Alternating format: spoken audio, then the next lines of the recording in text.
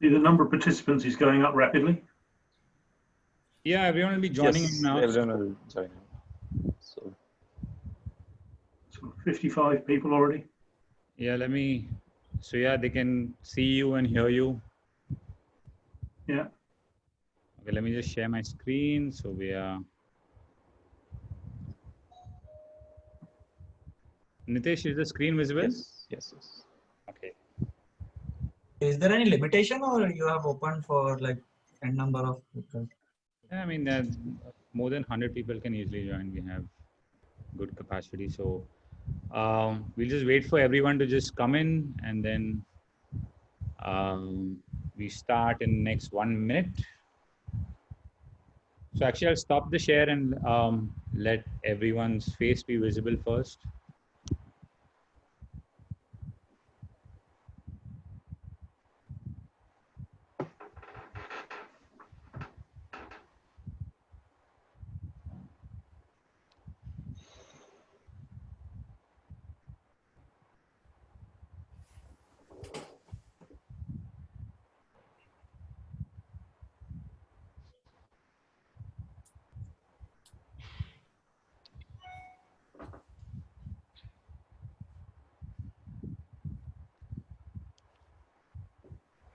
I think let's begin. We have close to about 100 people in, so I think it's a good time to start.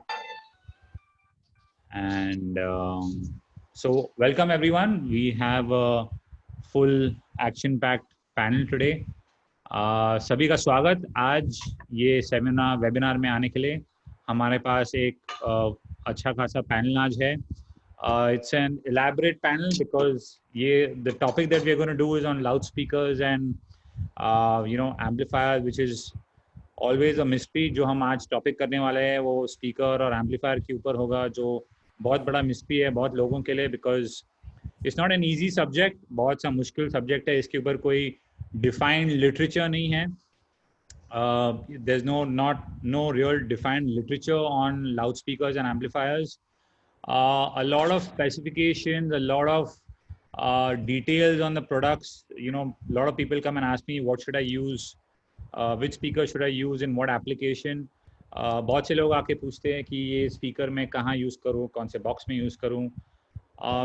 Hopefully by the end of today's session we'll be able to decipher that. आज के session के बाद अगर हो सके hopefully आप सभी को अच्छा ठीक ठाक आइडिया आ जाना चाहिए कि हम कौन सा स्पीकर कस्टमर्स को रेकमेंड करें या कौन सा स्पीकर कहाँ यूज़ करें. So just quickly, we are just introducing our panel here today because it's it's such a complicated subject. आज बहुत ही subject complicated है. We've decided to get one big manufacturer on board, which is Celestion, whose parent company is GP Acoustics. Celestion, just a brief background, is one of the largest companies in the world manufacturing loudspeakers. Celestion दुनिया में काफ़ी दुनिया का सबसे बड़ा company है जो speaker manufacture कर रहा है.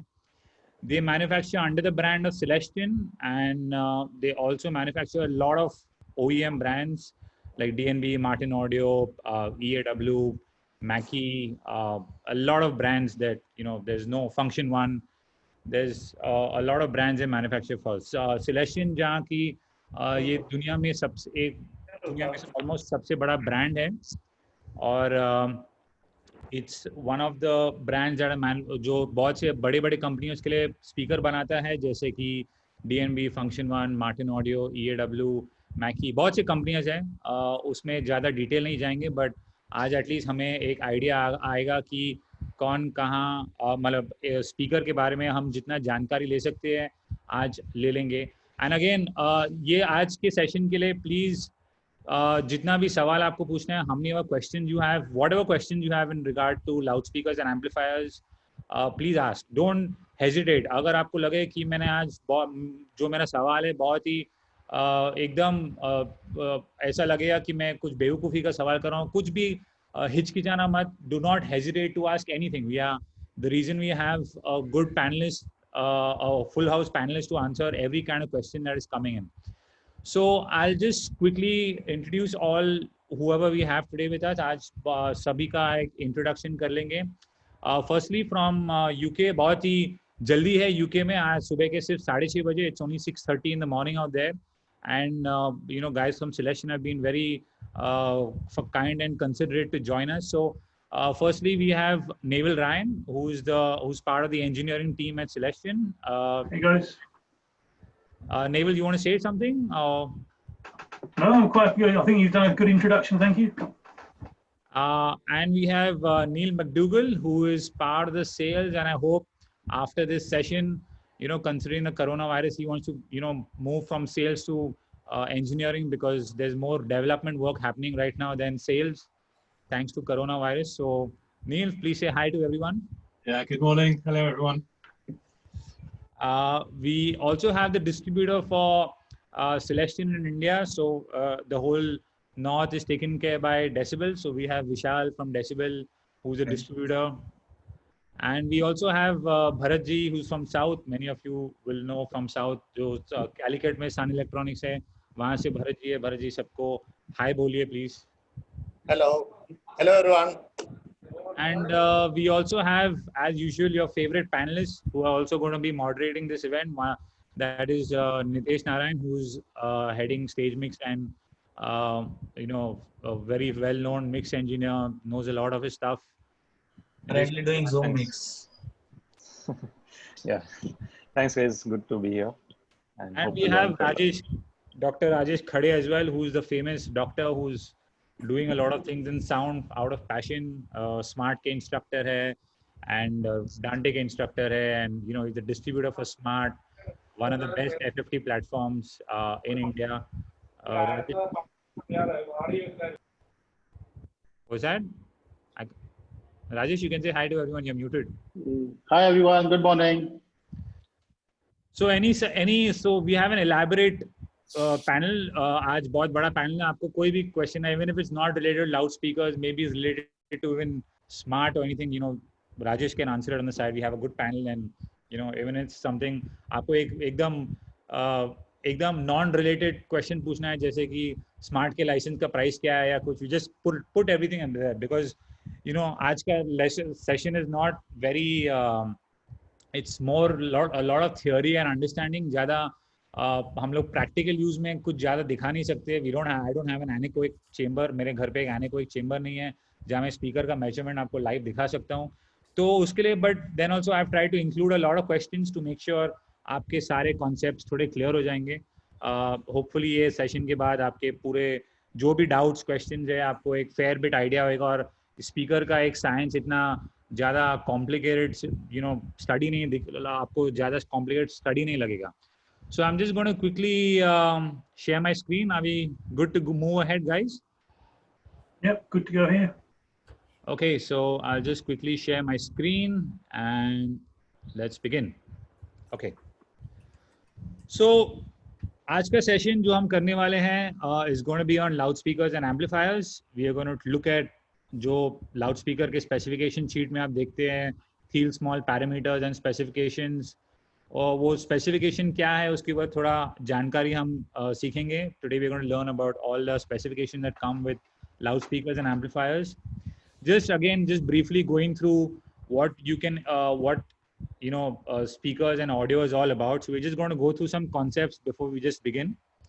And so firstly, you all know that sound travels through air. Air जैसा क्या है, we need sound cannot travel through vacuum. Vacuum के अंदर आवाज नहीं flow हो सकती है. So air is the perfectly elastic medium. मतलब आप उसको compress करेंगे, उसको rareify करेंगे, वो जैसे ही वो compression या rareifying force निकाल देंगे, एयर का जो स्टेट है वो इलास्टिक होने, रबर बैंड की तरह अपने आप इमीडिएटली एक बार वो फोर्स निकाल दिया, एयर हवा जो है हमेशा अपने आप ओरिजिनल स्टेट पे अपने आप रिकवर हो जाएगा. सो जैसे कि स्पीकर का कोन आगे पीछे मूव होता है, as there is a cone of this loud speaker cone moving front and back, there is compression and rarefaction. You can see, आप देख सकते हैं कि ये प्रेशर आगे पीछे हो रहा है. That's what exactly a loud speaker is exactly doing, and this variations in pressure is what reaches our ear. जो pressure का variation है, ये जो मैं रेड एरिया में मार्क कर रहा हूँ वो कभी हाई प्रेशर कभी लो प्रेशर, ये हमारे कानों तक पहुंच रहा है. And this can be the behavior of this can be represented by a sine wave. So as you can see down here, there's a sine wave to represent the behavior of the air molecules, and we've done multiple session. बहुत session में हमने देखा है कि sine wave is going through peaks and you can say crests and troughs. So there's a peak and there's a dip, which is indicating a compression and rarefaction. जो sine wave है उसका peak और dip उसका हवा का compression और rarefaction को signify करता है. So just moving on, जो waves है एक सिर्फ सिंगल वेव नहीं है, बहुत ही कॉम्प्लेक्स वेव हमारे कानों तक पहुंचती है. जो आप देख सकते हैं नीचे एक लो फ्रीक्वेंसी का वेव है, एक सपोज 1 सेकंड के अंदर वो कम वेव्स है, और उसके साथ ही साथ हाई फ्रीक्वेंसी भी आता है. तो एक हमारे कानों तक एक सिंगल वेव नहीं पहुंचता है, it's a complex wave of multiple wave. So these are how sine waves actually add, and this is what we are going to get perceive in our ears. So जो हमारा जो brain है, brain दोनों अलग अलग frequencies को अलग तरीके से प्रोसेस करता है. हमने पिछली बार देखा था, we had seen how the ear works previously and how the air compression and rarefactions reach our ear, and how we interpret them with small hair molecules. छोटे बाल के structure है हमारे कानों में, which the different positions intercept low frequencies, mid frequencies and high frequencies. So and again जो अलग अलग इंस्ट्रूमेंट का है उनका फंडामेंटल फ्रीक्वेंसी शायद सेम रहेगा. अगर एक बेस गिटार है या एक डीप पियानो है, दोनों का एक जो फंडामेंटल जो फ्रीक्वेंसी वो भेज रहे हैं वो लगभग सेम रहेगा, बट उसके जो हार्मोनिक्स है उसके अलग अलग आगे जो फ्रीक्वेंसी है जो सुपर इम्पोज होके आते हैं, उसमें एक अलग से एक टिम्बर आएगा, जिसकी वजह से गिटार का आवाज़ गिटार की तरह और पियानो का आवाज़ पियानो की तरह है. और दोनों का अगर फंडामेंटल फ्रीक्वेंसी है सेम होने के बावजूद, ये जो हार्मोनिक्स ऐड होते हैं उसकी वजह से वी परसीव वी गेट जो अलग इंस्ट्रूमेंट का म्यूजिकल कैरेक्टर है, it's because of the timber. And again we all know जो हमारे कानों का human hearing range है, the range of a human hearing is from 20 hertz to 20 kilohertz. So हम लोग के कानों का it's a lot of frequencies to work with. हमारे कानों का response is very complex. We have a very complicated human hearing system, and so accurate reproduction of all these frequencies is extremely important. So choosing the right speaker, understanding what speaker is used where, what happens when you put it in a cabinet is extremely important. जो speaker हम select करते हैं उसको कौन से cabinet में डालते हैं, cabinet में डालने के बाद उसके क्या effects है, ये सब को समझना बहुत ज़रूरी है. Which is why we've taken up this topic today to understand what is happening with loudspeakers and when we are dealing with them. So when they all combine, जब सारे waves combine होते हैं, जो speaker आगे पीछे move होता है, एक सिंगल फ्रीक्वेंसी नहीं जनरेट होती है. जैसे कि आप देख रहे हैं एक पूरा मल्टीपल अलग अलग फ्रीक्वेंसीज जो ऑर्केस्ट्रा का है, पूरा ऑर्केस्ट्रा का फ्रीक्वेंसी जो स्पीकर उसके लिए डिज़ाइन किया है वो स्पीकर से अलग अलग फ्रीक्वेंसी एक साथ निकलती है, and it's sending out thousands of frequencies at one go. So we are dealing with a very complex phenomenon of this whole speaker working. So it's something that we need to respect, that it's one of the fundamental building blocks. जो हमारे कोई भी speaker system का बहुत fundamental building block जो है एक speaker और amplifier. आप कोई भी अलग अलग system use करो, if it's a DJ system, a live system, something like a home karaoke system or home theater system, the only common factor you will find in everything is the speaker and the amplifier. हर एक कोई system में आपका घर का karaoke amplifier ये system होगा, या live show होगा, या डीजे सिस्टम होगा. हर कोई एप्लीकेशन में द मोस्ट बेसिक जो उसका कंपल्सरी सबसे वाइडली यूज एलिमेंट है वो है स्पीकर और एम्पलीफायर. आपका मिक्सर चेंज होगा, आप कभी लाइव मिक्सर यूज करेंगे, आप कभी डायरेक्ट आपके माइक्रोफोन से टीवी में अंदर डालेंगे कराओके सिस्टम में, या होम थिएटर में आप डायरेक्ट डीवीडी प्लेयर या उससे डायरेक्ट एवी रिसीवर में डालेंगे. बट जो सबसे कॉमन चीज़ जो है हमारे कोई भी सिस्टम में वो स्पीकर और एम्पलीफायर रहेगी, और इसके बारे में जानकारी लेना बहुत ज़रूरी है. So we know what's exactly happening. So just to, I'm going to launch a poll. मैं एक पोल लॉन्च करने जा रहा हूं जो आपको सबको एक क्वेश्चन पूछेगा। अगर हमने just to give you a brief idea, अगर हमने एक स्पीकर के सामने एक कॉइल इंडक्टर अगर लगाया और उसके सामने इंडक्टर के बदले में एक कैपेसिटर लगाया, सो इंडक्टर का रिएक्टेंस जो है जो उसका रेजिस्टेंस है वो 2πfl है, मतलब तो उसका फॉर्मूला है 2 इंटू पाई जो 3.14 है इंटू फ्रीक्वेंसी इंटू एल जो इंडक्टर का वैल्यू है। जैसे आपने देखा है कॉइल का इंडक्टर का वैल्यू 0.5 मिली हेनरी या 1 मिली हेनरी या 2 मिली हेनरी है। तो हम आप सबको थोड़ा समझने के लिए, just to understand how many of you guys know what happens to a speaker if you put a coil in front of it, if you put a capacitor in front of it. अगर उसके parallel में आप देख सकते हैं, पहले हमने series में डाला था और अभी ये कॉइल उसके पैरेलल में डाल रहे हैं और एक कैपेसिटर उसके पैरेलल में डाल रहे हैं। So I am just gonna send out a poll to you guys so you guys can vote. Is the poll visible now? Yep. So please vote what you think is going to be the effect.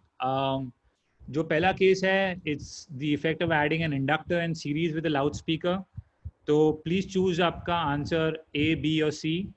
And जो second case है उसमें please vote what you feel जो आपका frequency response होगा when the pole is when there's a capacitor in series. अगर आपका series में capacitor रहेगा तो उसका इफेक्ट लाउडस्पीकर के फ्रीक्वेंसी रिस्पांस पे क्या होगा, और अगर इंडक्टर आपने पैरेलल में डाला तो उसका इफेक्ट क्या होगा, और कैपेसिटर उसको पैरेलल स्पीकर के पैरेलल में रखा तो इसका इफेक्ट क्या होगा। आपके सामने 4 क्वेश्चन दिए गए हैं।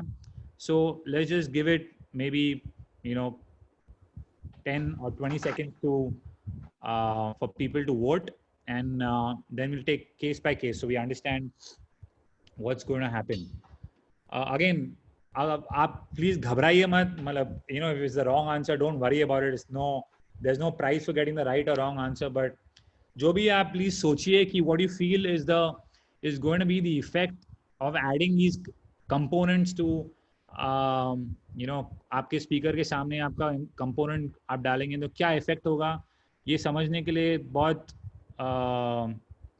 ज़रूरी है। So by all means, please go ahead. We have about 20% voted, and then we'll wait for another 1 minute to kind of let people vote.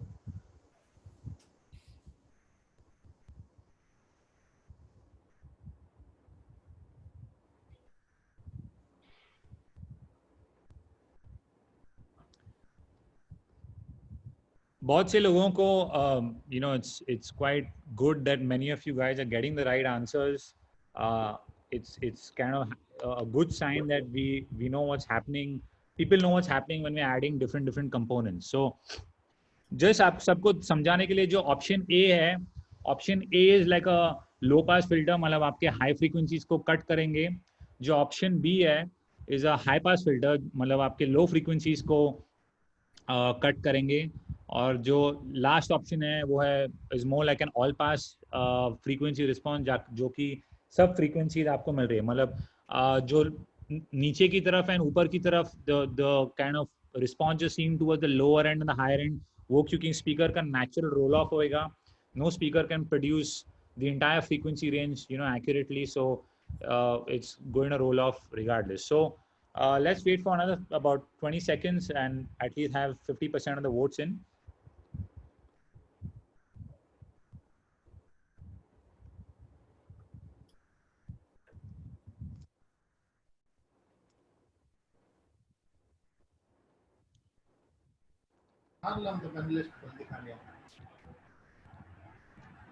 Again guys, please vote, don't hesitate. Please vote कीजिए, ज़्यादा इसके बारे में right या wrong कुछ आपका answer कुछ दिखने नहीं वाला है। It's just to understand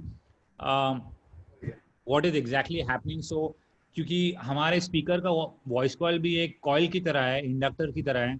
so we and different parts of the loudspeaker के अलग अलग पार्ट्स एक कैपेसिटर की तरह बिहेव करते हैं, एक इंडक्टर की तरह बिहेव करते हैं। So we are just going to try and understand what is happening inside a loudspeaker as frequency is going up. So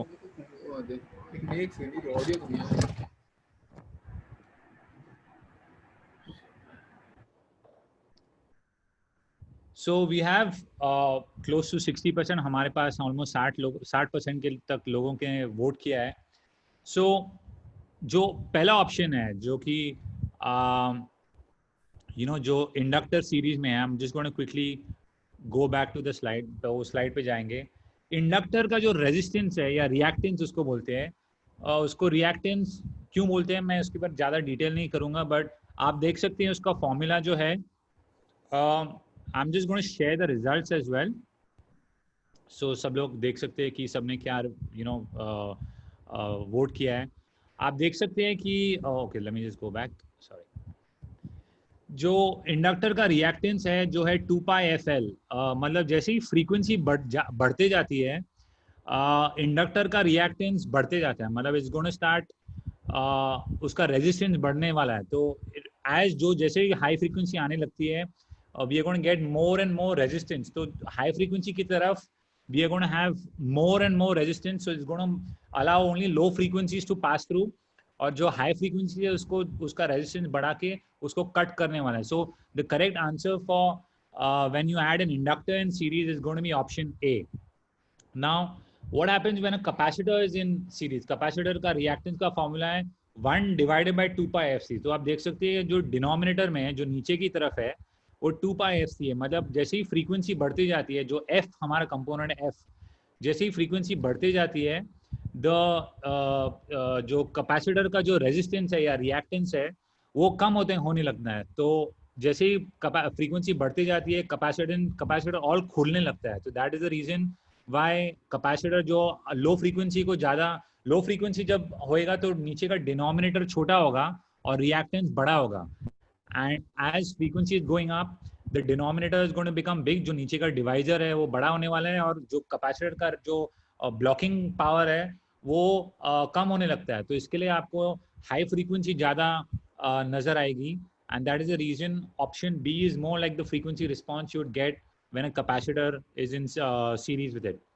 when you get an inductor in parallel, now जो inductor आप parallel में रखेंगे, हमको मालूम है कि inductor का जो रिएक्टेंस है फ्रीक्वेंसी के साथ बढ़ते जाता है. तो जब current signal generator, late me just draw this out here so it's nice and visible, and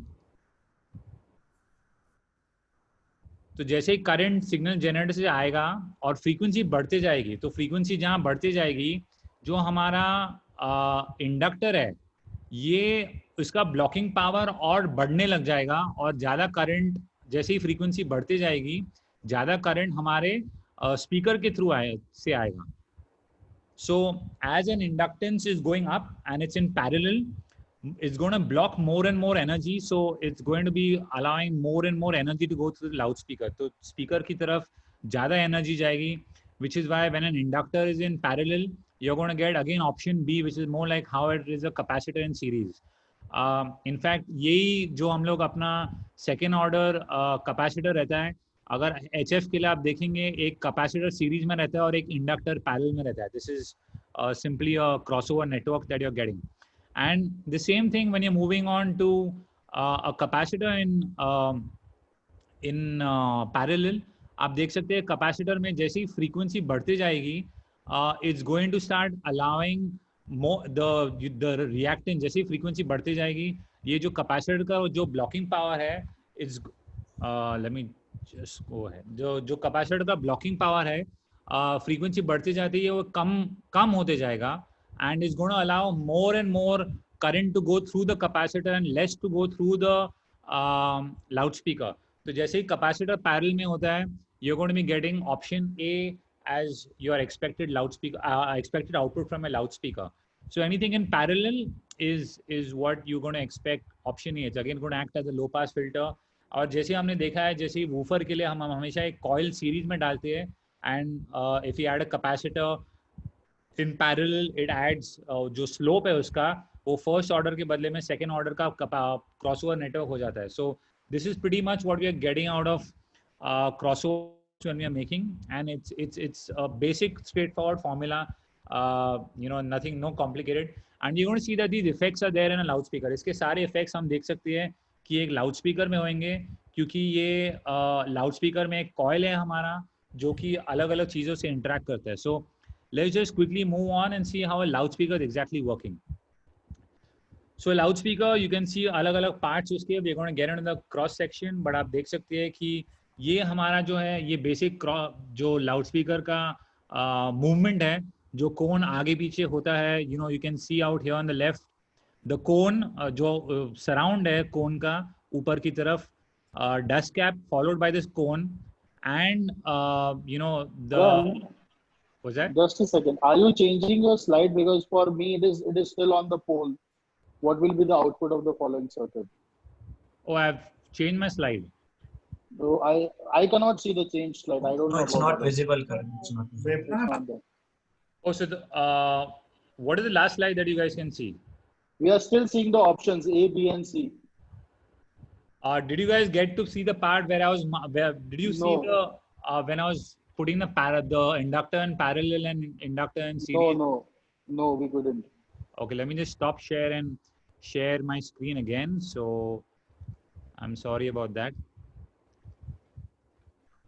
Okay, so is my screen is it changing slides now? Yeah, now it is changing slides. Okay. Yes. Was Can the we go part? through this briefly? The thing. Okay, All sure. the 4 options. Yeah. Yeah, I'll go across the 4 options again. So जैसे कि आपने देखा, I'm sorry about the screen share, I was not aware.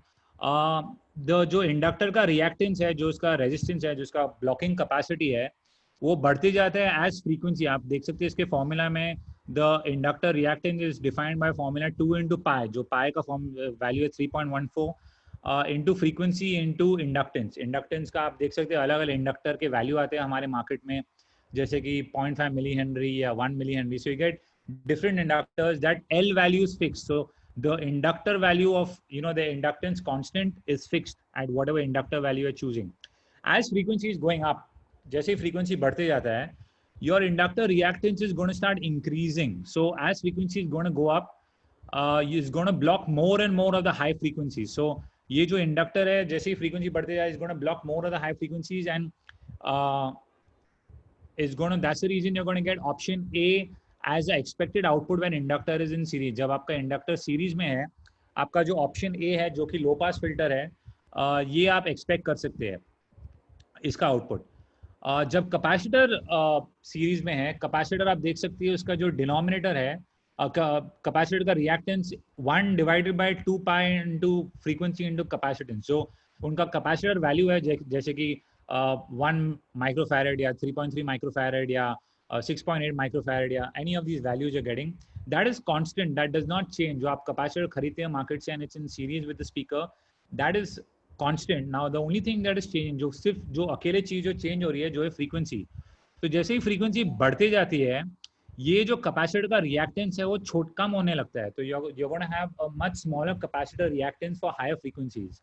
So this is acting like a high pass filter, जो कि option B है. आप देख सकते हैं कि ऑप्शन बी में लो फ्रीक्वेंसी एनर्जी को थोड़ा ब्लॉक करके हाई फ्रीक्वेंसी एनर्जी को अलाउ किया है. And what happens when it's in parallel? When it's in parallel, I am just going to annotate it again so you guys see it and change the colour. So जैसे ही current आया आपने signal generator से और inductor, जैसे ही frequency बढ़ती जाती है, ये जो हमारा ब्लॉक है इंडक्टर का, उसका रेजिस्टेंस बढ़ते जाता है. जैसे ही फ्रीक्वेंसी बढ़ते जाती है, रेजिस्टेंस बढ़ने की वजह से there is going to be more energy going through the speaker. तो जैसे ही let me change it to an arrow, sorry. तो जैसे ही फ्रीक्वेंसी बढ़ती जाती है, इंडक्टर का वैल्यू बढ़ने लगता है and there is more energy through the loud speaker. So an inductor in parallel is more like a high pass filter, जो कि option B है. So whenever an inductor is in parallel, is going to be allowing more and more energy to go through the loudspeaker as frequency goes up. And this is the जो हमारे crossover network में आप देख सकते हैं कि अगर commonly अगर आप देखेंगे, अगर मैं यहाँ draw भी करूँ, just hold on, let me just draw this. So hold on.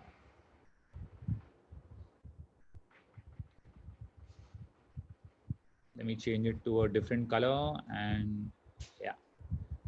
So sorry.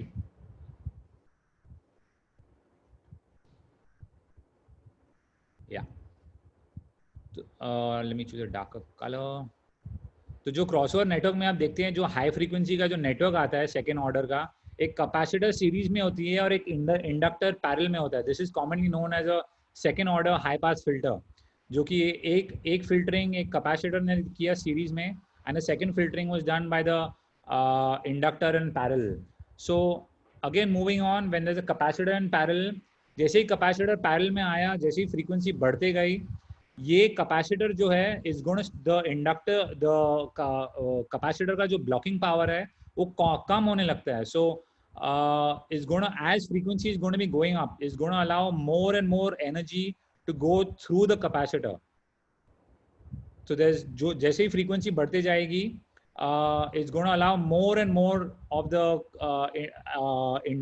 the energy to go through the capacitor. और जो स्पीकर है उसमें you can expect now a low pass filter, जो कि ऑप्शन A है. That's what you're going to actually expect out of the speaker to come on. And same way जैसे हमने पहले वाले एग्जाम्पल में देखा, सेम वे अगर हम क्रॉसओवर नेटवर्क में भी देखेंगे, बहुत बार आपने देखा होगा कि क्रॉसओवर नेटवर्क में हमारा जो इंडक्टर है एक सीरीज में होता है. I am just going to quickly draw it. एक सीरीज में एक इंडक्टर रहता है और पैरेलल में एक कैपेसिटर रहता है स्पीकर के across. So this is more like a second order crossover network, and उसका जो वैल्यू हम चूज करते हैं it's again based on a crossover frequency and different parameters. So this is how your crossover your what is, जब आप inductor या capacitor series या parallel में ऐड करें, this is what's happening. And अगर हम आगे जाएं, this is what is a speaker moving in and out. So you can see that the moving parts जो speaker के हैं, जो है speaker का surround, जो ऊपर on the top thing that you see that is attached to the cone is a surround, followed by the speaker cone. The speaker cone has a dust cap on top. जो speaker का cone है it's attached to a spider. ये पूरा item ये chassis को mount किया गया है, और ये स्पाइडर जो है it's attached to a former and a voice coil. एक कॉइल एक पेपर या अलग अलग मटेरियल के फॉर्मर पे गोल गोल तरीके से वाइंड की गई है, and that is then moving in and out of a magnet. And this entire impulse happens out of a signal coming from your amplifier. तो आपके amplifier से signal आया, and how is the speaker moving in and out? ये speaker आगे पीछे कैसे जा रहा है? We're going to learn and how different parameters are generated to determine what is the kind of box we need or what are we exactly doing. So I hope everything till here is clear. Any questions that we need to address so far? I think the most of the questions will cover in the meantime as Okay. you go ahead. So let's go ahead. Again, how speakers make sound. I want to actually ask you a question. So I'm going to launch another question. So I'm just launching for those of you who know about this. And there's a question. जो हमारा speaker है वो किस scientist के principle पे base किया गया है? Is it Albert Einstein? Is it Michael Faraday, Isaac Newton, Thomas Edison?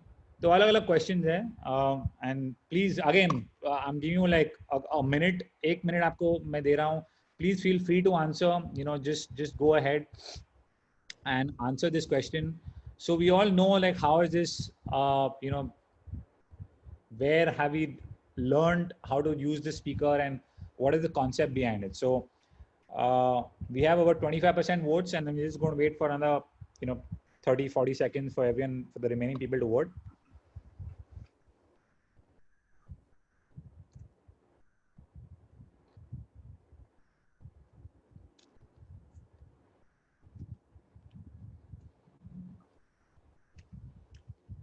Feel free to vote, guys. सभी वोट कीजिए. It's like I said, आपका जो वोटिंग है कहीं किसी को दिखने नहीं वाला है, but at least you'll know. अगर आपको ये टॉपिक के बारे में ज़्यादा इंटरेस्ट है तो you can look into the work that the scientist has done and how it's being used in loudspeakers. So we are 50%. Let's just get 60% लोगों का वोट आ गया. Let's just then move on. So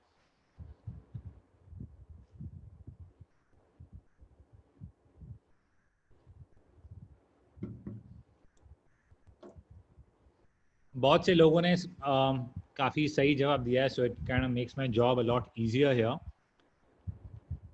and yeah, so we have about 60% people voting, and the correct answer is Faraday's first law.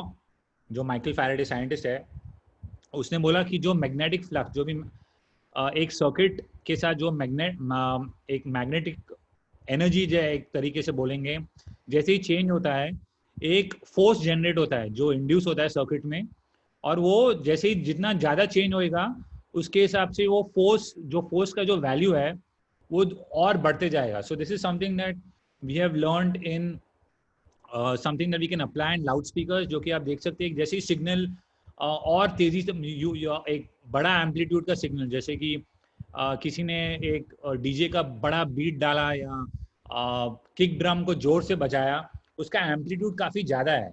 सो वो ज़्यादा amplitude वाले signal को उसकी वजह से हमको कोन को और आगे पीछे ज़्यादा करना है. And this is the reason why how loud speakers are working, and यही प्रिंसिपल के पीछे हमारा लाउड स्पीकर चल रहा है. So we just gonna get into different parts, and you know मेरे लिए ये समझाना बहुत मुश्किल था, but thanks to you know guys at Celestion, thanks to Ryan, thanks to Neil, मेरे को बहुत से स्लाइड्स और प्रेजेंटेशन मिले वहाँ से, जो कि जिसकी वजह से मेरा एक काम आपको सब समझाने के लिए बहुत आसान हो गया. तो एक स्पीकर का एक क्रॉस सेक्शन बहुत यू नो एक कट करके देखेंगे. This is a very famous model called 666. बहुत से लोगों ने 666 एक हमारा स्पीकर है एक यूज़ किया होगा, and this is the cross section of the drawing for it. तो आप देख सकते हैं ये I'm just going to try and color it so that while I'm speaking you guys can get an idea what I'm actually talking about. So let me use a color of different. तो ये जो आप देख सकते हैं जो मैंने red में मार्क किया है, एक रिंग मैग्नेट है, एक रिंग जैसे अंगूठी आप पहनते हो, एक बीच में उसका एक एकदम हॉलो कैविटी है, and there is a ring magnet going around. Again this is a ferrite magnet, इसका जो मैग्नेट है फेराइट है. ये जो मैग्नेट मैंने रेड में मार्क किया है ये पूरे सर्किल में जा रहा है, इसको पूरे को हमने आधे में कट किया है, and I am trying to go very extremely slow so you try and get an idea. ये मैग्नेट के अंदर आप देखेंगे कि ऊपर और नीचे एक अलग अलग प्लेट है, and we'll get into the structure. Magnet के स्ट्रक्चर के अंदर हम और जाएंगे, and if you see that this जो मैग्नेट के स्ट्रक्चर के अंदर एक let me mark it with a different color, so it's green, and sorry it's on the wrong place, this mouse is, let me just show it here. तो ये जो ये जो एरिया आप देख रहे हैं ग्रीन में जो मार्क किया है, ये वॉइस कॉइल है. वॉइस कॉइल का फॉर्मर है, जो एक राउंड एक सिलेंडर की तरह एक अलग अलग मटेरियल दिया गया है, और उसके ऊपर हमने वॉइस कॉइल वाइंड किया है. So what you see in blue out here, what I am marking is a voice coil which is wound on the former, और ये मैग्नेटिक फील्ड में अलग अलग घूम के, sorry I mark the shorting ring, just hold on. So the voice coil is here. जो voice coil है वो मैग्नेटिक फील्ड में ऊपर नीचे होने की बाद it's gonna be moving this cone. जो वॉइस कॉइल को हमने कोन को चिपकाया है, so very quickly they have I am gonna show some arrows. There is an input terminal here, जहाँ से हम एम्पलीफायर से यहाँ हमारे इनपुट टर्मिनल को सिग्नल जाता है, वहाँ से ये अंदर हमारे लीड वायर है, लीड वायर से सिग्नल आगे जाता है वॉइस कॉइल की तरफ, जो हमने ब्लू में मार्क किया है. ये वॉइस कॉइल जो है मैग्नेटिक गैप में है, जो आप ब्लू एरिया मार्क किया हुआ देख रहे हैं वो हमारा मैग्नेट का गैप है, and we are gonna get into more details about this. जो कोन है वो वॉइस कॉइल को हमने चिपकाया है, वो कोन आगे पीछे जा रहा है. कोन जो स्पीकर के चैसी को है दो जगह पे ज्वाइन किया है. The cone is mounted at 2 places. So one is the spider. I'll see if I can mark that in yellow, so it's a good color. And yeah, so जो yellow में है ये एक spider है. The voice coil is once at one point attached to the frame with the spider, and the other is the surround. ये जो ऊपर आप देख रहे हैं ये surround है. तो दो जगह पे the cone is you know stuck to the chassis, and जो नीचे आप स्पाइडर देख रहे हैं वो वॉइस कॉइल और कोन के जो जगह है जहाँ वो ज्वाइन होता है वो पूरे जगह को एक जगह पे पकड़ रहा है. And same way we have the back plate, the top plate, which is transferring the magnetic energy, and then we'll learn how this is happening really shortly. So I hope everyone is clear with the cross section of the loudspeaker. It's an important parameter that ये समझने के लिए आगे कैसे चलता है, all the different parts is very important. So I'm just going to quickly move on. तो पहले हमारा मैग्नेट असेंबली है. मैग्नेट असेंबली में ये जो हमने बताया जहाँ ये मैग्नेट लिखा हुआ गया है, this is a round magnet. We are using always a ring shape magnet for हमारे majorly you see the kind of speakers we sell. जो हम स्पीकर बेचते हैं, majority of speakers are ferrite. They have in the iron is made of ceramic, और बहुत से लोग उसको सिरेमिक बोलते हैं. I think ceramic is a more popular term used in UK, but India में हम सिर्फ बोलते हैं कि ये फेराइट का मैग्नेट है. रिंग शेप है एंड समटाइम्स बहुत नियोडिमियम जैसा है, बहुत ही महंगा है, बहुत ही हल्का भी है, but because of the cost, because it's being expensive, it's not as widely used in India as much as ferrite. I mean, the kind of sales we do is about 90% ferrite and 10% in neodymium. So India is a price sensitive country. India में price का बहुत ही महत्व है, और ये it's a very important factor. So that's the reason we sell ferrite a lot more. And इसका एक permanent, ये जो आपने देखा है मैग्नेट, आपने फ्रिज पे आपने मैग्नेट लगाया होगा, या आपने कभी ना कभी जिंदगी में मैग्नेट के साथ खेला होगा. उसका जो मैग्नेटिक प्रॉपर्टी है बहुत परमानेंट रहता है. It doesn't change with time unless there are you heat it, उसको बहुत ही गर्म करे, या there are different things that you can do, but over time it remains pretty much permanent. जो मैग्नेटिक प्रॉपर्टी रहता है मैग्नेट का, it remains pretty permanent with time. तो इसकी वजह से हमारे पास एक परमानेंट फील्ड आ रहता है.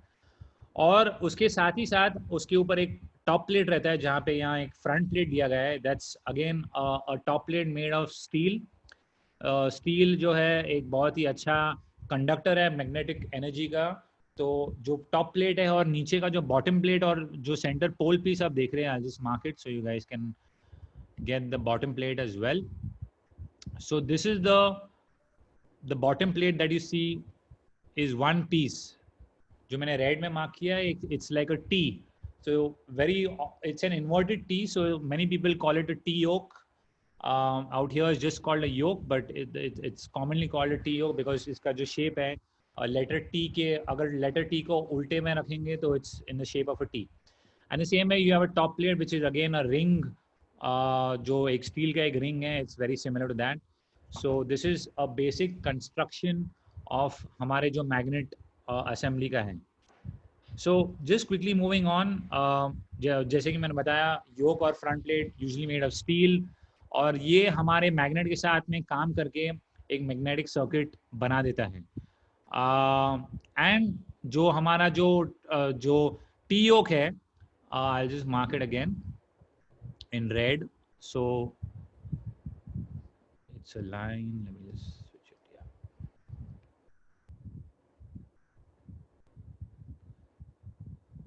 जो हमारा टी योक है और हमारा टॉप प्लेट है,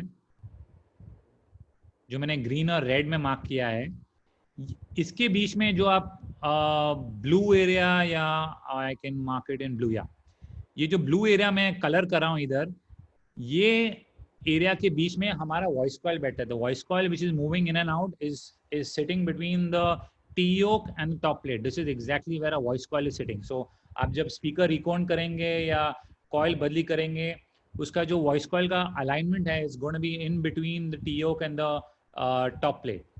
सो जस्ट मूविंग ऑन, ये मैग्नेट के बीच में हमारा voice coil is moving in and out.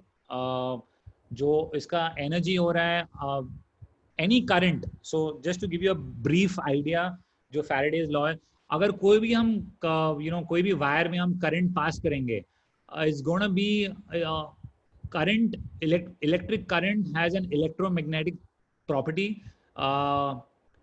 जो भी इलेक्ट्रिक करंट पास करेंगे उसका एक मैग्नेटिक फील्ड भी डेवलप होता है. डीसी करंट में करंट हमारा कांस्टेंट रहता है, उसका डायरेक्शन एक ही पॉजिटिव टू नेगेटिव फ्लो होता है. सो जिस gonna be giving a magnetic field in a single direction. जो हमारा डीसी करंट रहता है वो एक ही डायरेक्शन में फ्लो होता है, जो पॉजिटिव से नेगेटिव है. तो उसका जो मैग्नेटिक फील्ड है वो एक ही डायरेक्शन में जनरेट होगा. जो हमारा एसी करंट है, आप देख सकते हैं उसका अलग अलग साइकिल है, पॉजिटिव से नेगेटिव, नेगेटिव से पॉजिटिव. तो उसका जो मैग्नेटिक फील्ड जो वो करंट से जनरेट होएगा, उसका पोलैरिटी चेंज होते जाएगा. And that is the reason, as you know, हमारा जो साउंड का जो सिग्नल है वो ऑल्टरनेटिंग करंट है. AC stand for alternating current, मतलब उसका पोलैरिटी हर साइकिल में चेंज हो रहा है. आप देख सकते हैं ऊपर ये पॉजिटिव हो रहा है, नेगेटिव हो रहा है, नेगेटिव हो रहा है, पॉजिटिव हो रहा है. जैसे ही वो साइकिल चेंज होता है, उसका जो डायरेक्शन, जो वॉइस कॉइल का डायरेक्शन है मूवमेंट का, वो चेंज हो रहा है. And that is because that's a property that we use of our sound signals of alternating current that is changing the direction of the voice coil moving in and out. So जैसे आपने यहाँ देखा है, जो mark किया है, जो voice coil है, वॉइस कॉइल का भी जो जैसे ही करंट फ्लो होता है उसका एक मैग्नेटिक फील्ड जनरेट होता है. And that magnetic field is interacting with a fixed magnetic field to kind of move the voice coil in and out. आपने देखा होगा, आप दो मैग्नेट को यूज करेंगे हमेशा, एक अगर दो सेम तरीके के नॉर्थ पोल को सामने रखेंगे, वो एक दूसरे को अपनी तरफ से, अपने आप से पीछे की तरफ पुश करेंगे और जुड़ेंगे नहीं अपने आप से. So that is one reason how you know that when you're getting two magnets of the same polarity or same pole next to each other, whether it's north pole against north pole or south pole against south pole, it's going to be opposing each other and pushing the other away. And that's the principle that we're actually using in loudspeakers. And only way they're going to get attracted is when north pole is towards the south pole and they're opposite. जैसे बोलते हैं opposites attract. That's the reason, because magnetism में north pole attracting the south pole. So moving on, so this is a magnetic assembly. जो ऊपर आप option A में देख रहे हैं, ये एक एल्निको का मैग्नेट असेंबली है. let me just mark it. yeah, जो में ये रेड में है, ये जो पुराने मैग्नेट्स आते थे वो एल्निको से बनाए गए. अभी आज के टाइम में भी बहुत से गिटार स्पीकर्स जैसे Celestion one of the biggest I think manufacturer for guitar speakers, and especially for OEM, whether it's Fender or Hartke or any of the big brands, Ampeg or जो भी आप guitar amplifier use करेंगे, there'll be a 90% chance that the speaker inside is Alnico. And Alnico पुराने ज़माने में बहुत so Alnico basically stands for aluminum, nickel, cobalt is उसका ये पूरा ये जो अलग अलग रॉ मटेरियल के एलिमेंट्स है, it's an alloy that is used for making magnets. But ये इनका जो कॉस्ट है बीच में बहुत ही बढ़ गया था. I think somewhere around the 19 Naval, what year was around what period did the price of Alnico magnets drastically rise? Was it around World War II? It went up in the war, and then there was some trouble in what was about the Congo, South Africa. Yes. Okay. So yeah. So, what year, approximately what year was that? Do you have a brief idea? I think it was in sort of late 1970s, early 1980s, I believe. So 1970 या 1980 के आसपास, जब south Africa, जहाँ जो magnet का raw material था South Africa में, उसको माइन किया गया रहता था. The raw material used to be mined in South Africa, and then when it was conquered, उसका रॉ मटेरियल का availability went drastically down. And that's why Alnico magnets became extremely expensive. उसका price बहुत ही बढ़ गया. इसकी वजह से हमने दूसरे ऑप्शंस पे देखा, जैसे कि ferrite. And what you see in option B is a typical ferrite magnet, and I'm going to mark that in blue. So we've done the magnet structure, and you can see the red has the voice coil in between the gap. And option 3, that is a polarized magnet, something like what you would expect in a like a neodymium, or different polarized magnet being used, different structures. So but primarily for today's discussion, आज के discussion के लिए we're going to look at option B.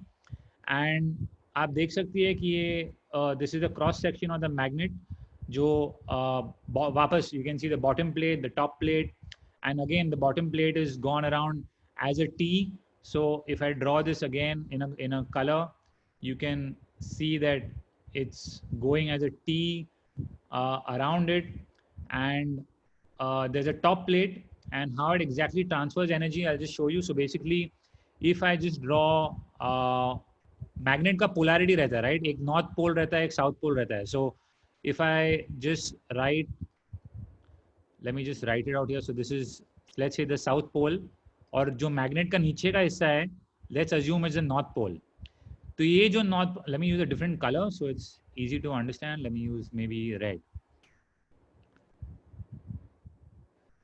So आप देख सकते हैं जो हमारे रिंग मैग्नेट है, जो उसका नीचे का हिस्सा अगर नॉर्थ है और ऊपर का हिस्सा साउथ है, is going to transfer this energy from the magnet to, because you know steel is a good conductor of magnetism, so it's going to transfer this energy back here. So ये जो हमारा T yoke है, that's going to be north pole, and if I change this to the ऊपर का जो हिस्सा जो है, this is the south pole. So in between the gap, what you're seeing in the gap out here, जो center piece है वो north pole है, and I'll again mark it out here. Oh sorry, wrong color. This is the north pole, and जो top plate है, that is the south pole. So you're having a magnetic field. हमने ये permanent magnet और ये T yoke और washer की वजह से हमने ये gap में एक magnetic field किया है north to south, which is, let's say, just give it a direction out here. So this is the direction from the center piece, I mean outwards. So I'm not going to make it so big. From center piece में इधर की तरफ होने वाला है, and the same way the other side is going to be from the north towards the outside is south. So basically हमारा जो center pole piece है वो north pole है, और जो ऊपर का top plate है वो south pole है, and this is how we've created a permanent magnetic field. And moving forward, we'll know that how the voice coil is moving in and out based on this permanent magnetic field that we've actually created in this gap. जो voice coil का आप देख रहे हैं, voice coil ये gap में बैठा गया है जो north और south pole के बीच में, and we've transferred the energy of the magnet to this gap that we are seeing generated as north and south. So I'm just going to move on. Where's my mouse? Yeah. Clear my drawings. Okay. So अलग अलग तरीके के हैं voice coil का जो हम winding है, जो ऑप्शन ए में देख रहे हैं वो अंडर हैंगिंग है. जो वॉइस कॉइल का वायर है आपने देखा है कि अंडर हैंगिंग है. द वाइंडिंग हाइट, जो वॉइस कॉइल का वाइंडिंग हाइट है वो मैग्नेटिक गैप के हाइट से कम है. सो बट इसमें जो प्रॉब्लम है, it can move very little, because जैसे ही वो आगे पीछे मूव होता है, we want to make sure जितना हमने वायर वो गैप के बीच में रखा है वो जितना हो सके कांस्टेंट है. स्पीकर जैसे ही आगे पीछे मूव होता है, it should have a constant amount of wire in that magnetic gap. So option 1, इसका प्रॉब्लम क्या है कि हमको ये टॉप प्लेट और जो बीच का टी योक है उसको बहुत ही मोटा बनाना पड़ता है to ensure that is the voice coil is moving through a constant magnetic field. So इसकी वजह से cost काफ़ी बढ़ जाता है, and that's not something that is used very commonly in today's time. Option B में आप देख रहे हैं the voice coil winding height and the top plate height is the equal. And जैसे ही ये voice coil या cone जो है आगे पीछे move होएगा, is going to change the amount of voice coil जो gap के बीच में है, and उसकी वजह से is going to induce a lot of distortion. जो option C है, it's one of the most common used and it's called an overhanging voice coil. जैसे कि voice coil का height है वो आपके top plate के height से काफ़ी ज़्यादा है, तो जैसे ही coil ऊपर या नीचे जाता है काफ़ी हद तक you're going to ensure that there's a constant number of amount of wire which is in the gap is going to remain constant. जैसे स्पीकर का कॉइल आगे पीछे जाएगा, is going to ensure that it's going to be a constant value to that extent. And the problem in this is that जिनको inductor के working के बारे में मालूम है, they'll know that हमारे इंडक्टर में we put an iron core to increase the inductance. जो हमारा iron core इंडक्टर है भी हम लोग उसके बीच में एक अलग से laminated core डालते हैं to increase the inductance. And the problem here is that जैसे ही स्पीकर का कॉइल पीछे की तरफ जाता है, so if I'm marking this area, इसमें you can see that the metal core is like an iron core. It's in the inductor. जो as the voice coil is moving behind, जैसे ही voice coil पीछे जाता है, जो voice coil का wire है, it's kind of increasing the amount of the core which is linked with the coil. But जैसे ही अगर हम ऊपर की तरफ जाते हैं, there is no iron out here. यहाँ सिर्फ एक हवा है. So there is the voice coil is typically moving from an iron core inductor to an air core inductor. So उसका inductance जो है, जैसे कि हमने दिखा कि inductor का value है is constantly changing as the voice coil is moving in and out. So because of this, we have a problem that जैसे ही voice coil आगे की तरफ आता है, it's moving out, it's having less linkage, and as it's going behind, it's getting more and more linked. So there are different ways of different magnetic structures that have been adopted. अलग-अलग magnetic designs के पीछे हम जाएंगे नहीं. But एक example है जैसे कि ये हमने pole piece उसको extend किया है, so that when the voice coil is moving up, it's also having some amount of iron core. उसके बीच में we see some iron core, and पीछे की तरफ also we are seeing some iron core. So you want the inductance to be pretty balanced out. And then the other thing that we use, there are again various options. बहुत से लोगों ने जैसे कि आप जो JBL के speaker use करते हैं, a lot of you guys use the VRX 932. They use something known as the dual voice coil. बहुत से speaker जैसे कि I know in JBL, the VRX 932, the woofer has a dual voice coil. अगर आप में से किसी ने वो speaker को खोला आएगा, you can see that जो magnet का जो height है, the structure is very, very deep, and that's the reason that the magnet is in the center, which you see out here. जैसे कि आप right में देख सकते हैं, north और south center में है, और हमने दो gap create किए हैं. This flux path that you see, जो उसके आजू बाजू है, वो steel के अलग-अलग structure है, and you're going to see one from north to south, and the same is going down from south to north. This is inducing different magnetism in the the whole magnetic field, and इसकी वजह से you're having two voice coils which are moving. Some of you may feel that this is हमने दो voice coil use किया है तो इसका बहुत बड़ा advantage है, but we are also increasing the weight of the जो हमारे moving part का weight है, जो speaker है, speaker का cone और coil है, हम उतना wire add करते जाते हैं. शायद आपको बहुत मामूली लगे, but जब हम speaker के dimension में जाएंगे, adding every few grams, मतलब 5 ग्राम ऐड करेंगे और स्पीकर का जो रिस्पॉन्स है completely change होएगा. So it's very important to make sure that your mass is very well controlled. जैसे हम mass को बढ़ाते जाएंगे, जैसे ही स्पीकर के weight को बढ़ाते जाएंगे, you will also have reduction in efficiency. So as you keep increasing the mass, as you keep adding voice coil, so you may increase the power rating. इसकी वजह से आपका power rating शायद बढ़ जाएगा, क्योंकि आप बहुत ज़्यादा कॉपर वायर या बहुत ज़्यादा वायर अपने स्पीकर में डाल रहे हैं, आपका अपने वॉइस कॉइल को काफ़ी बड़ा बना रहे हैं, तो इसका शायद आपका पावर रेटिंग बढ़ जाएगा, but at the same time efficiency goes down, which is not always a great thing. As we go move ahead we learn this that it's not always the best thing for to use two voice coils in every application. Maybe it is in some, बहुत से घर के subwoofer में I have seen they want to keep it nice and compact. They उसको speaker को छोटा use करना है, at the same time they want to use move more air. आप समझ सकते हैं कि जैसे ही वॉइस कॉइल आगे पीछे या ऊपर नीचे जा रहा है, while it's connected to the cone, it's moving more air, so it's going to try and move a lot more air with a lot more power, but and in a lot more compact size, but it's not always applicable for every situation. हर एक situation के लिए कौन सा हम design use करेंगे, सबका अलग अलग application है. And at the same time, on the left, if you see out here, you're seeing जैसे एक टनॉय का स्पीकर है, एक ड्यूल कॉन्सेंट्रिक स्पीकर, वो एक ही magnet structure, one is a coaxial structure which is using, आपके स्पीकर के पीछे हमने HF सेंटर में माउंट किया, that is using two different magnets, दो अलग अलग मैग्नेट यूज कर रहे हैं, दो अलग अलग कंपोनेंट यूज कर रहे हैं. टनॉय ने बहुत समझदारी से एक सिंगल मैग्नेट को यूज करके एक ही मैग्नेट के बलबूते पे अपना स्पीकर का भी डिजाइन किया और अपना हाई फ्रीक्वेंसी का वॉइस कॉइल भी डाला है. So if I use a different color and just quickly show you the two gaps, one gap is here where the speaker voice coil is moving, and the other gap is probably here, which is, I'll mark it in blue, where the HF coil is moving. So it's a dual concentric speaker.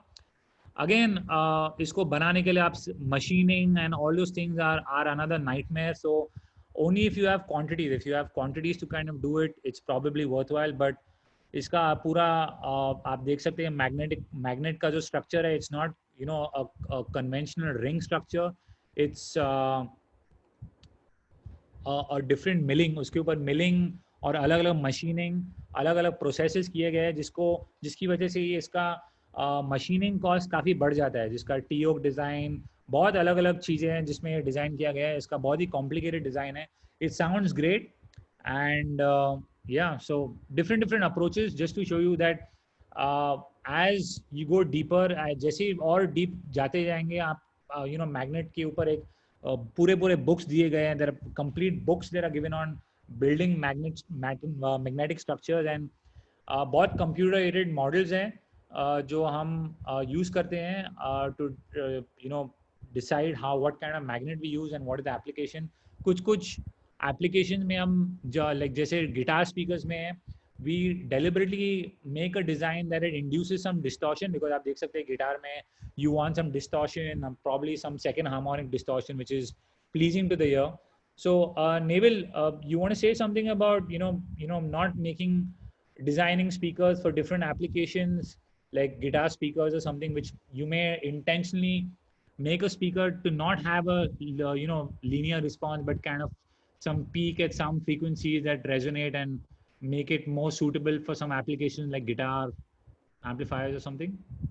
Guitar speakers are an interesting subject, in that they, of all the loudspeakers we design and make, they're all designed to follow the electrical signal as closely as possible, except for a guitar speaker. It's one class of its own that we deliberately design it to create its own sound.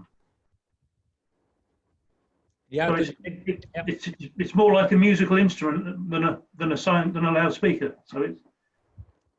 तो जो जैसे कि naval ने कहा, what he said was that हम guitar speaker हम usually बनाते हैं कि जो इनपुट सिग्नल है और आउटपुट सिग्नल, जो आउटपुट सिग्नल है काफ़ी क्लोजली इनपुट सिग्नल को फॉलो करे, with the exception of guitar speakers. Guitar speakers are designed to sound a lot more musical and designed to fit the musical instrument. तो जैसे कि guitar speaker हम बनाते हैं, हम अलग-अलग जैसे कि बेस गिटार और लीड गिटार के लिए अलग आप गिटार एम्पलीफायर यूज करते हैं. So the design of their speakers and the kind of things that they play around with, what kind of elements they use, the magnet design.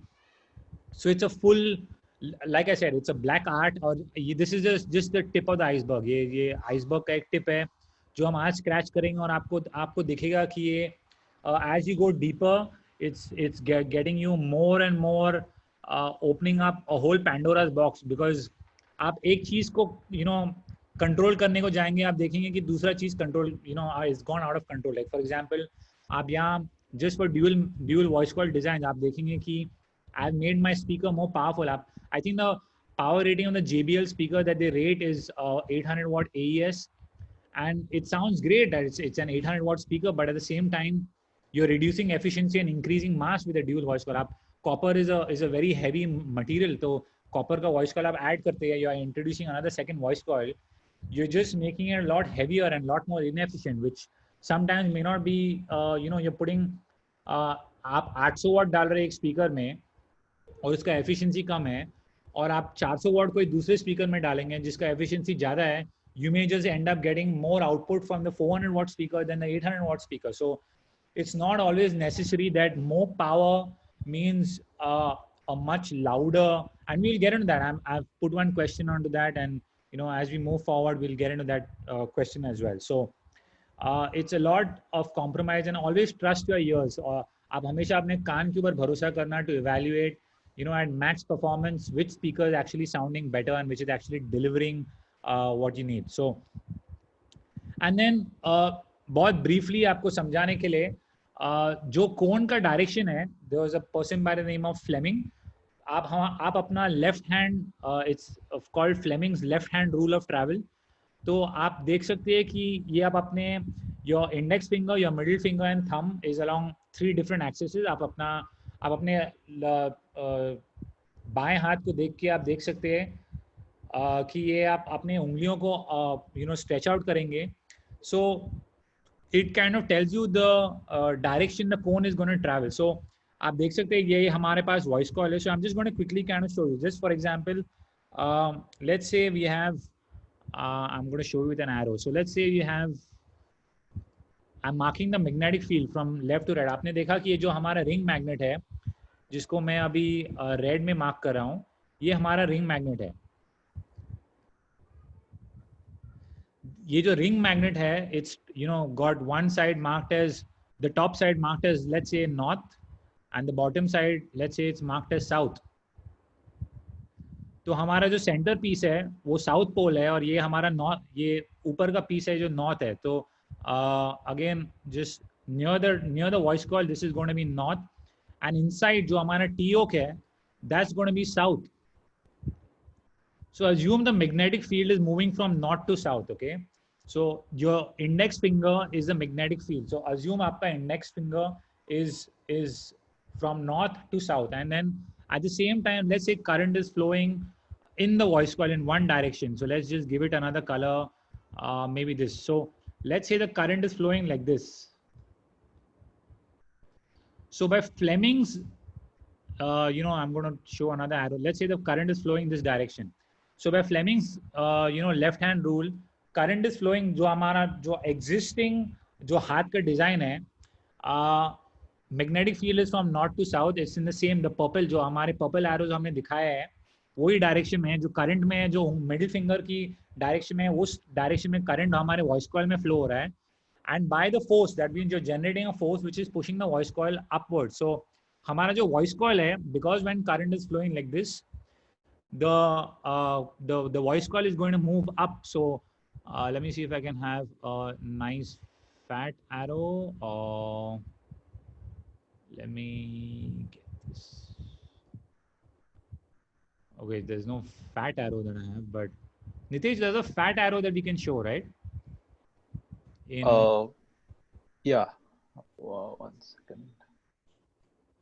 Okay, yeah, I got it.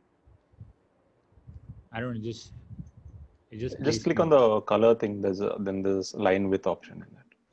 The format where you can select the okay. color, and then the different line widths are there. Okay, so let me just try this. Like So this is going to be the direction the coil is moving in upwards direction by the left hand rule. And then what happens when, let me use a different color, when current, जो हमारा current का cycle है, जो हमारा sine wave आया, वो अलग, अलग, there's, I'll use black. So जो अलग cycle में है, oh wait, I have to make it thin again. So I'm going to use the line width here. Yeah. एक बार हमारा नेगेटिव साइकिल आया, हमारा करंट का डायरेक्शन चेंज हो रहा है, हमारा करंट उल्टी डायरेक्शन में चेंज हो रहा है. So if you invert, if हमारा magnetic field, our magnet is constant, it's going to be in the same direction, but the current is reverse. So हमारा जो मिडिल फिंगर है, it's instead of facing this direction, it's facing the other direction. So let me move what direction the middle finger will be, and just hold on, this is, so हमारा middle finger अभी ये direction में है, और ये हम हमारा उंगली, the minute we rotate our hand, the only way we can suffice this condition is if we rotate our hand, and in that case your thumb is going to be pointed downward. So in that case your force that is going to be induced in the coil is going to be downward this way. So this is how the coil is moving in and out across as positive cycle and negative cycle, and the cone is kind of attached to this voice coil. आपका cone जो है ये voice coil को attach किया गया है, and that is how you're getting this speaker का cone moving in and out, and Faraday's law said that the change, जितना हमारा peak ज़्यादा होगा, the force is going to increase that much. So as the current increases rapidly, जैसे ही current और बढ़ते गया, the voice coil is going to move ahead a lot more. The distance of travel is going to be a lot more, so it's going to move a lot more air. तो जैसे ही हम loud peaks ये सब play करेंगे is going to generate a lot more energy in the forward and backward direction, is going to generate a lot more air movement, larger compression and rarefaction, और हमारे कान तक that's going to be perceived as a much larger SPL. It's going to be a larger sound pressure. That's why they sound pressure, because हमारे हवे का pressure is going up and down. So that's a pressure variation is going up, and that's what you call sound pressure level, and that's what we perceive. हमारे कानों में जैसे ही कोई loud जोर से आवाज बजाएगा, cone is going to move a lot more and it's going to be perceived a lot more to our ears. So I hope this part is clear on how is our loudspeaker actually working. So we start getting into the different parts and then start talking about parameters. हम हमारे cabinet के लिए कौन से parameters use कर रहे हैं. We are going to talk about that moving forward. So any questions so far?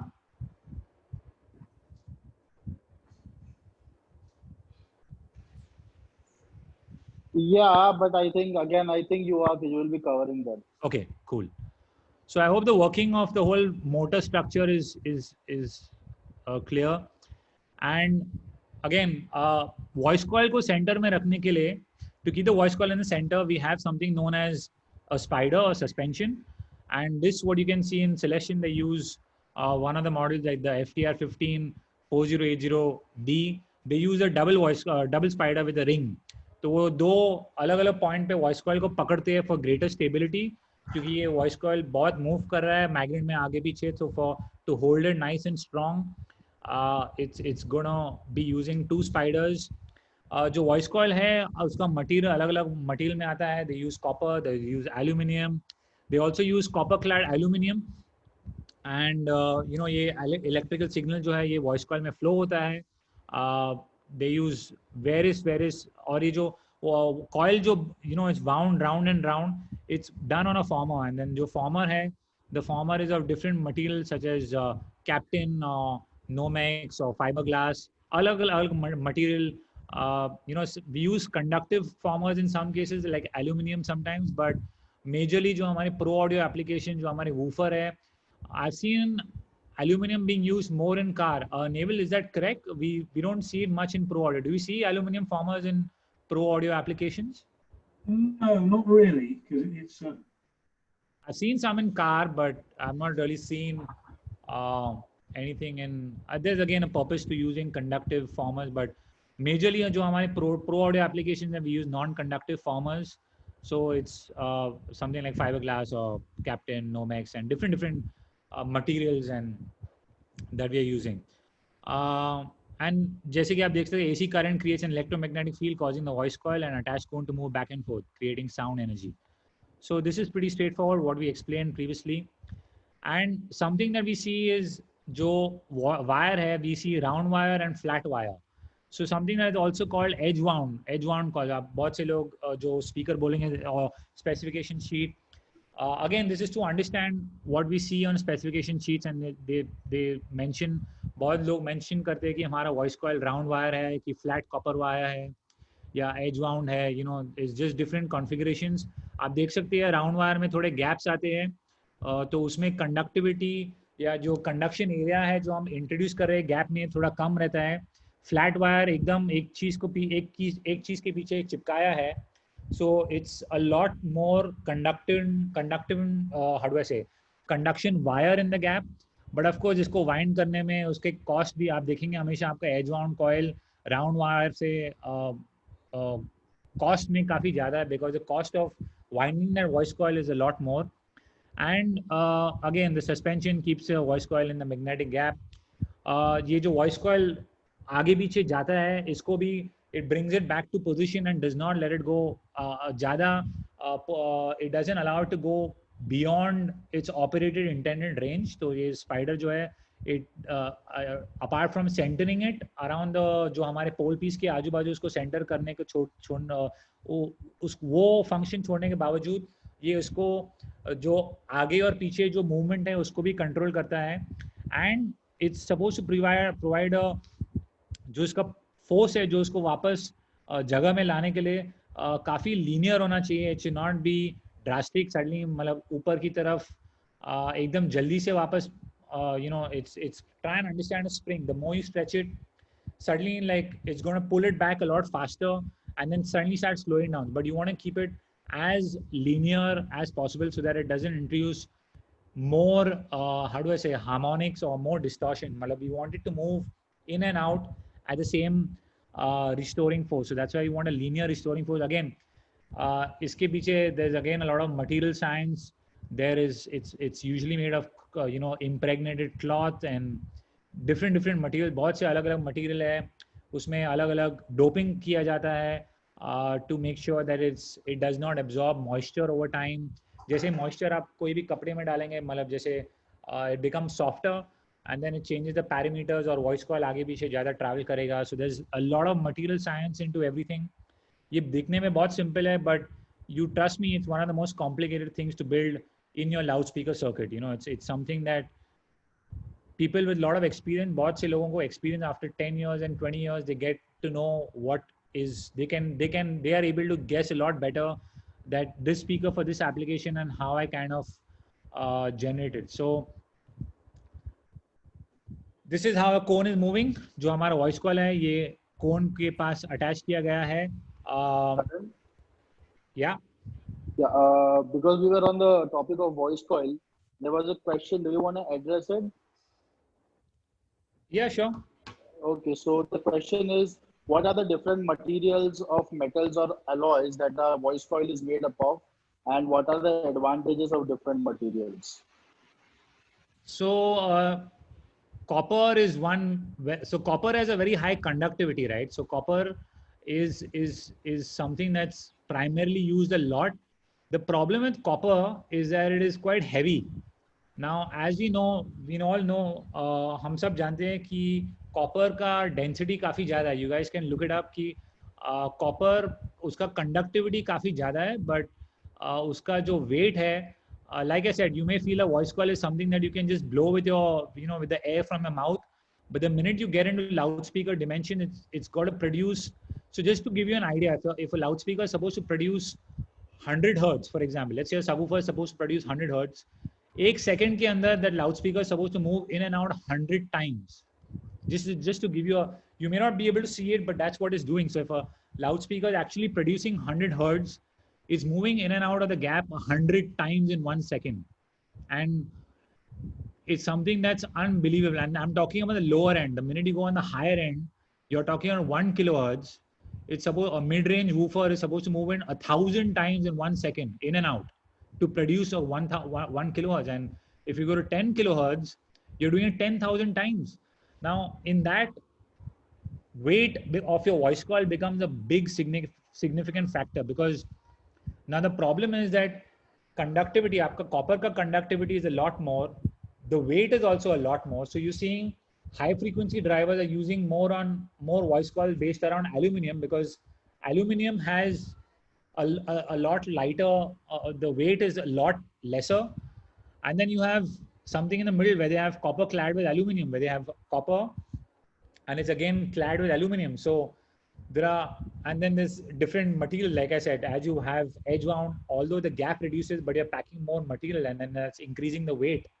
So low frequency or anything that, it's about, we'll get into transferring energy from electrical to mechanical domain, but Naval, you want to say something on voice coil materials? What different voice coil materials are you looking at, really? I think, as you rightly say, copper is the most common material to use, because it's a little bit heavy, but it's got very good electrical conductivity. It's widely available. Yeah. I was just, while you were talking, I was just looking at the difference in weight, and there's sort of 20% change in weight from using copper covered aluminium. Yeah, so जैसे कि naval ने बताया, आप copper से अगर aluminium पे जाएंगे, आप अपना वेट ऑलमोस्ट 20% कम कर सकते हैं. Now that's a lot.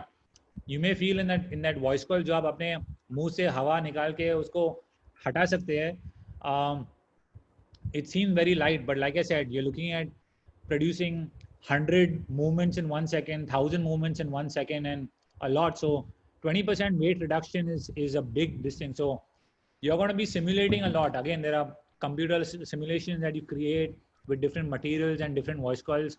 And just to give you a brief idea, okay, जो companies जो voice coil बनाती है, there are factories that make only voice coils. I mean, there are a couple of voice coils, like, you know, even companies like, for example, we deal with P.Audio, they have a separate voice coil manufacturing building called Eton.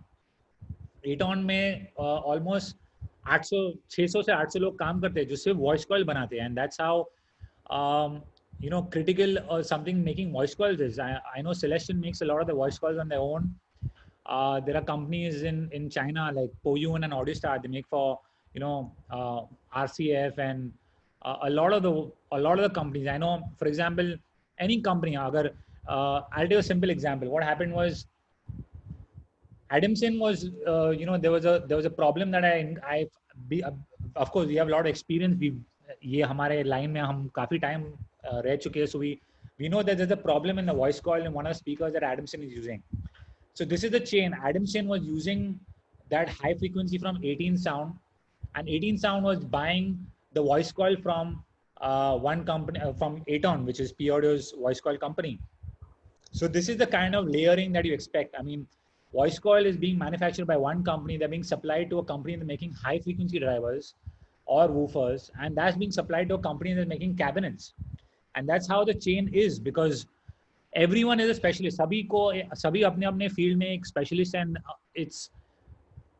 I rarely come across one company that is doing everything perfectly in-house, because हर एक का अपना अपना अलग-अलग science है and अलग-अलग बनाने के लिए. It's not something that I cannot talk about a company having 1,000, 2,000 employees and supplying voice calls to all over the world, and explaining you what it does. But understand that it's a very, very deep science into materials and, you know, properties of materials and glues. And you know, बहुत से लोग देखते हैं कि India में आने के बाद बहुत कंपनियां फेल हो जाती है because उसका something as simple as glue, because there are special glues that you got to use that can retain its you know, rigidity over time and ensure it doesn't become too soft. And you know, आप बहुत से बार आप देखेंगे कि spider छूट जाता है, you know, आपके स्पीकर का स्पाइडर छूट जाता है, वॉइस कॉइल इंटैक्ट है, but that could be a glue problem because अच्छा ग्लू हमने यूज नहीं किया है. सो same way with voice coils, the kind of materials we use is what you're expecting the speaker, what is the application. Are you using it for a low frequency, extreme low frequency, and then are you using in a horn loaded system? Are you using, because as you use copper, you know, your something, a parameter known as Q, your QTS or Q, electrical Q, will drop significantly versus maybe copper clad aluminum. And you want to make a speaker for a horn load, जैसे कि आपका W bin है या scoop bin है, you would want a much lower copper, much lower electrical Q. We'll get to that shortly, but different materials, different winding types, different applications. It's all about, we'll know there's no single rule to anything. It's all about what you expect out of what you want. Like you know, Nitesh and Rajesh, you guys know, आप सब जानते हैं कि DNB, for example, makes an infra sub. So infra sub is you cannot hear below 20 hertz, but they're trying to give you some feeling. And something for that would have a completely different motor design. A motor design would be with the magnet and transferring the energy to your voice coil. So that would be completely different from what you're getting, something producing 100 hertz or something for a mid-range driver or a high frequency driver. So different materials, different applications. While you were talking, Karan, I just quickly designed a typical voice coil. So for a 4-inch voice coil, the copper wire would weigh 31 grams, but the equivalent one in aluminium, 17 grams. Naval ने बहुत जल्द एक voice coil का simulation किया है. एक 4 inch का voice coil जो है, अगर कॉपर में हम बनाएंगे वो 31 ग्राम है, and the same thing in aluminum is 17 grams. So that's the kind of variation that is almost double. So yeah, different. This is just a brief idea about what we are dealing with right here. And So Karan, just add one more in. You were talking about the difference of guitar speakers earlier on. That's another difference there, which is the guitar speaker generally is more about the character of the sound. It doesn't need quite so much power and strength. It's more about sensitivity. And so the cone, the coil there is generally a much lighter weight, more like a thick paper type, rather than a much stronger fiberglass type. So again, another different material used for a different application.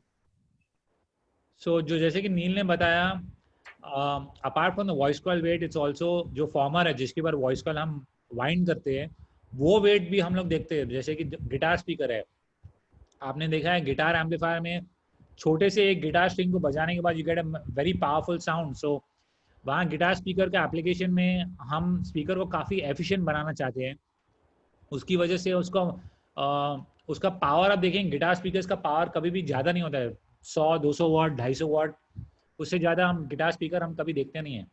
So in that application the former, जो हमारे guitar speaker का farmer है, उसको भी हम हल्के मतलब मोटे पेपर से बनाएंगे. जैसे कि नहीं तो हमारे जो हाई पावर एप्लीकेशंस है, lot of high power application like a subwoofers and all would use fibre glass, which is a lot heavier but a lot more rigid because it's supposed to withstand more heat, power, and more direction of cone, more movement of cone. So every application has a different material science behind it. And yeah, so just quickly we'll just go into cones so we can understand. जो हमारे loud speaker कोन में आप देख सकते हैं कि एक dust cap रहता है या डस्ट डोम जिसको बोलते हैं, जो आप देखते हैं कोन के बीच में हम उसको माउंट करते हैं. ये डस्ट कैप, इसका मेन प्राइमरी फंक्शन है कि जो हमारा डस्ट है उसको वॉइस कॉइल के गैप, जो हमारा वॉइस कॉइल का गैप है वो एकदम छोटा है. We are trying to get that magnetic power to be as close as possible and the voice coil, you don't want it to be weak, you want it to be as powerful as possible. So getting that the T-yoke and the top plate as close to each other as possible. So बहुत ही कम gap है and we want to kind of make sure that the voice coil fits in there. जो voice coil है वो उसमें fit हो जाता है. We take into account the expansion of metal, मतलब जैसे हमारा voice coil गर्म होएगा वो थोड़ा expand होगा. So you don't want to make it too thin where अगर थोड़ा चलाने के बाद, गर्म करने के बाद, your voice coil is kind of heating up, expanding and kind of rubbing. एक बार rub होना चालू हो गया, then your voice coil is going to start wearing off, burning, multiple other problems. So वो छोटे से गैप को प्रोटेक्ट करने के लिए हमारे पास एक डस्ट कैप है which protects the center part. And then इसमें एक प्रॉब्लम है जो अगर आपने देखा होगा कि if I quickly go back to my cross section of my loudspeaker, after adding the dust cap, there's a cavity that is there in the center of the pole piece. So if I just mark it out here in red, there is a cavity out here, and you can understand that there's something that needs to be done to the air that is trapped in this cavity. So that's why we have this vent at the bottom, which is marked here. क्योंकि ये पूरा you want this, because ये dust cap ने पूरे पीछे के area को cover किया, you want to kind of make sure that all the air comes out. So that's why you have a rare vent which is given out. And there are some speakers that sometimes you see, आप देख सकते हैं कि बहुत speaker में ये went नहीं दिया गया है, and that is the reason that using जो हमारा जो स्पाइडर है, it's a more porous spider and it's allowing the air to escape through the spider instead of the vent. So like I said, different applications and different construction design. So so जैसे कि आपने बोला, और ये जो dust cap है जो कोन के बीच में हम लगाते हैं, वो स्टोन कोन को आप समझ सकते हैं और एक सपोर्ट लेयर प्रोवाइड करते हैं उसको, और वो पूरे जो सेंटर जो गोल एरिया जो कटा गया है is providing more rigidity to it, so it's adding more strength to it.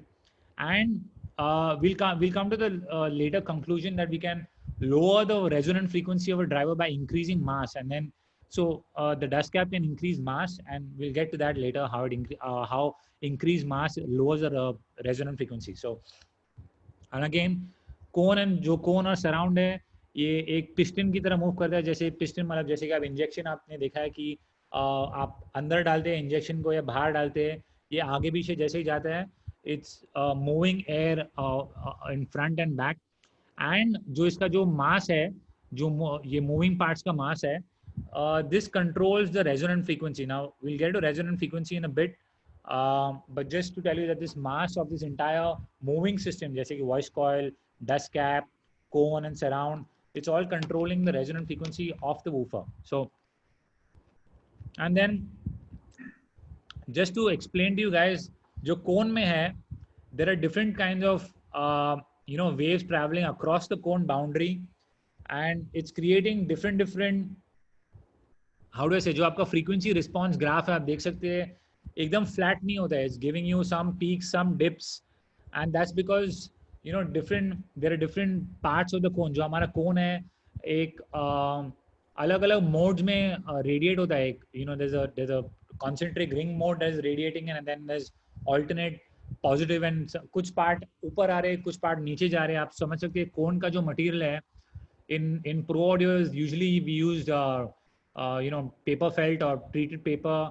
Adamson uses Kevlar, but again Kevlar is very expensive to manufacture, and it's a lot more rigid and a lot more lighter, but it's a lot more expensive, and it all these vibrations that are coming, you have to try and understand जो cone आगे पीछे जो move हो रहा है, it cannot be extremely stiff. Someone may say, why don't we use a metal cone or something extremely rigid and stiff that's kind of moving front and back? But आप समझ सकते हैं कि with the kind of energy that they are kind of moving, the amount of air that they're moving, they have to also damp these vibrations.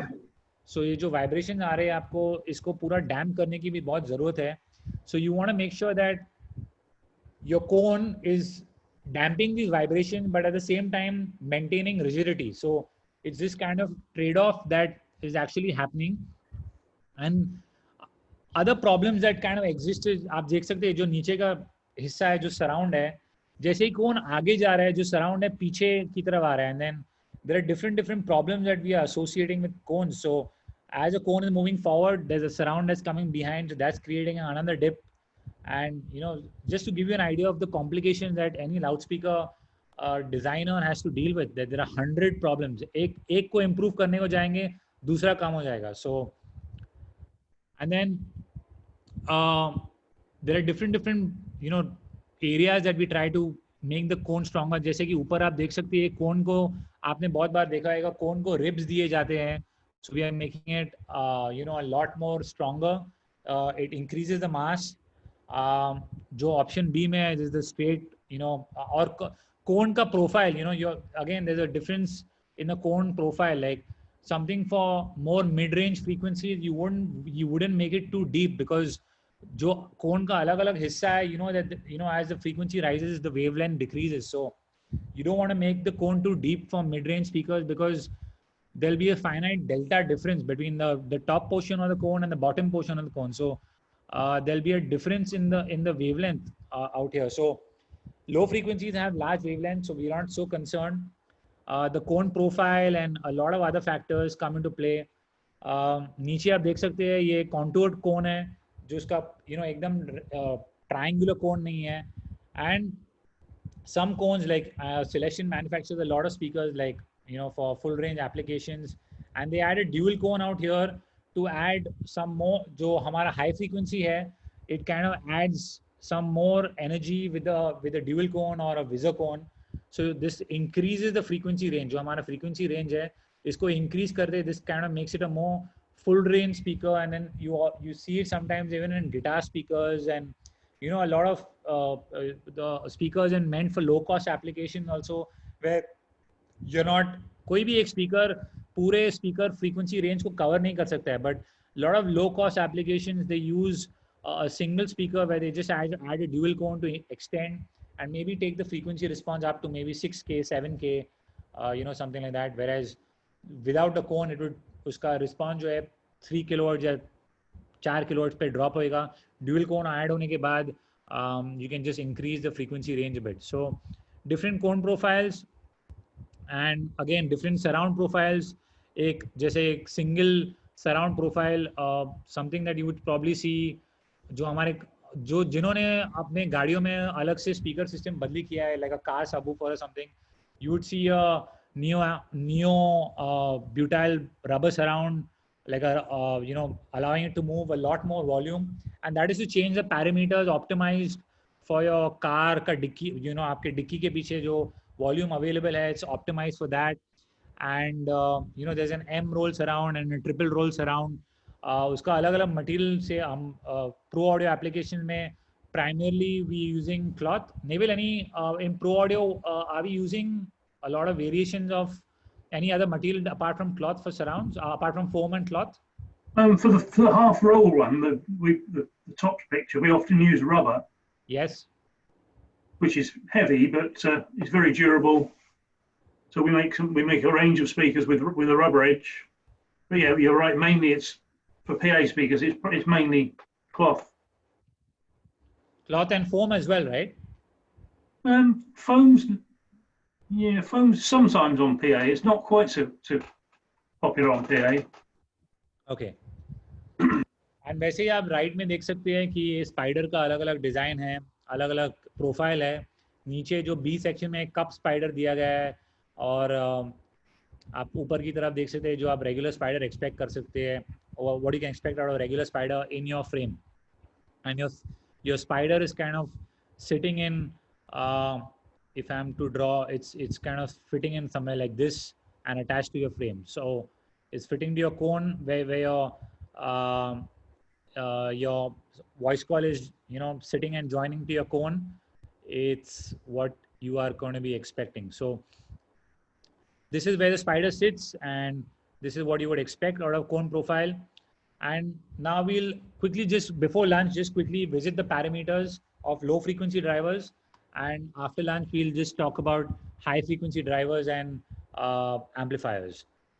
तो जैसे कि हमने बताया कि a single woofer size cannot replicate the entire frequency range. जो कोई भी एक woofer है, आपने देखा कि low frequency पे we need to move a large amount of air. The frequency is a lot lower.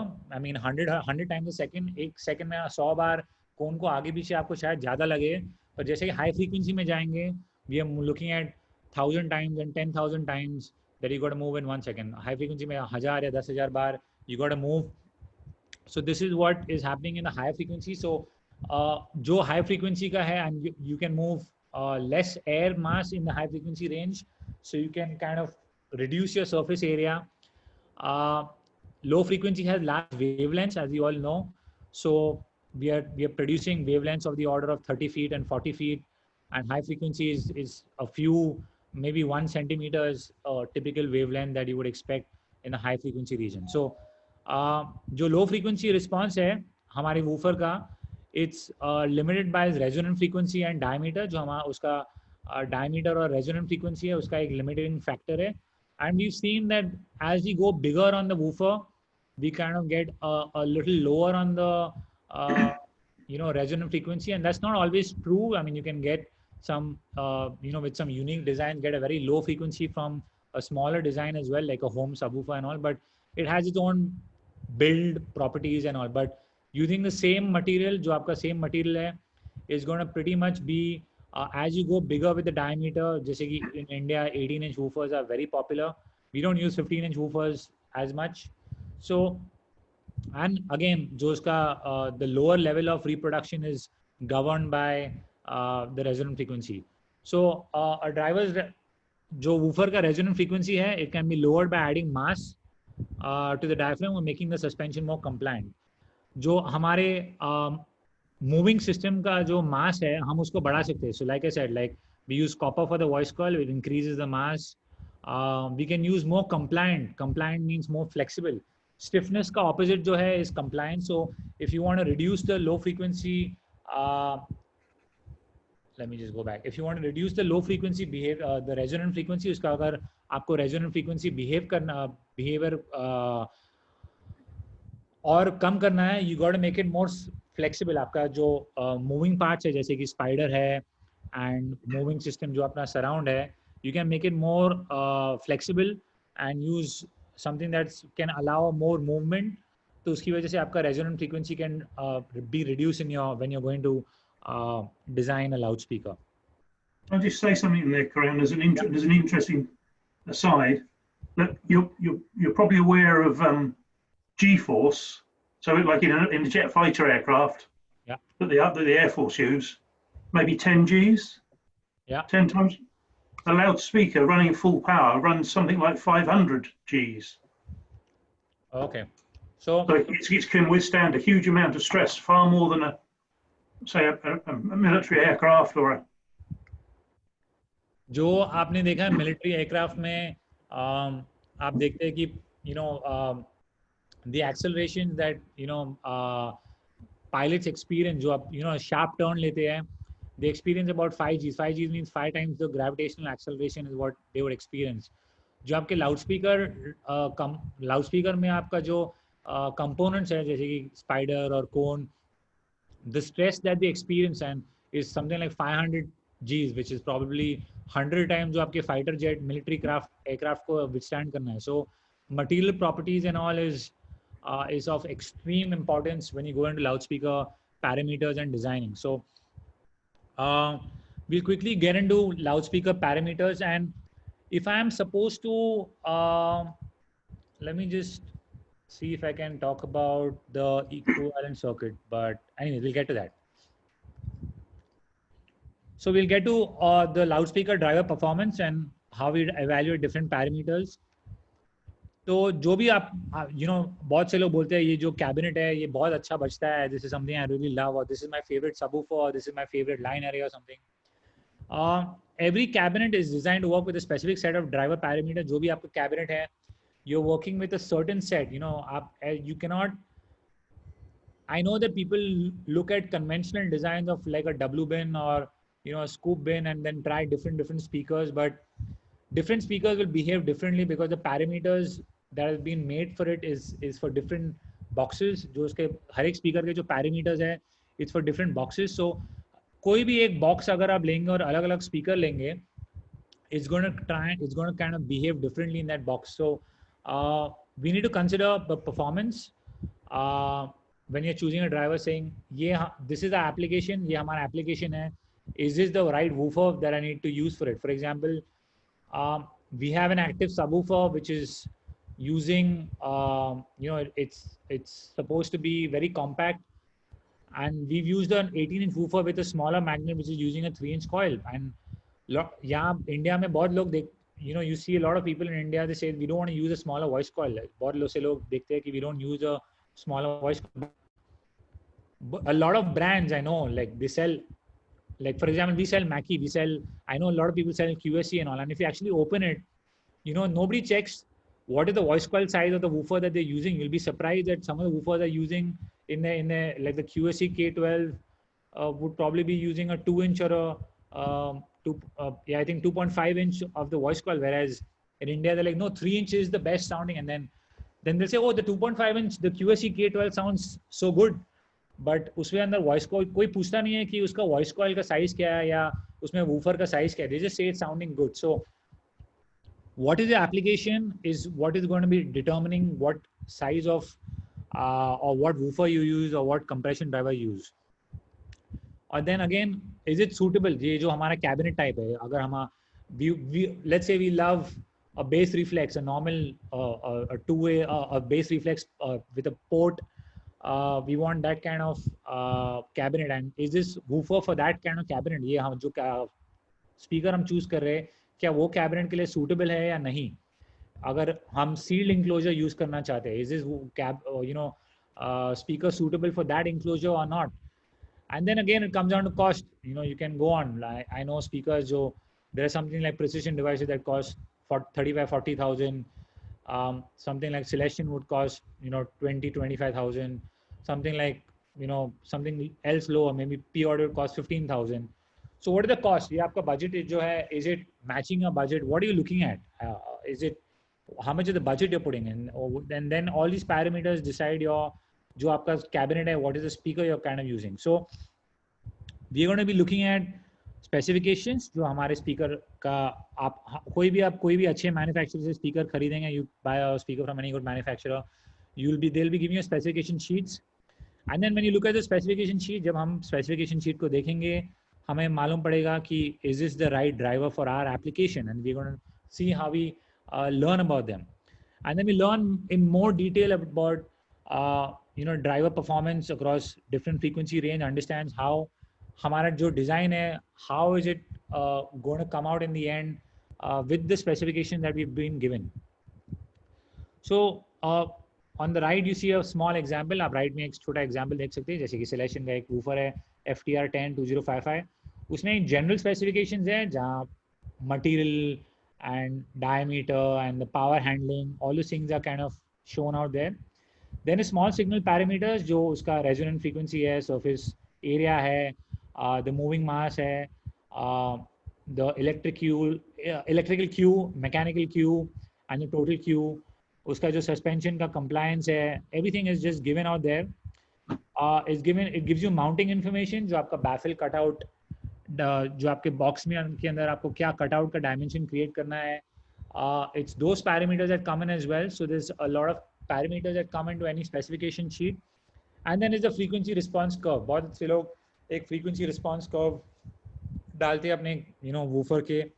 A lot of the I'll be honest, a lot of manufacturers try and make it look very good, but you got to kind of evaluate a lot. Don't just look at the curve and say हाँ ये हमारा जो woofer है ये 50 Hz से 100 Hz तक बहुत अच्छा flat response है तो ये subwoofer के लिए बहुत ही अच्छा होगा. Try and understand from the small signal parameters because that's something that will be more accurate, and that's what we're going to do now to try and ये जो specification sheet आता है, what's it really containing. So we'll just quickly move over what is the specification sheet of a loudspeaker containing. And so it has general specifications. Hold on. इसका एक general specification है जिसमें एक power handling दिया गया है जो Celestion measures this using the AES 2012 standard. If anyone wants the standard, I have it here. I have saved it on my desktop as well, download from my AES account. So the standard is my Nitish, is my this thing visible? Is my desktop visible? Yeah. Yes. This is something like the AES standard where it says हर एक चीज का एक standard दिया गया है. It says that like you say, methods for measuring and specifying performance of loudspeakers for professional drive units. And इसमें सब दिया गया है how should we measure what parameter. And if you quickly go down, let me just see if I can quickly pull it up and zoom in as to what is this thing. So it is on the crest factor, loudspeaker testing. So just to summarize, I'll just give you a summary without trying to like look into. Okay, so यहाँ देख सकते हैं. The device under test shall be subjected to two successively higher powers and allowed to reach thermal equilibrium at each increment approximately 2 hours. So लगभग 2 घंटे का test है. You're going to keep this for 2 hours. Every time you increase the voltage to see how much time it takes to get burnt out, you're going to make sure it's running for 2 hours. Power shall be determined as a square of the applied RMS voltage as measured with the true RMS voltmeter. हमने देखा है कि जब हम power apply करते हैं, power is voltage square divided by the impedance, divided by the rated impedance, of course. The rated power of the device shall be the power device that withstand for 2 hours without significant permanent change in acoustical, mechanical or electrical characteristics. So इसका जरूरी नहीं है कि आपका voice coil जल जाना चाहिए, but your parameters overall should more or less remain the same. And I'm just throwing something there, Karan. Yeah. But Celestion followed that AES recommended practice for 2 hours. But in addition to that, we take the same speaker and we expect it to last another 100 hours at 2/3 power. So we go beyond the AES testing to make sure the speakers, because 2 hours in a nightclub, the speaker's going to play for a lot longer than 2 hours, right? Correct. So जैसा कि naval ने बताया, Celestion also, apart from doing the AES standard, they also measure the power rating for 100 hours at 2/3 the power that they arrive. Because आपके जो night club में आपका speaker सिर्फ 2 घंटे के लिए तो चलने नहीं वाला है. आपका कोई भी डीजे का शो है, is not going to be running only for 2 hours, but it's going to be running for a lot longer. So you don't want it to fail 2 घंटे के बाद कि ये स्पीकर आपके हाथ में आ गया. And again, the frequency आप देख सकते हैं out here. It's written the driver shall be excited with noise extending 1 decade. 1 decade means 10 times upward from the manufacturer's stated low frequency limit of the driver. So if let's say the driver's low frequency or the resonant frequency say 30 Hz, so जो हमारा signal होगा it will be from 30 to 300, and the noise shall be pink noise, band pass filter at 24 dB an octave. तो जो आपका cut off corner frequency है वो 24 dB an octave से role of होगा. with a Butterworth filter response characteristics, and peak to RMS voltage ratio of noise signal supply should be 4:1. So crest factor of the signal should be 12 dB. So it's very specific. जो ये power testing का specifications है, it's बहुत ही specific दिया गया कि this is the noise, this is the signal you're going to use, this is the duration, this is the shape of the signal. आपका pink noise जो है, you can have between peak to RMS, you can have pink noise, but you can vary the crest factor between 6 dB or 8 dB, 12 dB, 20 dB, or how much ever you want. So it's very specific in the AES Audio Engineering Society limit, and there were different other parameters. Like I think the Federal Trade Commission previously used to recommend 100 hours and different this thing. And the power handling is done in an anechoic chamber, which I will show you now directly. So I'll just go back to my slide and come back to, yeah. तो हमारा जो selection measures with the AES 2012 standard, so जो आप AES देखते हैं, a lot of the people now mention an AES power, and that is the AES 2012 standard, which is people at manufacturers are trying to follow as a uniform manufacturing uniform power measurement के लिए एक standard use किया है. Sensitivity lets us know the relative efficiency of the speaker. जो आपका sensitivity है, अगर हम उसको 1 वाट देंगे तो उसका आउटपुट कितना आएगा, that's what sensitivity is telling you. जब अगर ज़्यादा सेंसिटिव स्पीकर है तो मतलब वही पावर पे you are going to be getting more output. So it's basically अगर 1 वाट के लिए अगर हमारा 8 ओम का स्पीकर है, you are going to be using a 2.83 volt signal, which is power, 2.83 into 2.83 will give you 8 divided by the impedance, which is 8, which is 1 watt. वैसे ही for a 4 ohm speaker, you're going to make sure that the power supplied is 2 volts, and then for a 16 ohm speaker, it's 4 volts is what you're going to be applying, so that overall आपके speaker को आप 1 watt का power दे रहे हैं और उसका sensitivity measure कर रहे हैं. And the frequency range where the frequency driver is usable. तो Xmax, बहुत से लोग पूछते रहे मेरे ड्राइवर का Xmax इतना है, So Xmax is how far the cone moves back and forth. So that is that displacement, जो cone आगे पीछे move होता है, that is known as Xmax. तो जैसे कि यहाँ आप देख रहे हैं कि 9 mm का Xmax, मतलब अगर आपका cone 9 mm से बहुत आगे आया, वो बहुत ही ज़्यादा है. It's quite a lot, and it's a lot of things. So as you see out here on the Xmax, जो हमने देखा कि ये winding height है, and you can see the gap height, which is marked in blue out here. Xmax is nothing but the winding height जो आपके wire आपने farmer में वाइंड किया है, minus the gap height. So let's say your winding height is let's say 20 millimeter, जो आपने 2 centimetre का आपके फॉर्मर पे वायर को वाइंड किया है, और आपका मैग्नेटिक गैप का जो प्लेट है, जो टॉप प्लेट है, उसका थिकनेस है 10 mm.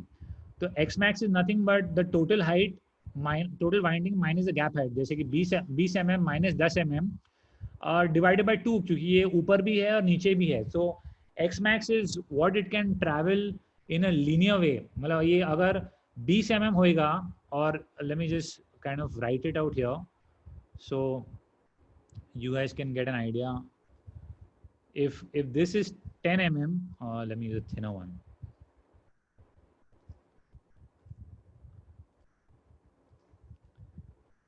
$20 mm voice coil height, and then you have the gap height as 10 mm, or let's say 8 mm. तो हमारा जो गैप हाइट है 8 mm का है, तो 20 minus 8 जो है 12, ये वॉइस कॉइल को पूरी, अगर ये Xmax जो है उसका अभी ये रहेगा 20 minus 8 divided by 2. So this is going to be 20 minus 8 divided by 2, that is 12 mm, sorry 6 mm. तो ये मतलब ये 6 मिलीमीटर दोनों डायरेक्शन में ट्रैवल कर सकता है. If it increases more than 6 mm, then the number of the amount of wire which is there in the gap, जो आपके गैप के बीच में जो वायर है, that is going to start reducing, and that's going to provide a different conductivity amount which is there in the gap, and that is going to change the output of the speaker. So that is why 6 mm is the maximum Xmax that this जो आपका ये जो voice coil is going to travel a maximum of 6 mm. And then a lot of companies add some option for harmonic distortion and that kind of thing to factor in to show a higher Xmax number. I know that RCF says that we factor in 15% harmonic distortion, so we can increase the Xmax height by 15%. So agar unka Xmax height theoretically is 10 mm, they show 12 mm. So there's no standard calculation method. Different companies use their own method of calculating Xmax, and उसको दिखाएंगे कि ये figure बहुत ज़्यादा है. But one common way is just divide the total winding height by the gap height and divide it by 2. That's the most standard that I've come across, or is going to be common for all components everywhere. So again, like I said, there's no standard for calculation method. Different companies have their own preferred method of calculating Xmax that could give a figure that's 33% bigger. मतलब वो harmonic distortion को factor in करके बोलेंगे that okay we are 33%, the Xmax आपको ये दोनों subtract करने के बाद आपको शायद 10 mm मिले, but वो दिखाएंगे अपने specification sheet पे 13 mm या 14 mm. They will have we've accounted for harmonic distortion as well, और कौन सा जाएगा. It's like आप any lot of manufacturers, like for example I've seen Ahuja का specification sheet, उनके specification sheet पे power दिया है 1% harmonic distortion पे 500 watts and 10% harmonic distortion पे it's 600 watts. But आपके कानों को अगर 10% harmonic distortion सुनाऊं, you'll be like मैं उसको सुन नहीं सकता हूँ. It's a level that you cannot, but on paper it looks very good. So it's very important to know what kind of specification you're dealing with. Like I said, that doesn't mean the speaker has more Xmax, it's just they calculate it differently. So, and then the small signal parameters, do we have time? Yeah, we'll just briefly show this small signal parameters. It's by two scientists. Those scientists है Richard Small और Neville Thiele, जिसने छोटे parameters जो छोटा सा signal हम अपने speaker को देंगे, उसको अगर हम एक छोटा सिग्नल देंगे, उसके जो हम कुछ पैरामीटर मेजर करेंगे, these parameters we'll just quickly introduce them for the next 5 minutes and before we break off for lunch, and then after lunch we can see how we can use it to make different what happens in different cabinet configurations. So they helped us measure, which is also called Thiele Small Parameters or small signal parameters, and it's उसको ये simulate करता है position, velocity, जो speaker का acceleration है और जो speaker enclosure से जो आउटपुट आएगा, यू कैन सिमुलेट इट. बहुत से we are not going to get into any specific program right now. आज के लिए हम कोई भी स्पेसिफिक प्रोग्राम में नहीं जाने नहीं वाले हैं, but there are plenty on the internet. If you just Google cabinet box calculator या कैबिनेट वॉल्यूम डिजाइनर, या बहुत से आपको एक्सेल शीट्स मिलेंगे, प्रोग्राम्स जो मिलेंगे.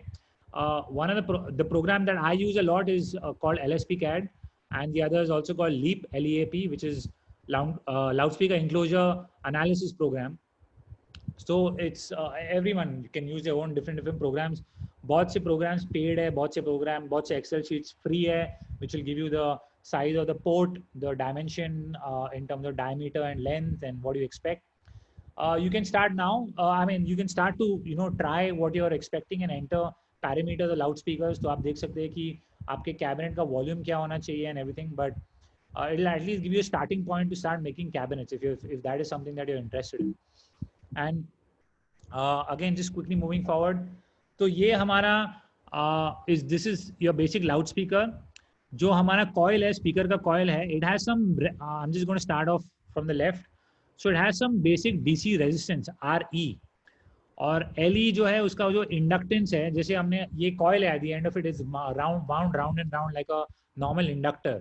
तो इसका एक इंडक्टेंस है जो कि एज फ्रीक्वेंसी राइजेस इसका inductance also rise and then the reactance of it will also rise. So आप देख सकते हैं आपके इम्पीडेंस पीक में you can always tell that there is with increase in frequency this is offering more resistance. Then you have BL. So BL is what? BL is B is आपका magnetic strength. तो जो आपका north to south जो हमारा जो magnetic field है, उसका जो स्ट्रेंथ है, we can measure that magnetic strength and that is measured in with a factor known as B. उसका जो यूनिट है is known as Tesla.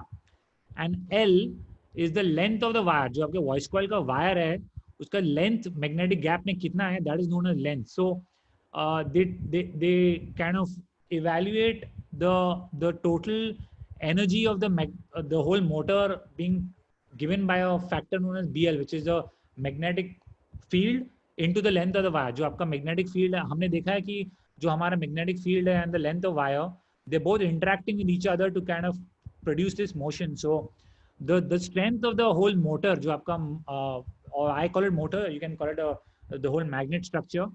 The strength of the magnet structure they evaluate by a factor known as BL, which is the magnetic field into the length of wire in the magnetic gap.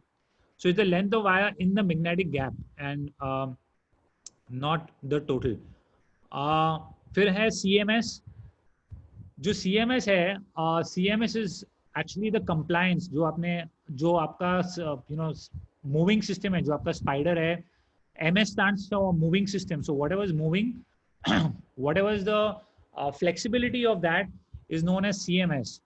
And that compliance जो आपका moving system है, it's also going to offer some resistance to movement. आप उसको move करने के लिए कुछ प्रयास करेंगे, is going to वो कुछ आपको कुछ थोड़ा is not you just push it and it just moves freely. It's going to offer some resistance.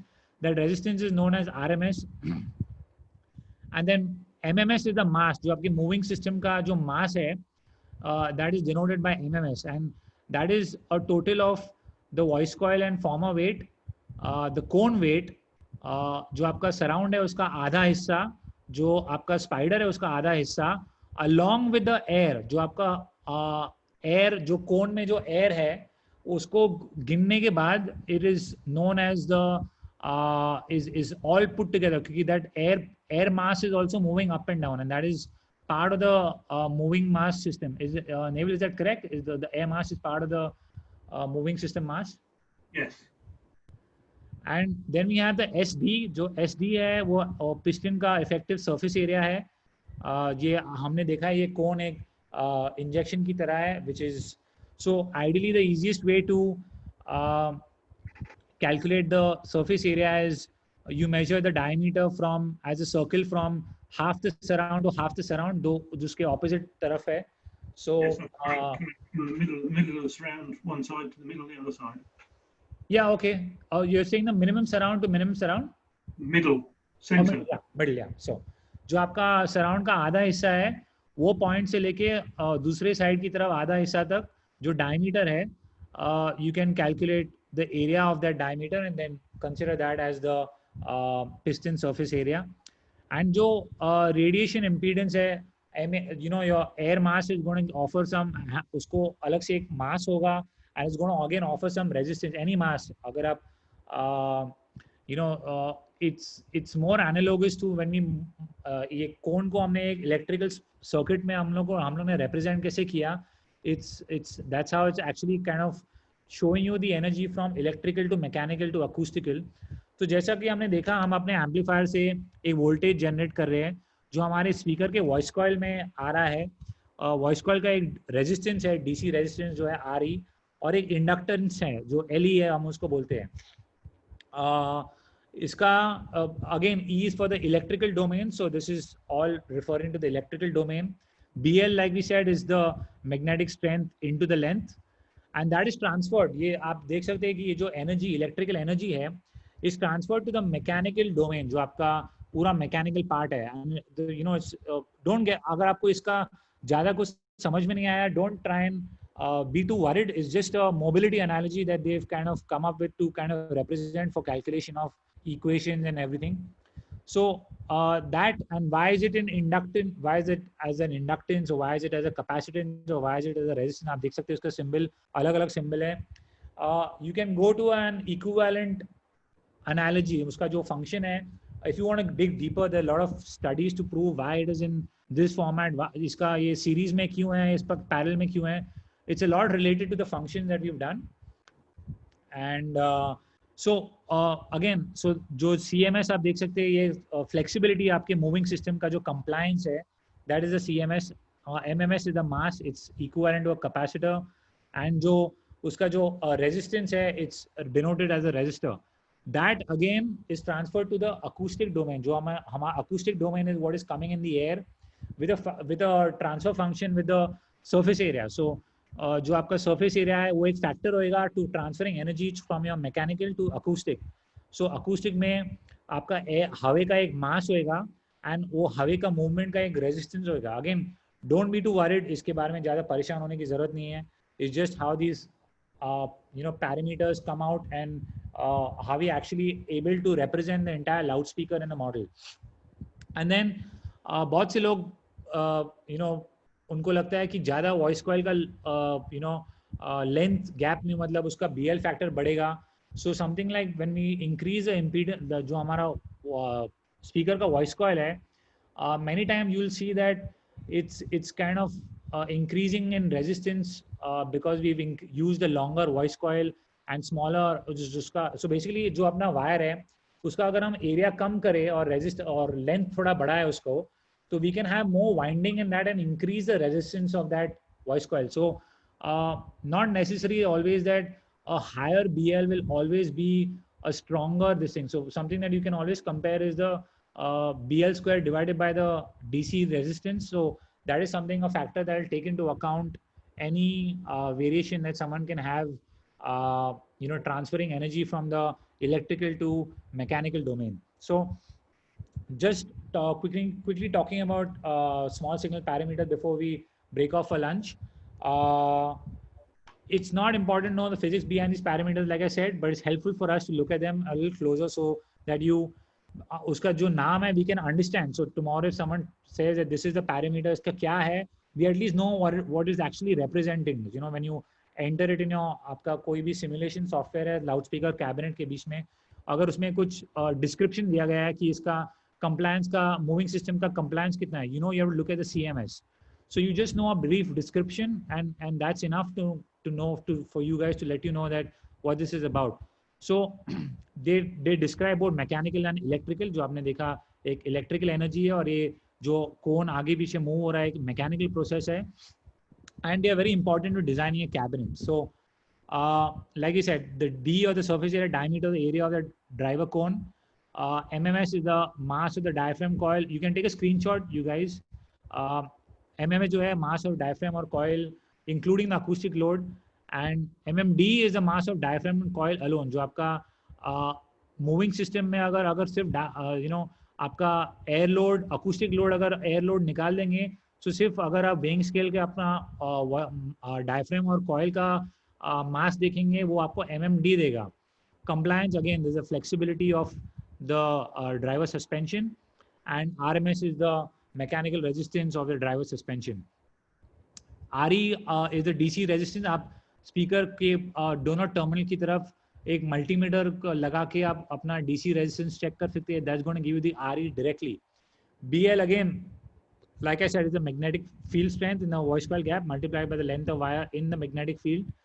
And LE is the inductance. जो उसका हमारा voice coil का जो inductance है ये फ्रीक्वेंसी पे बढ़ते जाएगा. जैसे ही फ्रीक्वेंसी हम बढ़ाएंगे इंडक्टेंस बढ़ते जाएगा. The standard specification will have the inductance measured at 1 kilohertz. So and again FS is the resonant frequency of the driver. I won't get into too much detail about the resonant frequency. QES is the electrical Q factor of the driver at resonant frequency, and QMS is the mechanical Q factor of the driver at resonant frequency. These factors, let me just say, every moving system will exhibit some default resonant frequency where, in a way that it's gonna, the impedance is gonna max out. So somewhere, if I just kind of give you a brief idea, it's where the whole equivalent जो उसका inductance है और flexibility है is going to be something that it's going to make sure that the driver is offering maximum amount of resistance. So that is going to happen when, if I just share a whiteboard. So this is my whiteboard and I'm just going to quickly share this to you guys.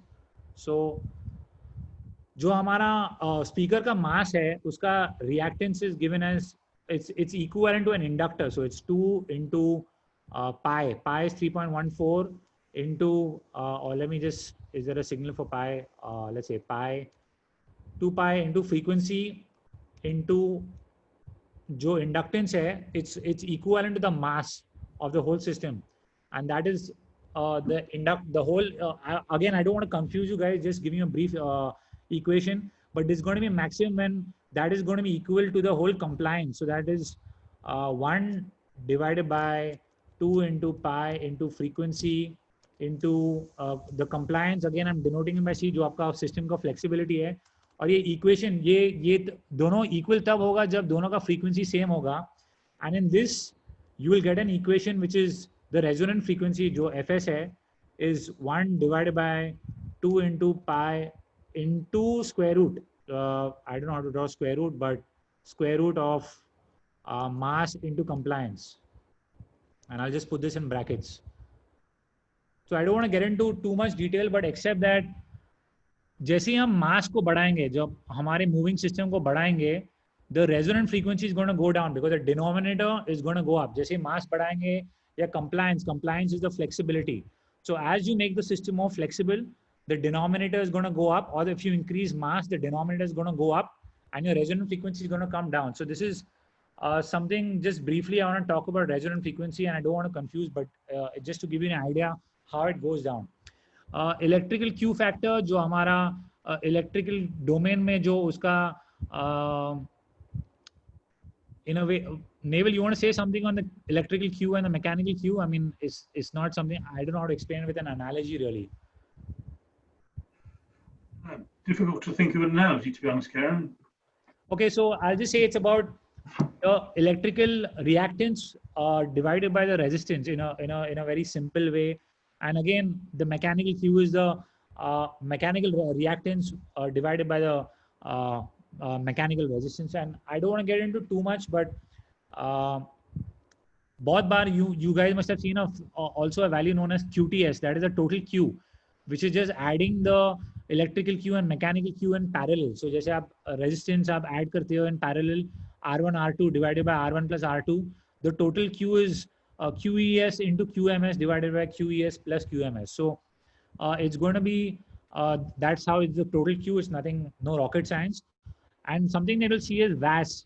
VAS is known as equivalent compliance volume. मतलब it is, इसका ये मतलब है कि ये जो volume है जो it is this volume of air that has the same flexibility as a driver's suspension. So it's basically telling you that this much air would have the same, इसका जो stiffness है या flexibility है, हवे का ये वॉल्यूम में इसका सेम जो आपके स्पीकर का स्टिफनेस है, अगर हमने हवे के इतने वॉल्यूम को लिया, इसका स्टिफनेस लगभग सेम रहेगा. सो a low VAS would mean lesser volume of air and would be more stiff, whereas a more flexible would mean you can imagine a lot of air in a smaller compartment or a bigger compartment.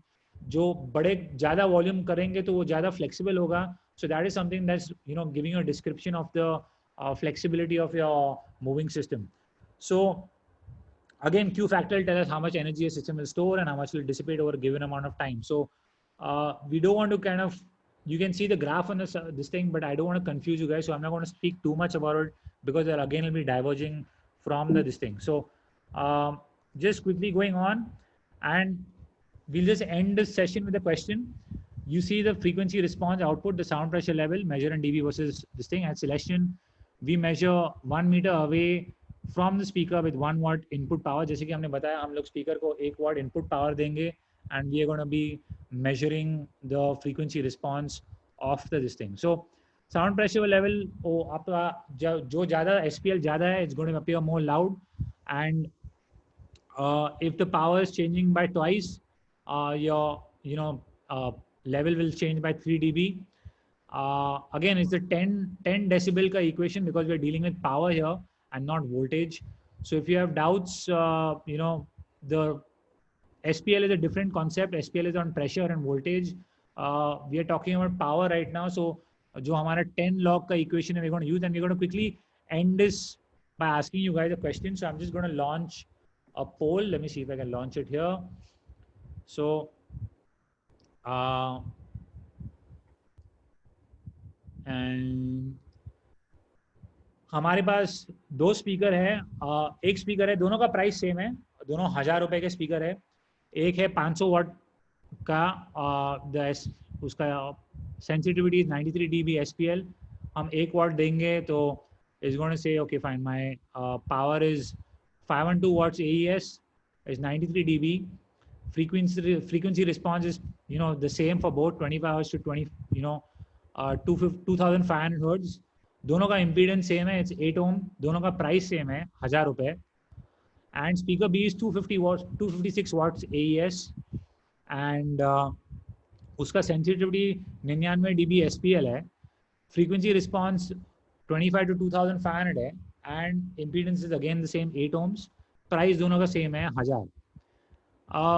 It's all based, you don't need, it's not rocket science, but we know that every doubling of power is going to increase our gain by 3 dB. So this is just asking you कि हम इसमें अगर हमारा sensitivity ज़्यादा है, power कम है, या power ज़्यादा है, sensitivity कम है, which is going to sound louder at full power. हमने speaker A को 512 watt दे दिए, speaker B को 256 watt दे दिए. So we're just going to wait for maybe some more votes to come in, and you guys can just vote, and then we see the answer and then quickly take a break for lunch. Do you want to take a few questions till that time? Yeah, sure. Okay, so we'll start with a few manufacturers have concave dust caps while the others have convex. Any particular reason for that? It would depend on the response, but again, Naval, you can stress on that. I don't see much of, I see more of convex in Pro Audio. I don't see concave. Only in car I see more of concave. So, Naval, you want to say why we use concave in some and convex in some on the dust cap orientation? It's just modifies the response of the drive unit. Yeah. It's also convenient for horn loading to have a concave, because you can get a horn closer to it. But it's really just the way it strengthens the cone. Whereas, yeah, so convex would strengthen it a lot more than concave, right? normally, yes. And again, as It's you're quite going, what's that? It's quite complicated because it gets involved in the performance of the cone, the stiffness of the cone that you talked about earlier. Yes.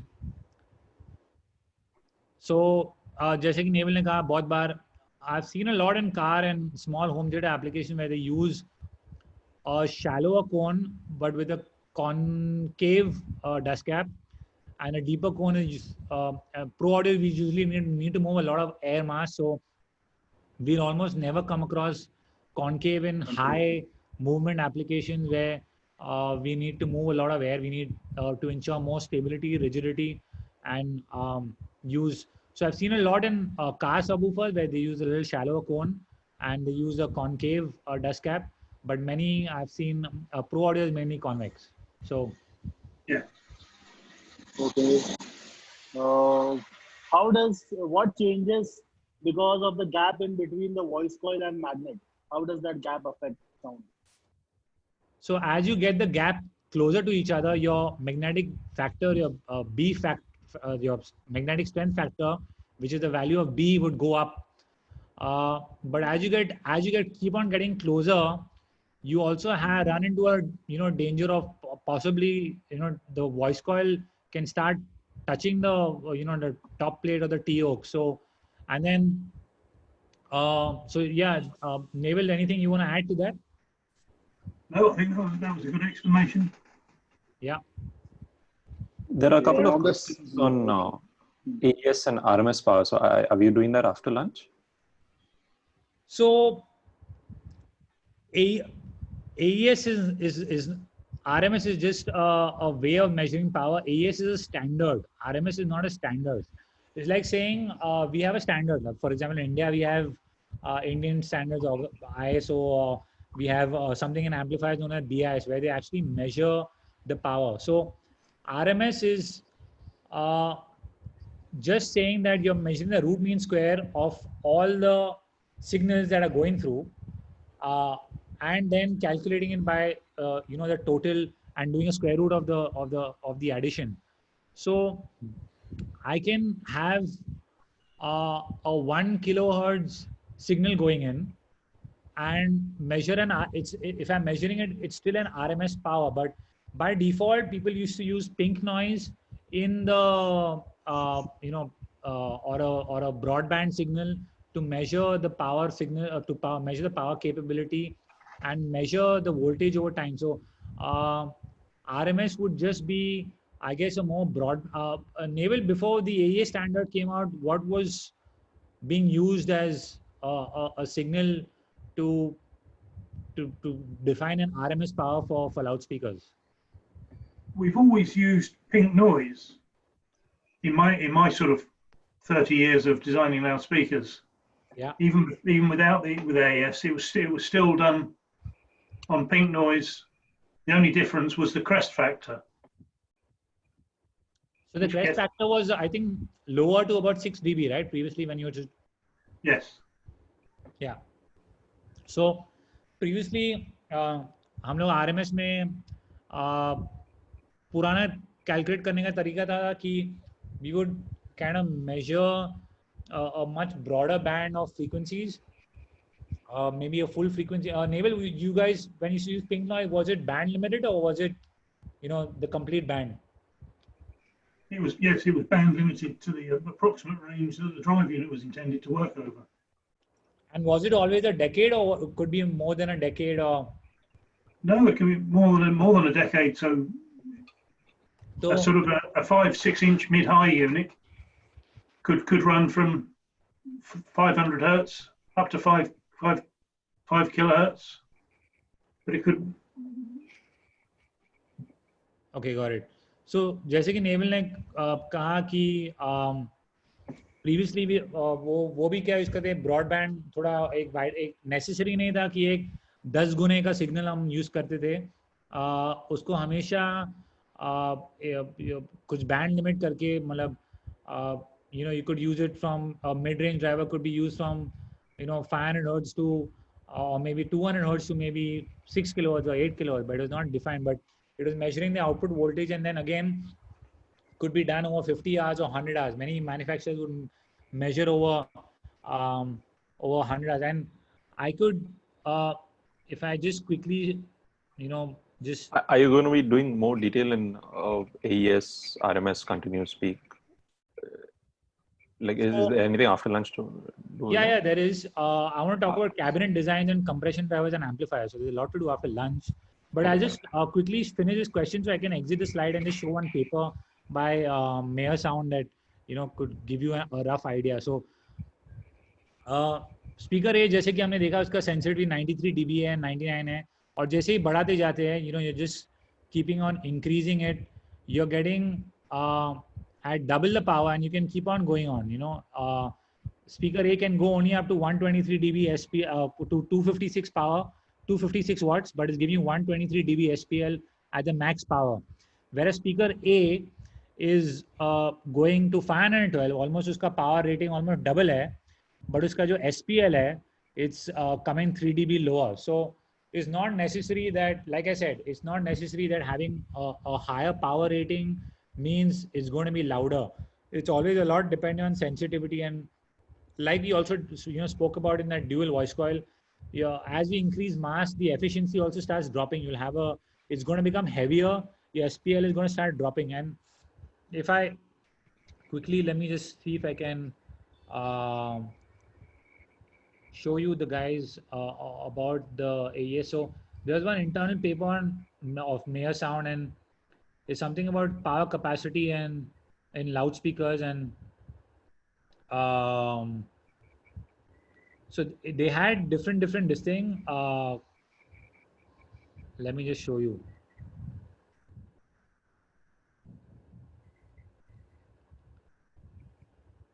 Is it in this paper?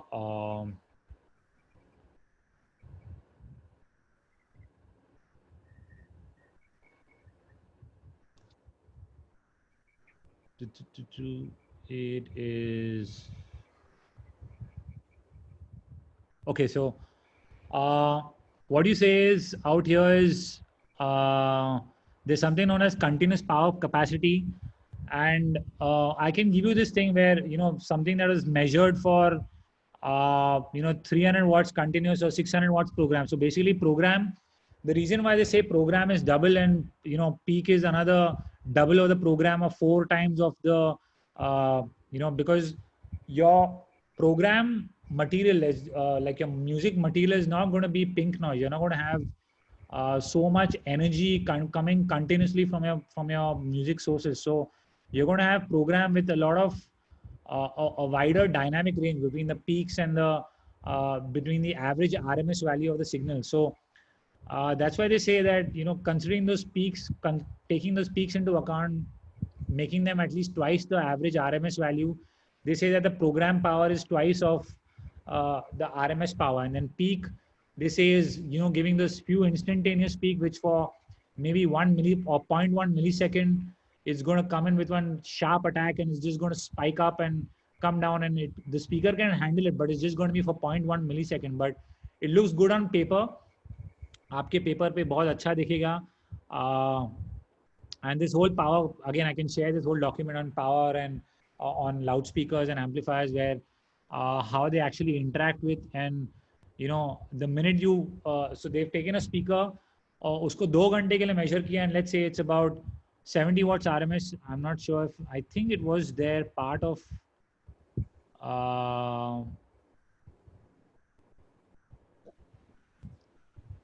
was it in this or was it in the measurement paper? But okay, so anyway, I can share it. But anyway, there's a whole this thing where you can measure that it's 70 watts AES, and when it's actually subjected to you know, a full band pink noise signal for 100 hours, that power rating is not even more than 40 watts. So, but AES has at least given us a standard, saying that, you know, we are using it for, you know, they've given us the details of the shape of the signal. They've given us details for the length of duration. So now that's why a lot of manufacturers are coming on to an AES power rating. You can see BNC, RCF, they all mention their power So rating in AES. basically, what you're saying that when you're looking at the specifications, you should look at the AES power, because that is more of a standard. Most will only specify the AES power rating, and that's what people are going to start. What is that? Okay. It's at least a standard that everyone is following, because previously there was no standard. Like you can see in amplifiers, I'm going to come up to that next. There's an Electronic Industries Association that has one way of measuring the power. Then there's Federal Trade Commission, that FTC, which has another way of measuring the amplifier power. And then amplifier manufacturers just put whatever is much higher. But in general, AES will always give you about a little higher power rating than conventional old ways of actually measuring than specifying the RMS power rating. So like we did like P.Audio used to measure some woofers and use measuring test for 100 hours. 100 hours was pretty much the standard back then. And something that was rated 650 watts is now rated 1000 watts under the new AES standard. So it's more like a marketing versus the actual performance, but AES is a standard that you can stick to now, because it's a pretty worldwide standard, and something that's pretty much accepted. But again, I'll show you something a little higher than what like what Naval said. When they're doing a 100-hour test signal, it's measuring the powers at 2/3 the AES power. So they are considering that they are making sure that for at 2/3 the AES power, they're making sure the driver survives at least 100 hours of test. So I would say between 20 to 30% would be what, you know, prepared, you know, compared to older systems of measuring power. 20 to 30% would be the difference. Naval, would that be correct, or anything you want to add? Yeah, no, that's correct. We believe that the AES is a very good standard because it's reproducible around the world, because it's standard equipment that the laboratory would have to test it. But we believe that it's not enough. So which is why we do the AES 2-hour test plus the same drive unit has to do 100 hours at 2/3 power. Okay, so let's I think let's stop for lunch.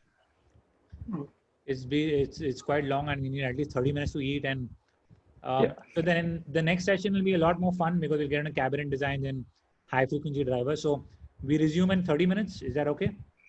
Yes. Yes. Okay. So see you guys in 30 minutes. Yes. And for the questions you not answered, don't worry. At the end of the session, we will take and try to answer all the questions. But definitely, please keep on typing your question. Resume and okay. Is my screen visible, Neville? Yeah, I can see your screen. Okay, cool. Oh, it's just not. So we stopped here, and yeah. So Celestion अपना frequency response specialist condition में measure करता है एक infinite baffle. Infinite baffle मतलब आप ceiling speaker, if anyone's put a ceiling speaker, you can imagine the entire ceiling to be an infinite baffle where there's one complete huge ceiling and there's one speaker in the center of it. So infinite baffle is basically like a wall and a speaker is mounted in it. In an anechoic chamber, so anechoic chamber is something that ensures that there is no reverberation or reflection. So you can see is your photo hai, and I'm going to show you a video of an anechoic chamber as well. It's a video of complete isolation and full absorption from all sides. Zameen pe, ceiling, left, right, center, everywhere there's complete absorption. And then into 2 pi space, which is a hemispherical radiator, which is more like half space. So you usually refer to 4 pi as full space and then 2 pi as half space. So they accurately, that's how they measure their parameters. So I'm just going to quickly show you what an anechoic chamber is like. So this is what an anechoic chamber is like.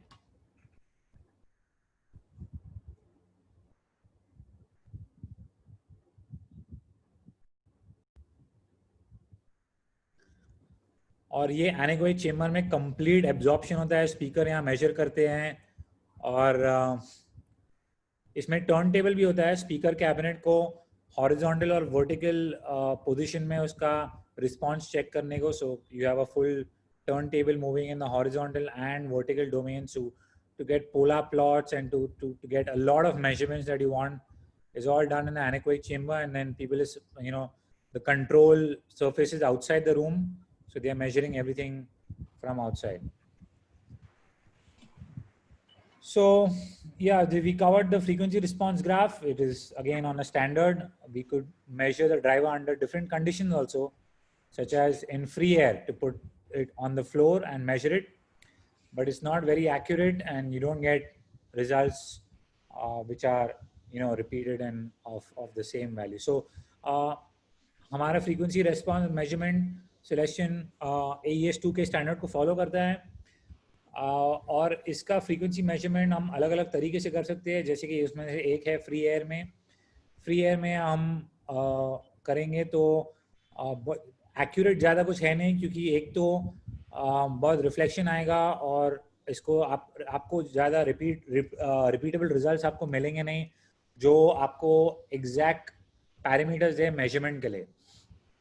And in a cabinet you can put it inside a cabinet जिसके और cabinet को anechoic chamber के अंदर डाल सकते हैं. So this will tell you about the characteristics of the speaker plus the cabinet, not only the speaker. And then अलग अलग तरीके के कैबिनेट है तो आप कौन सा यूज करेंगे वो भी एक क्वेश्चन है, क्योंकि हमारे पास काफ़ी अलग अलग डिज़ाइन होते हैं. तो कैबिनेट डिज़ाइनर अपना बॉक्स स्टाइल चूज कर सकते हैं and then you can use the cabinet design software to know what is the best driver for your application and preferred sound. Again, हम ज़्यादा software में जाने नहीं वाले हैं, and this is something that is there on the internet in plenty. And then we're going to talk about what cabinet design is most suited for your application. And ये जो presentation है naval का दिया गया हुआ है, so it's quite helpful. It saved me a lot of time. And any questions? Again, आपके पास जिसी के पास क्वेश्चन है please keep sending us question, will be more than happy to keep it as interactive as possible. So ये एक sealed enclosure है, speaker को एक सिंपल से कैबिनेट में डाला है. There is no port, there is no vent, and जो स्पीकर कैबिनेट में जो एयर है that adds to the the stiffness. So ये जो भी अंदर कैबिनेट के अंदर जो हवा है, it adds to the woofer's performance, and the performance is then a combination of the woofer plus the parameters of the box. तो आपके बॉक्स का एक अलग से रिस्पॉन्स आएगा स्पीकर को छोड़ के, and a sealed cabinet will usually slightly move up the lowest operating frequency or the resonant frequency of the combined system, and this is the simplest box that you can ever come up with. इससे ज़्यादा simple कोई configuration नहीं है, सीधा एक speaker को box में डाल दिया and end of story. The next one is a ported one, जिसमें हम एक port डालते हैं. This is one of the most common ones. It is also one of the most widely used by a lot of manufacturers. Ported enclosure का advantage क्या है? At very low frequencies, so basically the port is using the back radiation of the speaker. So ये जो speaker का back radiation है, वो आप use करके उसको port से हम निकाल रहे हैं, and theoretically you are adding 3 dB increase in output, but it's only theoretical because as the cone is as the port is added, there's some radiation impedance behind the air. There is some air जो आपके it keeps scrolling because of mouse, जो आपके speaker के पीछे जो हवा है, the minute you add a port, it acts as a radiation impedance, and it kind of changes the way things work in just 1 second. So it changes the behavior of the it adds some impedance, but the advantage is that at very low frequencies, बहुत कम frequency पे, the port is the main radiating element. बहुत जो एकदम कम frequencies पे, this port out here is the main radiating element. So it's the speaker का cone movement is protected to some extent in a way that the port is acting at lower frequencies, and you can go lower than the resonant frequency of the you can go lower than the resonant frequency of the speaker. अगर आपका speaker है suppose 40 hertz का, आप पूरे combined system का resonant frequency you can go maybe a few hertz below, maybe 36-37 hertz in case of ported enclosures, and at low frequencies your port will be acting, and as you go higher in frequency your speaker is going to be acting more and more together. Now again, the calculation of the port, जिसका जो diameter है and length, plenty of softwares, there are different configuration. आपका cabinet का response, आपका expectation क्या है, what is the expectation of a cabinet that you are really expecting. So then there are different configurations. There's a Bessel fourth order, there's a quasi Butterworth fourth order, and there are plenty of different cabinet configurations and alignments that you can go over, and there are different bandpass cabinets. And so this is a ported enclosure, and this is what you call a bandpass enclosure. So bandpass, as you can see, ये जो speaker है, it's not going directly into air, but ये जो speaker is one side sealed and it's going into a port. This port is, ये जो port है, इसके speaker के frequency को अपने आप एक attenuation देगा, और it's going to act as a filter. It's going to act as a low pass filter in term, or a high pass filter wherever the frequency of this port is tuned. And the concept of band pass is it's allowing only a certain band of frequencies to pass. So this is again a different configuration. इसका configuration हम Pro Audio में इतने बड़े पैमाने पे देखते नहीं हैं, but इसका क्या effect है, we will see the effect. And again there are different band pass configurations. अगर मैंने और एक port पीछे की तरफ add किया, जैसे कि if I add another port out here, you're just going to make it a sixth order band pass cabinet, and अलग-अलग cabinet के configurations है, और अलग-अलग cabinets का अलग-अलग response है, which you can see it online, and then we're just going to talk about how we come across different components to use in which cabinet. बहुत सा popular कैबिनेट है, हॉर्न लोडेड इंक्लोजर आप देख सकते हैं, sorry oops, horn loaded cabinet में एक speaker cabinet के अंदर माउंट गया है and from a small volume is gradually exponentially expanding into a much larger volume, so the air is traveling out and then is finally gradually coming out to a much larger much larger port opening or a mouth opening. ये बहुत common design है जो बहुत अगर one of the manufacturers I remember who made this design quite popular was Servan Vega. So it's something a lot of different manufacturers use.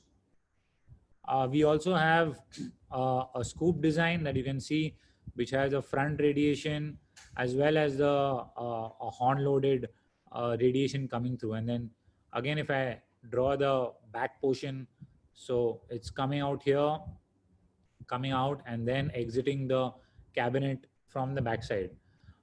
What are the advantages and disadvantages of different configurations?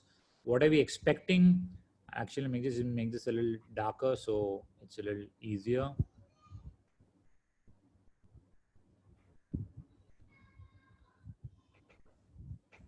And I hope everyone can see that now. So yeah, so this is a scoop. So different cabinets, different configurations, different output responses that we'll configure and what speaker to use where. कौन सा speaker कहाँ use करेंगे, अलग cabinets का अलग अलग response, ये अभी ये session में देखेंगे. So what do the enclosures deliver if I put a typical speaker in them? कोई भी आप typical speaker आप बोलेंगे कि मैं typical speaker इसके अंदर डालूंगा तो इसके अंदर क्या effect होगा? So again, the frequency response is shown of a loudspeaker and then what this is a goal. ये हमारा goal है कि हमारा जो भी system आए बनाए हम उसको काफी flat तरीके से उसको expect करें. Now, if you see what happens in 3 types of enclosures, एक typical woofer हमने डाला. The red line जो आप red line देख रहे हैं, that's in a bass reflex cabinet. The same woofer is put in a horn loaded system. जो green trace है वो horn loaded है और जो black trace है वो band pass अलग अलग cabinet है. So 3 cabinets where we are putting the speaker in. One is the bass reflex, one is the horn loaded, one is the band pass. What you can see is that the horn loaded system has, let me just mark it here in probably blue. The horn loaded system, something like maybe a scoop or a W bin, has this extra gain in, which is above the others. And if you see the band pass, it's giving you little less than the horn loaded, but more than the bass reflex cabinet. And the bass reflex is, if you see, it's pretty flat on this entire frequency range. It's not giving you any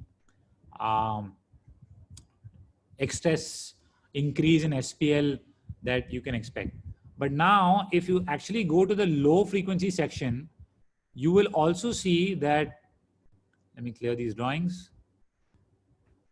अभी अब low frequency जैसे कि हमने देखा कि horn loaded system में आपका output थोड़ा बढ़ के आ रहा है, बैंड पास में उसके जितना नहीं बट उससे थोड़ा कम और बेस रिफ्लेक्स में सबसे ज़्यादा कम. But if you actually go and see what is actually happening is the cutoff frequency of the bass reflex is the lowest, followed by the band pass and followed by the horn loaded system. So आपका जो horn loaded system है उसका जो cutoff है वो bass reflex के comparison में काफी ज़्यादा है. मतलब उसका जो -3 dB point है almost 20 hertz ऊपर है. So many people kind of say that they like the sound of the a horn loaded system and they feel it has increased output. Maybe it's because of the sensitivity out here. Maybe the sensitivity about 70 or 80 hertz is much more than the sensitivity around 40 hertz. So some people like, कुछ लोगों को horn loaded system का आवाज पसंद है क्योंकि इसके में थोड़ा एक additional SPL का boost मिलता है. But the trade-off is the low frequency energy that we are getting somewhere around, the 40 and 50 is a lot lower in horn loaded systems compared to bass reflex, whereas bass reflex you see is more or less uniform throughout the frequency range and is giving you a much lower cutoff frequency compared to the band pass and the horn loaded system. So SPL increases in the horn loaded system at the expense of the low bass extension is what something you would expect. तो बहुत लोगों को लगता है कि ये bass ज़्यादा है. It's only the SPL is higher, but if you actually measure it on a microphone, if you use the same speaker in a horn loaded system with a similar volume and a bass reflex system, आपको ये नजर आएगा कि जो bass reflex है उसका response horn loaded system के मुकाबले काफी नीचे जा रहा है. So I hope this part is clear, and then we can move on. And then just the starting point, अगर आपको चालू करने के लिए reference value चाहिए, जो स्टैंडर्ड बॉक्स वॉल्यूम्स है और अलग अलग ट्यूनिंग फ्रीक्वेंसीज जो आपको मिलेंगे, एक टिपिकल बेस रिफ्लेक्स कैबिनेट के अंदर जितना वॉल्यूम होना चाहिए, you know, you guys can take it down and it's kind of factored in the volume of the speaker as well. 8 inch speaker के लिए 25 लीटर का बॉक्स, पीछे 10 इंच स्पीकर के लिए 35 लीटर, 12 इंच के लिए 45 liters, and you can see that as you're doubling the cone area, you're also almost doubling the entire, not the diameter, but the actual area, जो आपका surface area जो आप speaker का है, उसका जैसे आप double करते हैं, उसका लगभग volume भी उसे 4 गुना लगभग double हो जाता है. तो जैसे कि 8 इंच के speaker के लिए 25 लीटर या 15 इंच के लिए 100 लीटर, यहाँ देखेंगे उसका area, ये सिर्फ उसका diameter है, उसका एरिया, उसका डायमीटर 8 इंच है तो उसका रेडियस 4 इंच होएगा, और समझो अगर ऑलमोस्ट दूसरे का 15 इंच के स्पीकर का रेडियस ऑलमोस्ट 7 या 8 इंच होगा, तो उसका एरिया ऑलमोस्ट रेडियस स्क्वायर होगा. तो बेसिकली उसका एरिया उतने हिसाब से उतना ज़्यादा बढ़ जाएगा, ऑलमोस्ट 4 गुना आएगा, एरिया बढ़ जाएगा. उसकी वजह से आपका लगभग कैबिनेट का वॉल्यूम 4 गुना बढ़ेगा 8 इंच के मुकाबले. सो pretty straightforward. This is a pretty good starting point for you to make a cabinet and this thing to make an okay system. और जो आपका, you know, what is making a system great, how all these manufacturers are able to sell a complete system is when they are tweaking, they're spending a lot of time. अब बहुत से समय ये सब parameters को tweak करने में जा रहा है to match it to the speakers, and that's what we're going to see ahead as to what are we exactly expecting.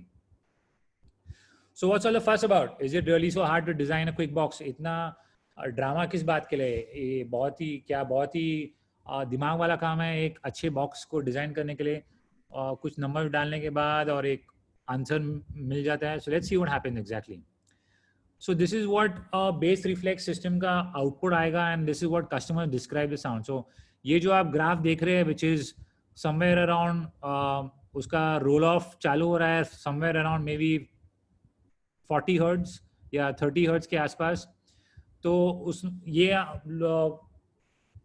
लोग बोलेंगे कि इसका जो कैबिनेट का वॉल्यूम है थोड़ा इतना एक्यूरेट नहीं है, ये बहुत लो ट्यून किया गया है और हमारे एप्लीकेशन को सूट नहीं करता है. क्योंकि even in my experience, if a cabinet is tune to low, it starts losing the attack is something that I have experienced a lot. So and again the output is, जो cabinet का output है बहुत लो है. आप देखेंगे कि 200 hertz का जो आउटपुट है is a lot higher compared to, you know, if I'm just marking it here, 200 hertz is a lot higher compared to maybe 40 or 50 hertz. So this is not something that we are really expecting, or not something that we will kind of enjoy listening to in probably sounding very thin is what many people would say. And then the other one is वापस, this is the kind of response that you expect where you're getting, where you feel it's tuned too high, where it's somewhere around almost the drop off starts around 50 hertz, which is you know, you're not getting all the good energy and between the 30 and 50 or 30 and 60 hertz, and you know, the output is much higher between that 40 to 100 versus somewhere a lot lower. So you're getting almost, आपको almost 2 से 3 dB extra volume, ये level response मिल रहा है. तो ये लोग उसको काफ़ी बूमी बताएंगे. So when the thing is very booming, you may call it a one note bass. So this is something that आपका ट्यून कैबिनेट का आउटपुट कैसे लगना चाहिए. You can see it's coming down. The -3 dB pound is just below around 40 hertz. उसका level पूरे frequency range में almost level है. It's along a straight line, not कोई ज़्यादा बढ़ रहा नहीं है, ज़्यादा कम नहीं हो रहा है. So it's not something that's tune to high और tune to low. So it's a well-tuned box is what this kind of response would kind of get you when you're simulating on a software. So इसको अलग अलग frequency पे tune करेंगे तो आप देखेंगे कि एक हमने सिलेक्शन का स्पीकर लिया जो है FTR 154080D, जो कि 15 इंच का वूफर है. 100 लीटर के बॉक्स में हमने फिट किया. जैसे कि हमने पुराना ये देखा कि 15 इंच के बॉक्स के लिए we are using about 100 liter box. So this is the 15-inch cabinet and we are going to be using a 100 liter box and we are tuning it to different frequencies. Now you can tune the box to different frequencies by varying the port length or the diameter. आप अपने cabinet का frequency tune कर सकते हैं port का length और diameter change करने के बाद. एक बार आपने स्पीकर फिट कर दिया और आपका वॉल्यूम फिक्स्ड है, वो वॉल्यूम के लिए आप ट्यूनिंग फ्रीक्वेंसी चेंज कर सकते हैं अपना पोर्ट का डायमीटर और लेंथ चेंज करने से. So you can see that we have used 2 port 100 mm के डायमीटर के साथ, मतलब 4 इंच का एक पोर्ट है, and we have changed the length. You can see that the red is 45 hertz, the blue is 35 hertz and the green is 55 hertz. So you can see that the blue which is lower is having a much longer length. So it's 282 millimeters, जो है 28.2 centimeters. And the same is with as you go higher, if you reduce the length of the port, अपने port का आप length कम करेंगे तो 123 mm करेंगे तो is moving the resonant frequency from 35 to 45. And then if you again reducing the port further, आप अपने port को और कम कर रहे हैं, you're moving up the resonant frequency to probably 55 hertz. So as you're going to be reducing the port, आप अपना port कम करते जाएंगे, the resonant frequency is going to keep moving up. So the ideal is we are going to be trying to get a response something like the red curve, and we don't want something like the green or the blue curve. So हमारा जो हमने green और blue curve देखा पहले कि the green curve is too high in resonant frequency and the blue is too low. The red is somewhere a target, and so you got to make sure आप जब cabinet design करेंगे कि आपका port tuning frequency और आप अपना port का size जब आप कोई भी सॉफ्टवेयर यूज करेंगे ट्यून करने के लिए, वो आपका टारगेट और एप्लीकेशन क्या है. अगर ये सबवूफर के लिए I don't want it to be too high. अगर मेरा एप्लीकेशन सबवूफर है, मैं 50 या 60 हर्ट्ज पे ट्यून नहीं करूंगा. आई am gonna try and tune it somewhere around 40 to 45 hertz is what my tuning would be. So and again what goes wrong, किसी का लिमिटेड एक्सपीरियंस का cabinet banana. So some of the problems that we are going to discuss, some of the problems that take place if someone who doesn't have experience and just merely fits the a cabinet in any a speaker in any cabinet without knowing what are the effects. One of the effects that we're going to see, all the 3 effects we're going to go through actually. The effects that we see is a system tuning frequency. जैसे कि हमने देखा कि हमारा जो system tuning frequency है, port का length और डायमीटर चेंज करने से एक ही 3 बॉक्स, हमने तीनों बॉक्स एक ही तरह के थे. हमने खाली हमारा पोर्ट का लेंथ चेंज किया और उसकी वजह से the speaker, the effects that is having on the tuning of the box is completely different. And then there are a lot of changes in the vent air velocity. जो हमारा port है in that जो तेजी से हमारा जो हवा आगे पीछे होता है, अलग अलग ट्यूनिंग में अलग अलग प्रॉब्लम नजर आएंगे. You don't want it to be too fast. So जब हवा बहुत तेजी से, आप देखेंगे अगर आपने खिड़की थोड़ा हल्का सा खुला रखा है और हवा तेजी से अंदर आ रहा है, एकदम सीटी जैसे आवाज आता है. So that is something that you will experience in a port as well, because ये जो हमारा स्पीकर है ये अंदर हवे को कंप्रेस और एक्सपांड कर रहा है, तो हवा बहुत तेजी से अंदर और बाहर जा रहा है. And at high levels you don't want this to be creating moving too fast or too slow, too fast, because it's going to create an additional sound and cause some port turbulence. Jese, when you have some window slightly open and there's air rapidly coming in through that small window, you could see, you could hear some unwanted noise that you really don't want in your loudspeaker box. And then another thing that we got to take care of this is the cone movement. हमारा जो cone का जो movement है, excess low frequency, हमने देखा है कि हम frequency बहुत ज़्यादा कम करेंगे तो हमारा cone का movement बढ़ते जाएगा.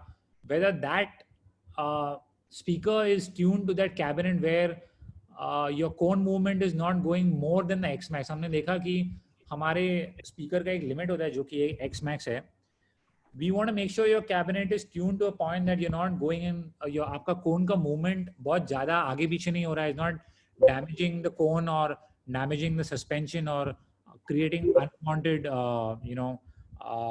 it's operating outside the linear range of operation and causing unnecessary heating up of the coil or any other factor. So this is something with limited experience. अगर आपका experience कम है, ये factors बहुत consider करना बहुत ज़रूरी है. So this is what is happening. एक 100 लीटर के कैबिनेट में 2 पोर्ट्स हमने देखा है, ट्यून है 45 हर्ट्ज पे, और एक ही स्पीकर हमने लोड किया है. रेड हमने देखा है ऑप्टिमम है, ग्रीन में देखा है अंडरसाइज्ड है, और ब्लू में ओवरसाइज है. सो अंडरसाइज में क्या होता है कि जब आपका अंडरसाइज है, मतलब आपका खिड़की के जो अपना हवा के अगेंस्ट आपका खिड़की एकदम छोटा ओपनिंग है, उसकी वजह से हवा जो है बहुत बड़ी गति से आगे पीछे अंदर पोर्ट के अंदर हो रहा है, जिसकी वजह से आपको अननेसेसरी एक अलग से एक टर्बुलेंस का आवाज आएगा आपके साउंड के रिस्पॉन्स में. तो आप देख रहे हैं लेफ्ट में उसका स्पीड है, जो गति है, you are seeing it on the left, on the speed of the air in your port, which is varying from 0 to 48 milliseconds. I personally use a reference of not exceeding 25 meters per second for the air velocity in the port. That's when I'm making cabinets, that's one rule I use. You're seeing that the red is somewhere around 30, which is pretty much what I use, somewhere around that point. And if you're seeing the blue size, जो oversize है, there's not much air movement or not much air impedance being created, which is making that the आपने खिड़की बहुत ज़्यादा खोल दिया है, and it's not kind of giving you a kind of output in terms of air velocity that you would need for your application. So again, like I said, that आपका cabinet का design आप जैसे जैसे और deep घुसते जाएंगे, आपके पास ये पैरामीटर्स आएंगे देखने के लिए. you'll see these parameters that are important while designing a cabinet or designing a port, where you want to make sure that the air velocity in the port is also optimum. And if you don't have that much experience, you may go on to make these mistakes. And then again, it's the tuning frequency. As you can see, if you tune it too low, it's something that a cabinet that is tuned higher will kind of have, all of them will have different cone movements. So let's say a cabinet, जैसे आपका green cabinet है, we've tuned it at a higher frequency.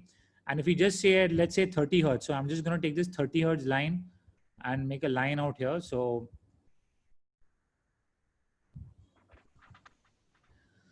at 30 hertz line, अगर आपने signal में 30 hertz आया, जो आपका blue cabinet आपको, again the woofer is the same, आपका cabinet का volume is the same.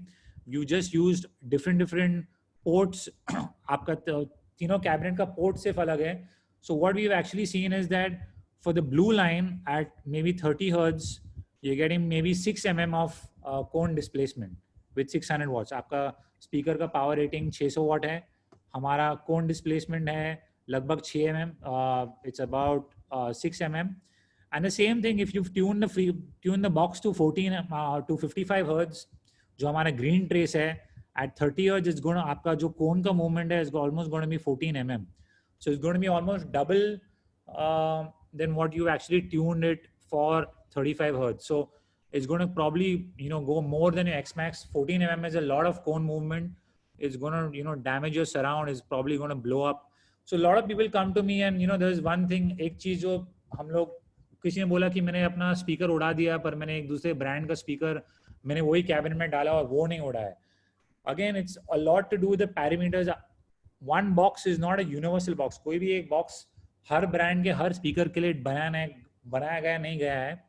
It's all about your tuning frequency and how you've kind of made sure that it's suited for that speaker. आपका जो cabinet है, how you've ensured that it's suited for that speaker is very important. You may get lucky, आपका बहुत अच्छा luck होगा, because many people I know use a similar speaker. Like if they're using a precision devices, maybe the PD1850 for a scoop box, and it's been tried and tested for a particular cabinet which is out on the internet. आपके internet पे एक drawing है जिसमें precision devices का PD1850 का speaker use किया गया है, और उसका लगभग उसका दो स्पाइडर है, एक 5 इंच का वॉइस कॉइल है, BL फैक्टर काफी बड़ा है.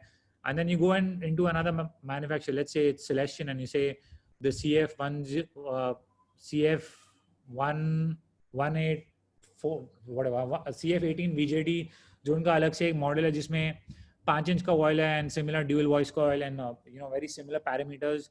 You may get lucky by it's sounding perfectly fine in the same cabinet, but overall if your parameters are varying, two cabinets are not going to be the same. Any one cabinet is not going to be the same for different loudspeakers, the same manufacturer or even different manufacturers. So I hope till this point is clear. So customer कैसे estimate करे कि speaker कौन सा select करे कि कौन से हमारे common types of enclosure. So there's something known as efficiency bandwidth product. It's a simple method of selecting of suitable enclosure for a drive unit. So something known as EBP is उसका EBP का measurement है resonant frequency, जो is FS divided by QES. This is an approximate indicator of the application. Again, you cannot tune, if you want to tune it exact, you got to enter all the specification and parameters. But this will at least briefly give you an idea कि आपको ये speaker कौन से cabinet type में डालना है. So अगर आपका EBP का value 40 से 75 है, it means that you have very high Q.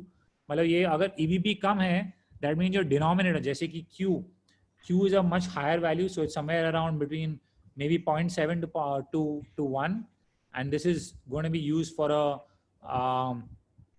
a sealed enclosure or a single tune bandpass. And if you have an EBP much higher, between 76 to say 125, so that will be used for a reflex or a double tune bass. An EBP of maybe 126 to 200 horn loaded, or something like a mid-range is what you would expect as a component to be used in a horn loaded cabinet. So if you go to anything that maybe if you take up maybe if you just, let's say Celestion for that matter, let's just pick up one woofer from Celestion and get an .com.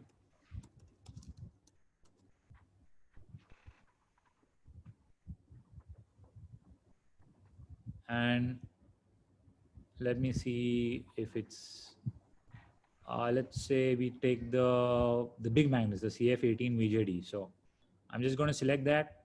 ये मैं magnet select कर रहा हूँ, and if I bring up my calculator, you're seeing that the FS out here is 34.5. So 34.5 divided by the QES, electrical Q is 0.33. So 0.33. And I'm getting somewhere around 105. So going back here, 105 basically in a bass reflex, or could work even in a horn loaded cabinet, which is not too far from my requirement. And again, so basically something that has a lower Q. So the same, I can probably go onto our website and choose two P.Audio components.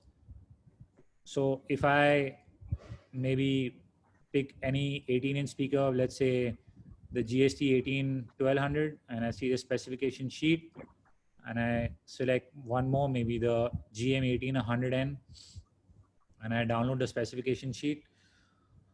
तो इसमें GM 1800N का आप देख सकते हैं कि FS, the QES is 0.46 out here, and the GSC 18-1200, the QES is about 0.57 or 0.6.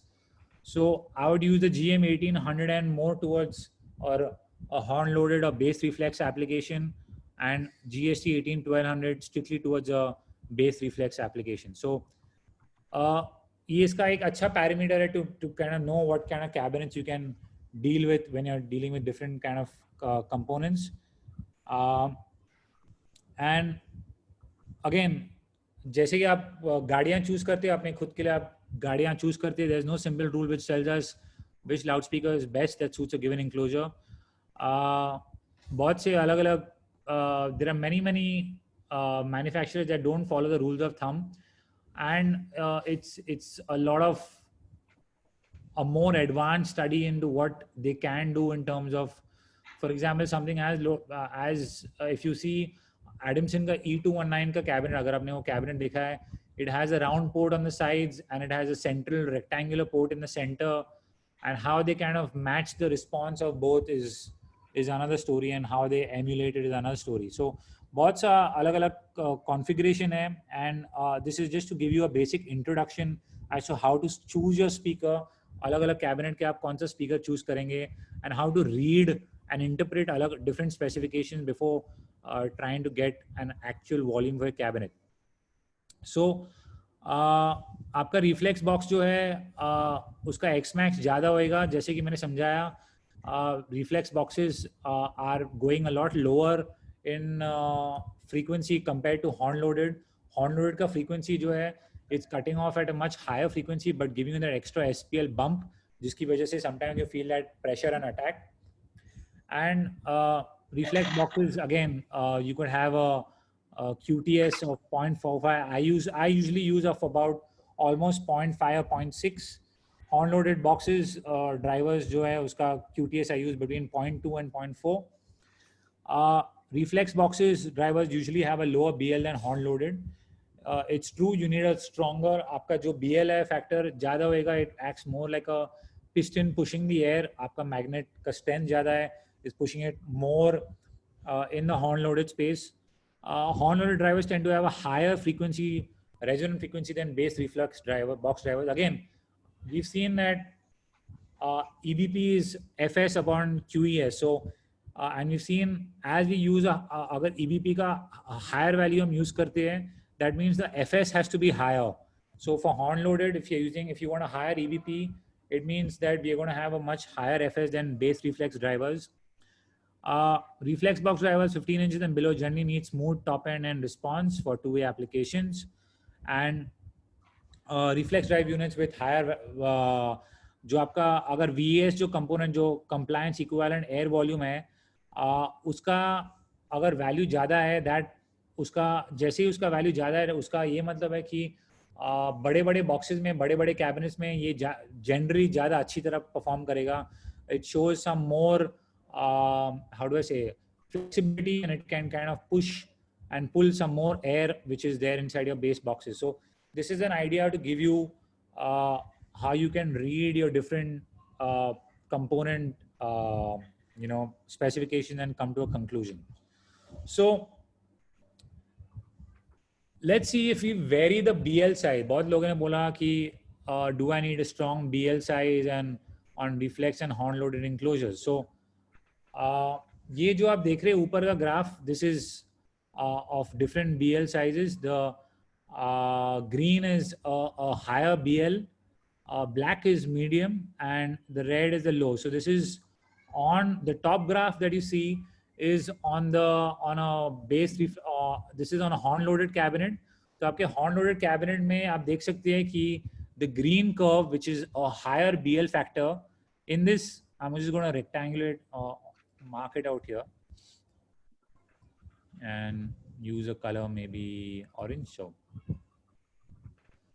तो ये जो आप एरिया में आप देखेंगे जो आपका टिपिकल सबवूफर रीजन है, in that area you're seeing that the hold on, oops, using a mouse scrolls it quite a lot. जो आप एरिया देख रहे हैं इधर, you're seeing that the green curve is giving you a slightly higher bump. This is with the same driver with a higher BL. तो ये horn loaded cabinet में आप देख रहे हैं इसको आपको एक हायर बम्प मिल रहा है ये पूरे रिस्पॉन्स में. So you're getting a little more SPL out of using the speaker. जो सेम स्पीकर है उसका अगर मैग्नेट का BL हमने बढ़ाया और यूज किया तो आपको थोड़ा सा एक्स्ट्रा बम्प मिल रहा है इन अ हॉर्न लोडेड. बट वही सेम स्पीकर के अलग अलग BL फैक्टर्स में अगर हमने, let me use a different color, हमने अगर बेस रिफ्लेक्स के कैबिनेट में देखा तो हम देख सकते हैं कि जो हम लोग का सबवूफर का रेंज है, you're getting lower output on your on the speaker with a higher BL. जो आपका ग्रीन कर्व है जिसमें आपका BL फैक्टर ज़्यादा है, उसमें आपको बेस के रीजन में, बेस रिफ्लेक्स के कैबिनेट में you're getting a lower response in the cabinet. So higher BL would be more towards a horn loaded and may not be necessarily very good for a bass reflex kind of system. I hope this part is clear. So one question is, why don't we just take our FTR, ये woofer का number है उनका, put a nice big magnet and a lighter cone. तो cone को light बनाने से efficiency काफी बढ़ जाएगी. Shove it in a reflex enclosure and we will have a great loudspeaker, won't we? तो इसको आप ये सवाल कर रहा है कि हमने देखा कि जो BL का फैक्टर बढ़ाने के बाद हमारे बेस रिफ्लेक्स कैबिनेट में उसका एफिशिएंसी बेस के रीजन में कम हो जाता है. तो why don't we use a big magnet which increases for the horn loaded system and at the same time use a lighter cone so it increases the efficiency for a bass reflex system.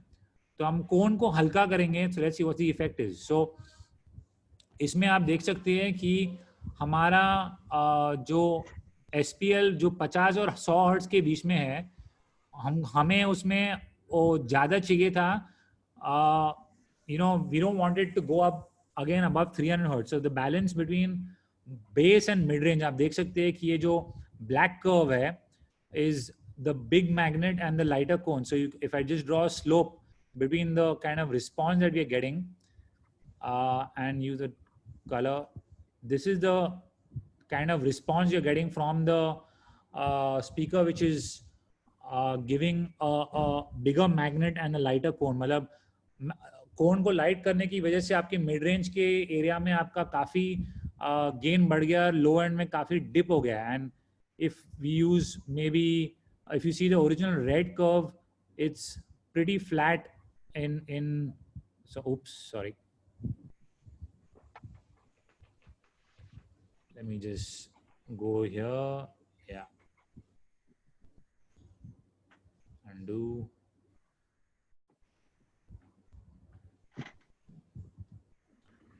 And you can see that this is pretty flat with the original driver. So speaker का magnet का size बढ़ाने के बाद और cone को हल्का करने के बाद we didn't get some effects that was really desirable and not something that we would want. So let's try something else. Let's try going the other way. मतलब दूसरी तरफ जाएंगे, BL को कम करेंगे और cone को ज़्यादा heavy करेंगे. और अभी आप देख सकते हैं कि the black, although in the low frequency range, it's giving you this slight bump around maybe 60 or 70 hertz. Well, let me just mark it out here so you guys can see it. It's giving you this slight extra bump जो हमारा black curve है, but at the same time the response is quickly dropping as we go higher in frequency. So you can see that जो हमारा response है, it's quickly dropping as we go higher in frequency. So we made it even worse and we got a bit more 60 hertz, but we lost a lot of information and all about 150 hertz. Now बहुत से लोग सोचेंगे कि हमारा speaker जो है, हमने तो लो पास, हमने क्रॉसओवर लगाया 100 हर्ट्ज तक या और 9, we've cut it at 90 hertz, but a lot of the energy is still there between 100 and 150 because they're still coming, although they are lower in level, but a lot of energy is coming in terms of giving the bass character, and we're just going to have a much more drop if we use a smaller magnet and a heavier cone and try all these things. So it's a trade-off. आप एक चीज को पाने के लिए दूसरा चीज खो देंगे. So that's why loudspeaker engineers have a tough task in trying to balancing it for the right application. And that's why there are different models for you to choose. आपके लिए इसके लिए अलग-अलग models बनाए गए. नहीं तो हमारे पास कोई भी लाउड स्पीकर मैन्युफैक्चरर आपके पास सिर्फ एक 18 इंच का वूफर लाता था, एक 15 इंच का वूफर, एक 12 inch. The reason that they all vary in their response, they all vary in their model numbers, is they all have their own set of parameters that you can choose for your kind of application. So you may just say this is looking too difficult. नीचे के बार में जाके और engineer को बोलें काम करने के लिए और हम आराम से बैठ के बियर पिए. So again you're seeing that it's not always about compromise, it's about there are optimum set of parameters. हम हर एक कैबिनेट का हर एक स्पीकर के ऑप्टिमम पैरामीटर्स है. ये ऑप्टिमाइजेशन इतना सिंपल नहीं है कि सिर्फ मैग्नेट बदली किया या कोन बदली किया और हमारा स्पीकर बराबर हो जाएगा, बट पूरा लाउड स्पीकर के सब पैरामीटर्स को हमको मैन्युफैक्चरर करेंगे. और you can see that the red curve is black is optimized, जो हमारा बेस रिफ्लेक्स के लिए हमने सही एक पोर्ट और उसके डायमीटर को सही पोर्ट और सही डायमीटर चूज करने के बाद हमें ऐसा ब्लैक कर्व का जैसा रिस्पांस मिला. और दोनों ब्लैक और रेड कर्व एक 100 लीटर सेम कैबिनेट साइज है, और जो भी दोनों कैबिनेट वही ट्यून में इंक्लोजर किया गया है, बट हमने उसको पैरामीटर्स को थोड़ा वेरी करके उसको ज़्यादा मैच किया ये कैबिनेट के लिए. सो it's about varying the parameters that you go in making a cabinet, when making a loudspeaker, and then you fit it in the right cabinet, and this is what you would want to expect is something like the black curve. You can see it has a much smoother roll off, it has a much flatter pass band, uska response zyada flat hai. So overall a much better response characteristic on the black curve when it's optimized. So to design जो हमारा speaker है, we need to know about the application, अलग अलग testing samples, the box needs to be retuned to suit each speaker. हम अलग अलग के samples को अलग अलग बॉक्स में डालेंगे, वो बॉक्स को अलग अलग ट्यूनिंग में डालना पड़ता है. और अगर बॉक्स डिज़ाइन फिक्स्ड है then we need details on the अगर आपका बॉक्स का डिज़ाइन फिक्स्ड है, आपने बोला कि मेरा यही कैबिनेट का डिज़ाइन में मेरे को कौन सा स्पीकर यूज़ करना है, then we need details of the box design to know what speakers fits best or what speakers should be designed to match that kind of cabinet. And then quickly we're just going to do a brief introduction on compression drivers, how they work and what happens. And ये HF driver के बारे में हम बहुत जल्द एक छोटा सा जल्दी introduction करेंगे, so you guys get an idea of compression driver. So any questions until now that we need to address? Not immediately. I think we can come back to some of them afterwards. Okay, cool. So this was all about woofers, and then we quickly learn about compression drivers going forward and why they call compression drivers. मतलब उसको compression drivers क्यों बोलते हैं is something we're going to learn.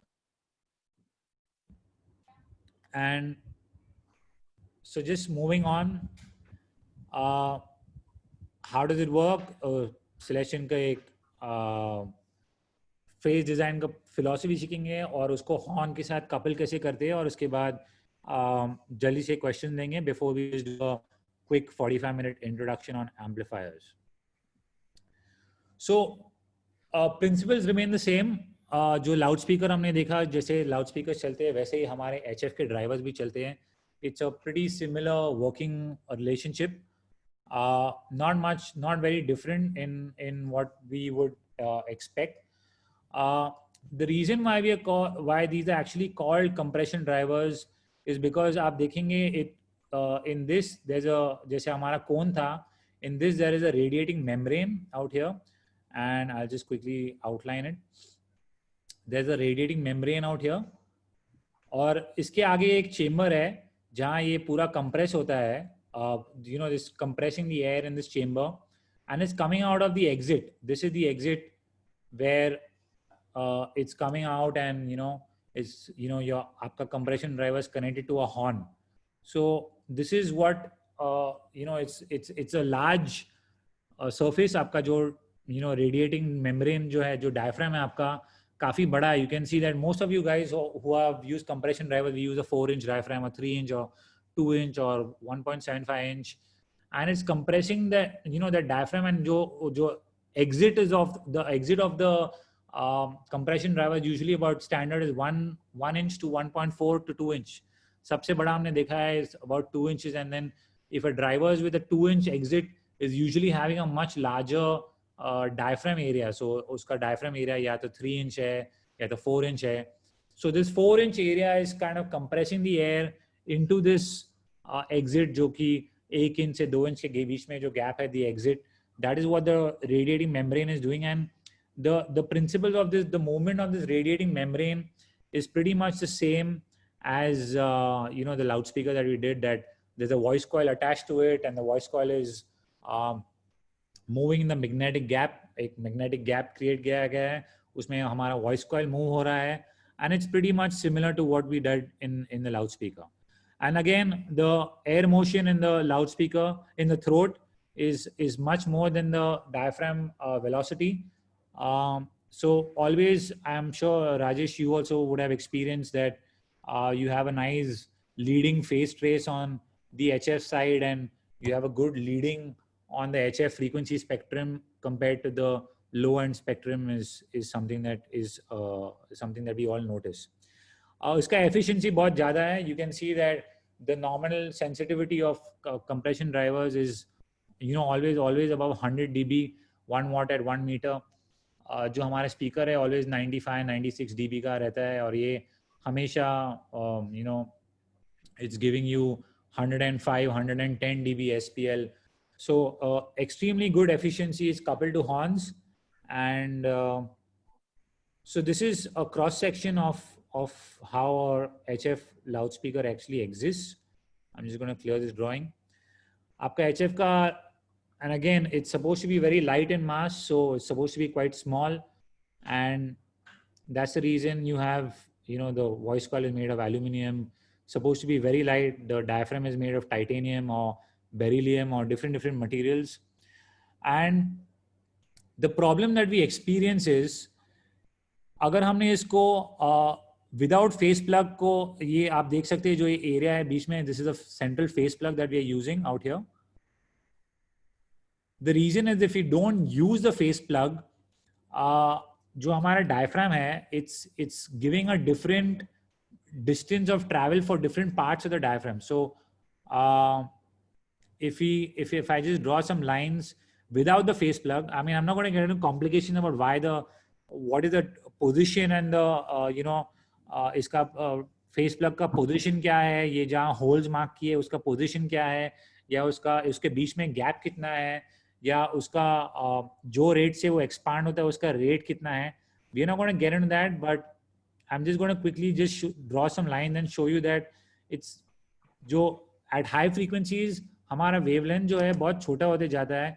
So we want to make sure that different parts of the diaphragm emitting and reaching at a certain point get equalized as much as possible. अगर हमारे पास face plug नहीं होगा, जो मैंने 3 green line draw किए है, तीनों line का length जो है same नहीं है. So you're going to have some areas coming faster than the others, and as you're going to start leading to kind of in your response. So आपके response में हमारा distortion चालू होना, as you go higher in frequency, the distortion becomes a lot more.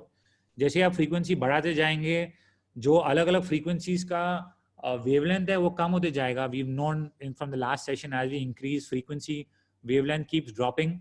So at any given point, we want to make sure that the length of the energy that's coming out of different parts of this diaphragm at any given point is pretty much equal from different parts of the diaphragm. So they all sound from एक ही point से निकले गए ऐसे सुनाई देता है. ऐसा नहीं कि एक थोड़ा part पहले आ रहा है और दूसरे point से बाद में आ रहा है. Then it involves a lot of phase cancellation when they're interacting with each other.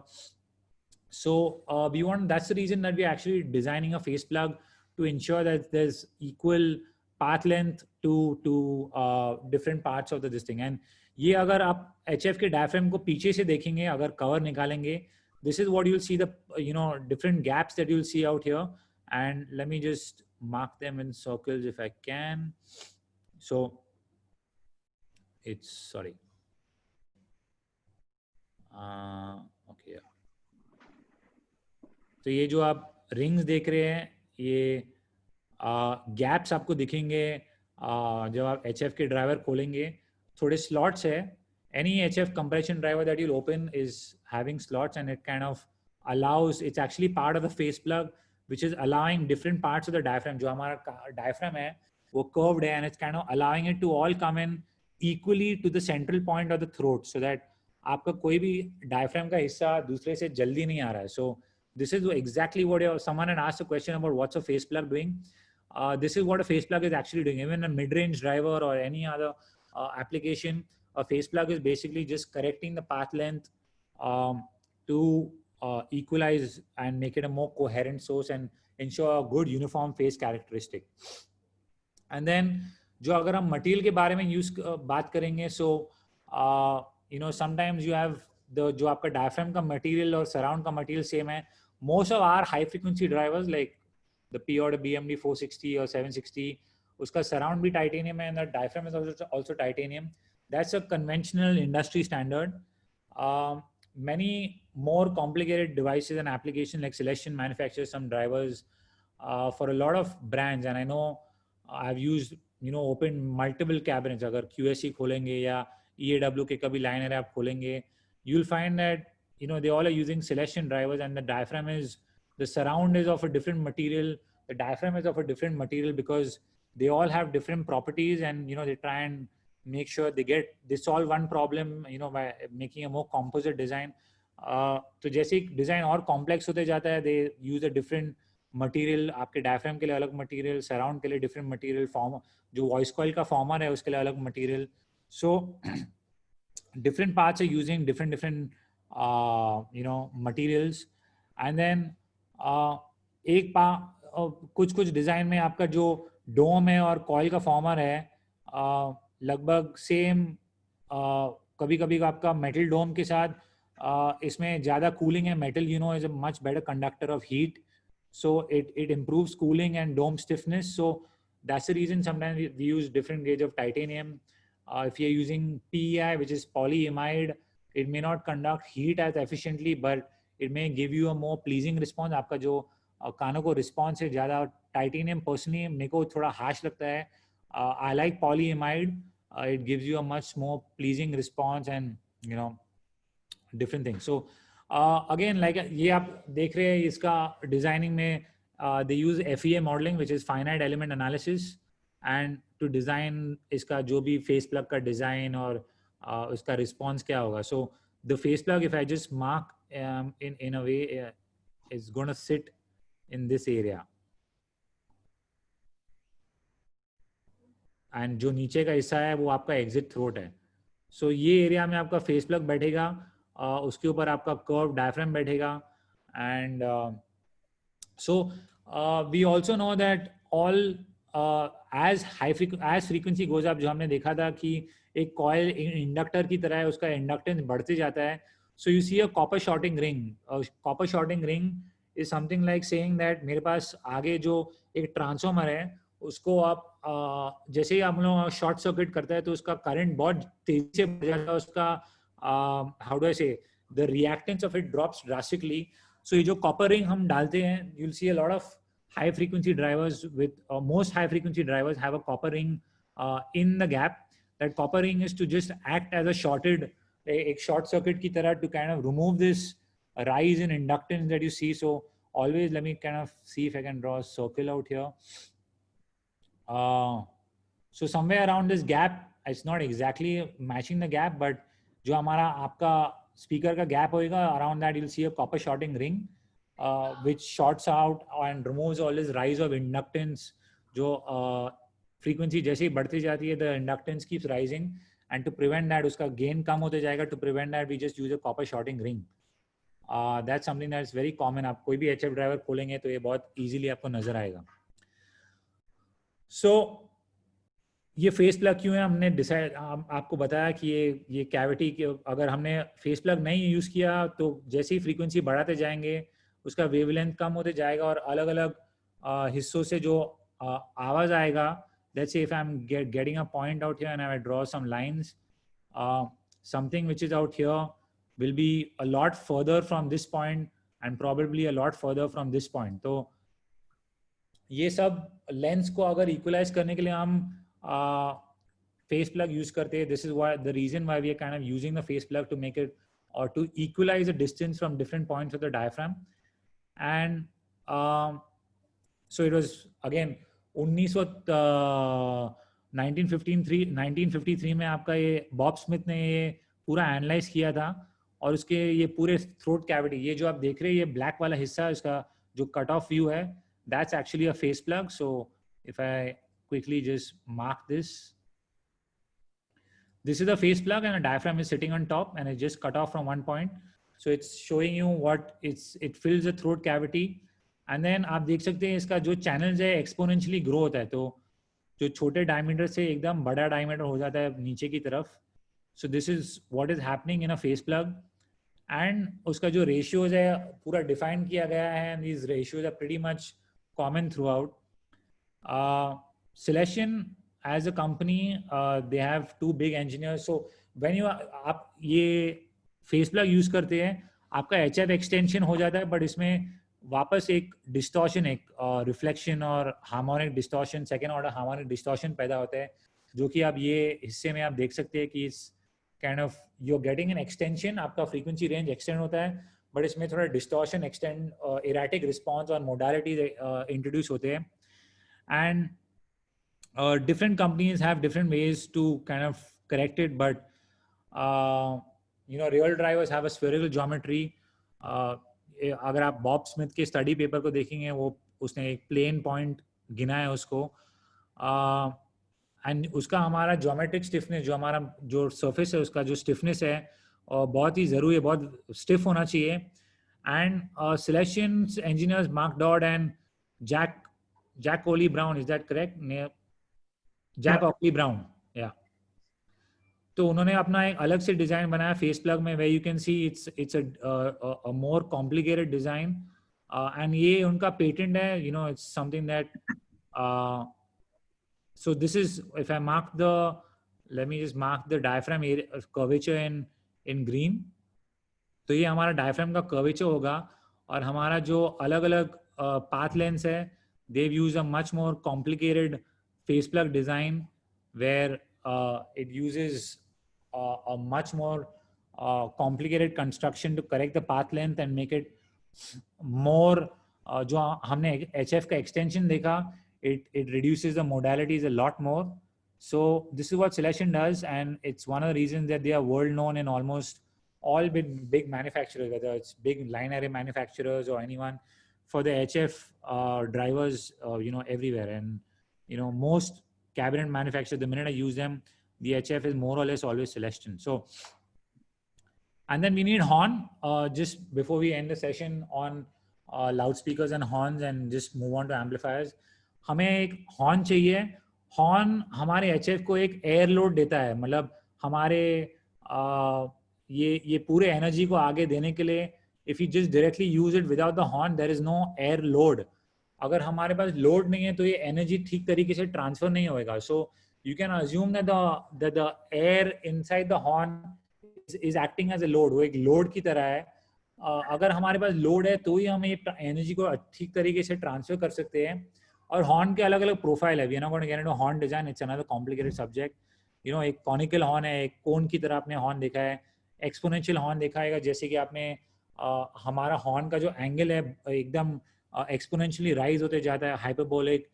एक कांस्टेंट डायरेक्टिविटी हॉर्न बहुत पॉपुलर है. You can see it's got a fixed angle, and सभी के अलग अलग प्रोज और कॉन्स है. Everyone has its own pros and cons. Line arrays of course use a different approach. they try to emulate a ribbon driver. They try to make it transfer this whole, it's complicated in terms of it's thin, and there are again certain criteria for line array horns that need to be fulfilled in terms of the minimum length versus the height, so that iska ye pura the spherical wave that comes out is more emulated as a rectangular wave, and it becomes more like a cylindrical wavefront. And then development of the horn should be done again. आप जो भी manufacturer use कर रहे हैं, उसका कोई compression driver use कर रहे हैं, उनसे ही पूछिए कौन सा हॉर्न वो रेकमेंड करते हैं, because there are lot of factors. For example, I know in cinema the compression drivers cut very low, और for directivity, अगर आपका horn को directivity देना है तो you have to ensure that the minimum wavelength, जो अगर crossover frequency का wavelength जो है, it should not go below the circumference. जो आपका horn का circumference है उससे कम नहीं होना चाहिए, so that it produces the the frequency with accurate you can't use for cinema. आपने देखा होगा cinema के लिए हम इसके लिए बहुत बड़े बड़े horn use करते हैं, so that it has a wide mouth and a big circumference, and the horn the compression driver can be cut very low and very on a very steep slope, so that you can maintain directivity on a full vocal range. You don't have energy going all over the place, and it has आपके target audience, आपके cinema के seated audience की तरफ सारे all the energy is kind of directed over there. So make sure that you understand which horn is being used. आप कौन सा horn compression driver के साथ use कर रहे हैं, इसका समझ रखना बहुत ज़रूरी है. And it's something that I strongly recommend, that don't take these things lightly, because using the wrong horn may just not give you the expected the output. And so again, just summarizing, you need to know that level and distortion. आपका ratio of size to आपका diaphragm का size से throat size compression level decide होता है. जैसे कि आपका 4 inch का diaphragm है और 2 इंच का throat है, that is kind of defining the compression level. And higher compression will generally mean higher distortion. So it's not necessary. So that's why you don't usually, आपने आज तक कभी देखा नहीं होगा कि 4 इंच के diaphragm के साथ हमने 1 इंच का exit use किया है, because it's using a lot of compression and increasing the distortion drastically. So you always see, अगर आपका 3 इंच या 4 इंच का diaphragm है, you always seeing an exit of maybe 1.5 inch or 2 inch, because you don't want that compression to be too much that it introduces distortion. But although if you have a bigger throat size, अगर आपका throat size बड़ा है, then the frequencies, only for the frequencies for which the wavelength is bigger than the diameter of the throat, अगर आपका throat का diameter जो आपके horn के या आपके HF compression driver का जो exit diameter है, सिर्फ वो frequency के लिए जो जिसका wavelength उससे बड़ा है. For example, if we're talking a 1.4 or a 2 inch exit compression driver, it's going to retain, उसका directivity retain होने वाला है सिर्फ वो frequencies के लिए जिसका wavelength 2 inch से ज़्यादा है. अगर जैसे ही 2 inch कम हो गया, if you're having let me just quickly draw it. If this is your exit of the compression driver, and if आपका wavelength छोटा होने लग गया, so then it's gonna kind of come out as small wavelengths out here, and it's going to start losing its directivity control. उसका directivity control lose होने वाला है. So if you want good directivity from the HF and horn, you have to make sure that the wavelength is bigger than the exit throat. तो इसका ये मतलब हो गया कि अगर मैं छोटा exit use करूँ तो then I can retain my directivity. So a 1 inch compression driver का directivity, जो आपका horn का directivity आप देखते हैं 60/40 या 90/60 या 90/40, जैसे ही कम होते जाएगा, you can retain the directivity to a much higher frequency range, but it also has a problem that the power is limited. हमारा power जो है limited है, because you're using a smaller diaphragm. If you use a larger diaphragm, you're increasing the compression ratio and increasing distortion. So it's a trade-off. So you have to know your applications, and then that's why something like, let's just see, for example, a line array would mean diaphragm. So आपका जो diaphragm का size है, उसके ऊपर आपका voice coil का size determine होगा, और hence बड़ा voice coil मतलब बड़ा power handling. And then, like I said, bandwidth and level. So larger diaphragm will have more mass, तो मतलब वो ज़्यादा भारी होगा. It's going to produce a lot lesser, produce the high frequency a lot less efficiently as compared to a diaphragm, a smaller diaphragm. So that's why हमारे पास एक super tweeter होता है या ring radiator जिसका diaphragm एकदम कम होता है, but they cannot go down much lower in frequency. They don't go below 5. They need to be cut off above 5 kilohertz, but they produce extremely high frequencies of 18 kilohertz and 20 kilohertz. और जैसे कि आप देख सकते हैं कि hi-fi में hi-fi application में many times they use a super tweeter or a ring radiator along with another small mid-range, along with a larger low mid driver, along with a subwoofer. मतलब 4-way, 5-way systems are very common in very extreme hi-fi applications where they use small, extremely small ring radiators for extremely high frequencies. तो आपका large diaphragm जैसे ही बड़ा उसका बड़ा होने की वजह से it tends to also break up earlier for given material, so it kind of reduces the bandwidth. उसका usable frequency range is high frequency upper limit is lower than what it is for a smaller diaphragm. So line array के लिए अगर use करेंगे, line array हमारा coverage, line array का application is a very large coverage application, so we are always aiming at very high SPL. इसका sensitivity और power बहुत ज़्यादा चाहिए हमें, and same way we need a large diaphragm and a mid-sized throat because you don't want a small throat. So for example, Adamson, because we distribute Adamson uses a 4-inch diaphragm. Adamson के line array में 4 inch का diaphragm है, सबसे छोटे application में भी उन्होंने 3 inch के नीचे कभी यूज नहीं किया है.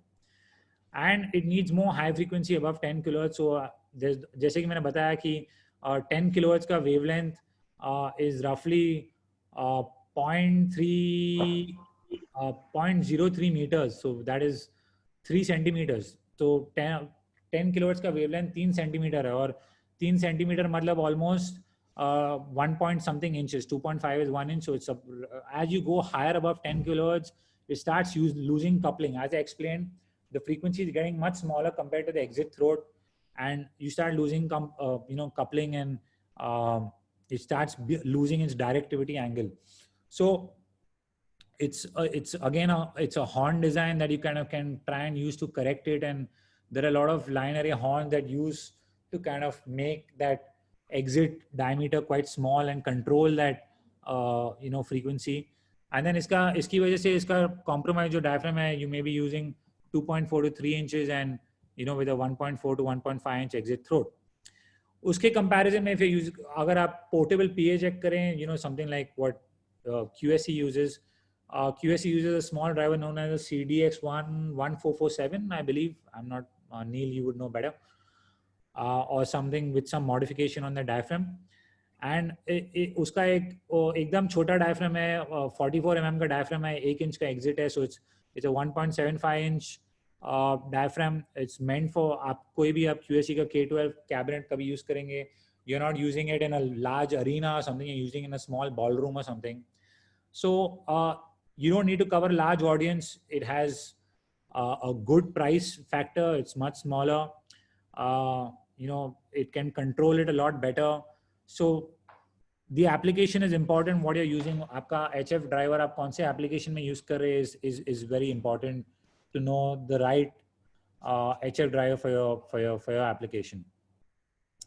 And we'll just do power amplifiers for the last 45 minutes and try and briefly run through any questions that we should be taking so far on the loudspeaker part.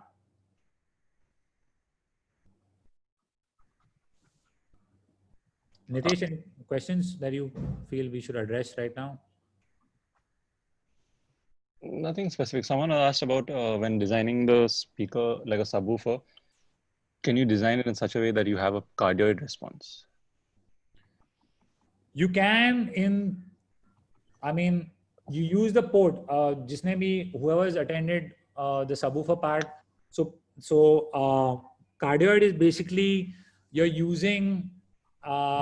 You need a second element to cancel out the back radiation. So yes, you can do it with a complicated port design. So you introduce about 3 to 4 milliseconds of delay in terms of a complicated fourth order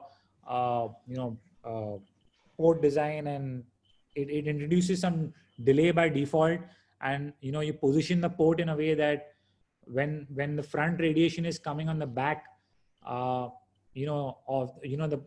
the port is coming on the front, it is probably one cycle in phase in the front side, but on the back side you're having some cancellation to some extent. You won't have as much great cancellation as compared to using two speakers. इसके लिए आपने देखा होगा बहुत से cabinet matter. I know that Nitesh, you would know better, but the V sub, the DNB V sub is using a 12-inch speaker along with the 18-inch in the V sub, right? I don't know. I'm not sure. Yeah, 12 and 18. So the reason why even big manufacturers, bots about manufacturers, they use a second component is because it provides much better cancellation. But again, you can always use the port energy to kind of create some cancellation at the back. Yeah, cool. Another one is sensitivity is a reading at what frequency? Is it? Sensitivity is what? Is it is a reading at what frequency? It would be the average. Naval, correct me if I'm wrong. It's the average sensitivity in the passband that you're measuring, right? Correct. Yeah, so it's the 3 dB down points either end. Yeah, 3 dB points either end. So whatever the passband, जो आपका passband frequency response में है, where you're seeing that this is the intended application, and from the top level where it's where it's coming down by 3 dB is that level is the sensitivity that they refer to. Again, I can share the it's all given in the EES standard paper that what you're supposed to measure, how you're supposed to measure. So I think Naval, correct me if I'm wrong. For power measurements, you would be using in an anechoic chamber in an unmounted condition, but for frequency measurements, you would be mounting it on a baffle. Is that correct? For a base unit? Yes. Yeah, for a base unit, it's measured. The parameters are measured in free air, and the response is measured in the anechoic chamber, semi-anechoic chamber. Yeah, so the SPL would be measured on a baffle when the speaker is mounted in a baffle, right? Yes. So yeah, so when you measure the SPL is mounted on a baffle, and then for high frequency drivers, it would be on a plane wave tube. Is that correct? Yeah, mostly on the plane wave, on the compression drivers, we do two. One on the plane wave tube and one on a typical horn. But of course, the difficulty with a typical horn is your idea of a typical horn is different to the next guy's. Correct. So the plane wave tube compares directly with other models that we make and other manufacturers' models. So HF driver, yeah. So HF driver के लिए उसका measurement plane wave tube पे करते हैं या एक उनके standard horn पे करते हैं, and they mention that it's measured on a plane wave tube or on a horn.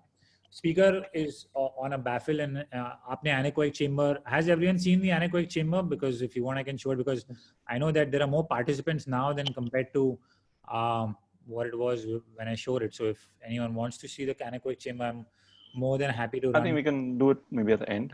I can come back to it. Just one or two more if you want to take it now, or you can. Yeah, there's one which says now because you're changing subject altogether. Topic, yeah. So other one is that how come we don't see too many passive radiators used in P.Audio? So passive radiator is again something that Naval, would you want to elaborate on much on passive radiators? They do give you a bit more low frequency, but it requires a bigger box, more careful tuning. Yeah, that's correct. You need more careful tuning. And something we didn't touch on in the base unit section, but you get the benefits, or a lot of the benefits of a passive radiator you'd get from an active high pass system. Yeah. I don't know if that's common where you are. Yeah, I mean, there are no, again, I see passive radiators being used mainly in home and hi-fi applications a lot, where the intended, I think even for that matter, Naval, correct me if I'm wrong, I think you can get a lot more output in your, a well-designed vented enclosure or a horn-loaded enclosure compared to, compared to a passive, a box with a passive radio. Is that, would that make sense? Correct. Yeah, you don't get these passive radiators are not very efficient, not very loud. Yeah, it's not very efficient. Well, a hi-fi system that's 85 dB. Yeah. Yeah. So when you're listening on a hi-fi in your home environment, you don't need to generate 130 and 140 dB SPL. Yeah, it's in a very close, it's in a very small environment. But the minute you go outdoor, you're standing near a subwoofer, you're getting anything between 130 and 140 dB SPL, and a passive radiator, you need that SPL because you're covering large distances. You have the inverse square law effect where you're coming down 6 dB per doubling of distance, and you want to make sure you want to make the cabinet as efficient and as loud as possible.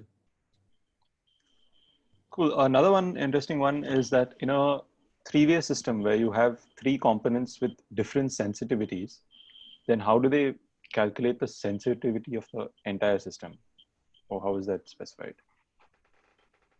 No, so every component in a three-way system, it would be all would be level matched. I mean, if they're specifying the sensitivity of the system, it would be the sensitivity of no three-way system would have the HF being 6 dB above the MF range or something like that. But it would pretty much be in a region where they have a flat passband, and then seeing the minus 3 dB points of compared to the peak and saying that this is where my average sensitivity lies.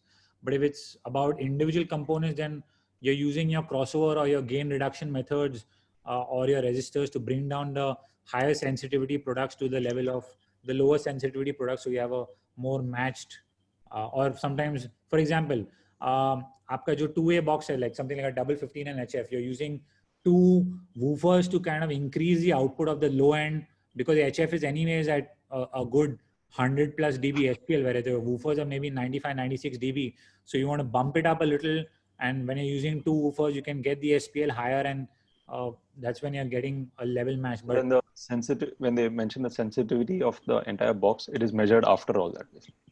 After, okay. But then, of course, there are like, for example, if we go into individual, maybe I know that JBL. So let me exit this and let me open my browser. So I'm just gonna quickly open a JBL Vertex 4889, for example. And if I try and look at the specification sheet,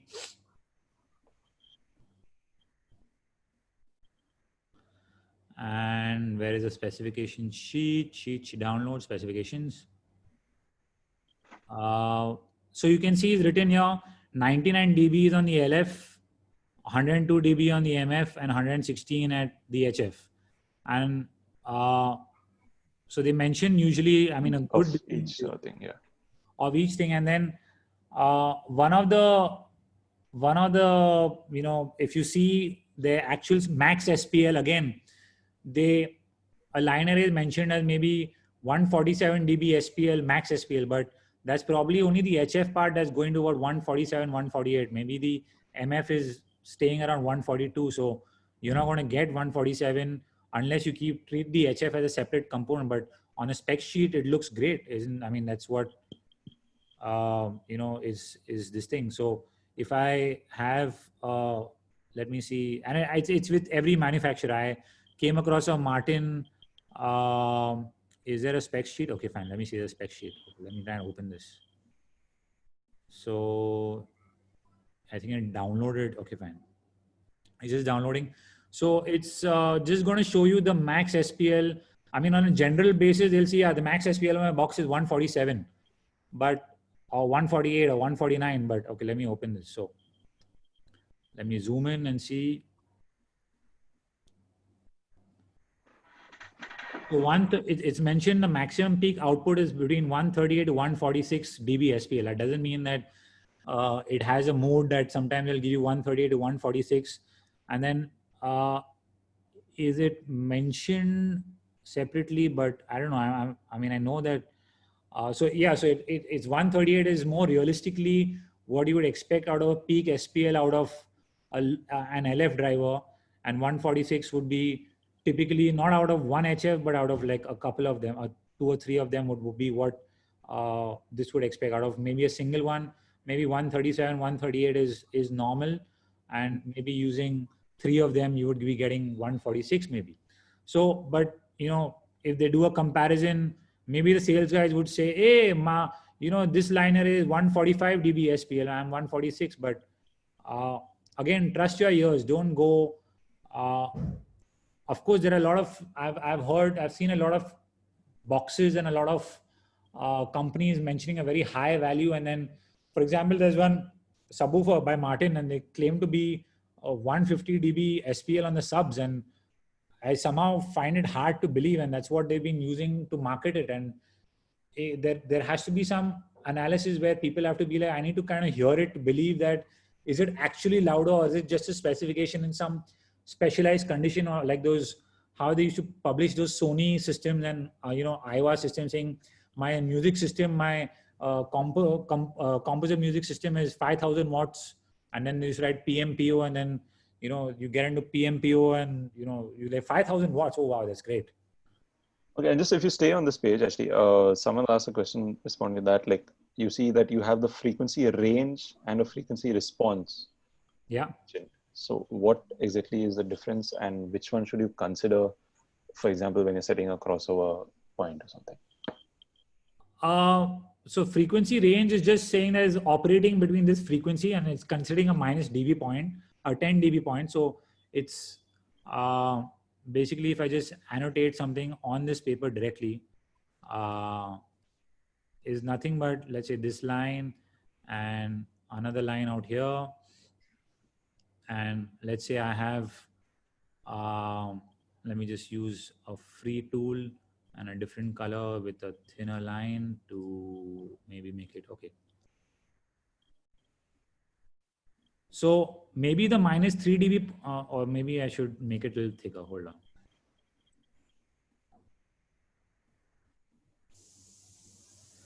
So maybe the minus 10 dB point would be somewhere around here, which they say, okay, this is my frequency range that it operates in. And then it says, okay, but my frequency, frequency response is always considered 3 dB point from the passband. So maybe my frequency response is, oh, sorry, not maybe here, but maybe somewhere here. So maybe the pink, jo aapka pink hai, is probably a frequency response. That is actually minus 3 dB point. But I think if you my system go is still down, it'll show the graph actually. On GDL. If you scroll down, it'll show the graph. Okay, sorry, yeah, that's a valid point. I just try to do too many things by myself. So it's if you see the frequency, the combined frequency response graph here, let me just try and zoom in. And so probably minus 10 dB. So this is about 0. The minus 10 is about here. And let's just try and see how we read the, so this is your minus 10 dB point, which is somewhere here. And here.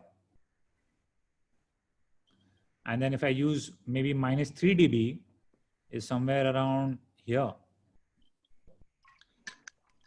And maybe. So basically it's a standard, it's a standard term. So frequency range is. It's not a hard and fast rule, but usually the frequency range is, frequency response, they usually consider between 3 minus dB points. So minus, okay. Whenever, and frequency range is, they can say it's still, now even if it's minus 20 dB, you still have some, so you can still say I'm 20 hertz to 20 kilohertz, and not mention as to what is the attenuation at those frequencies. So it doesn't matter really, but frequency response usually is always considered.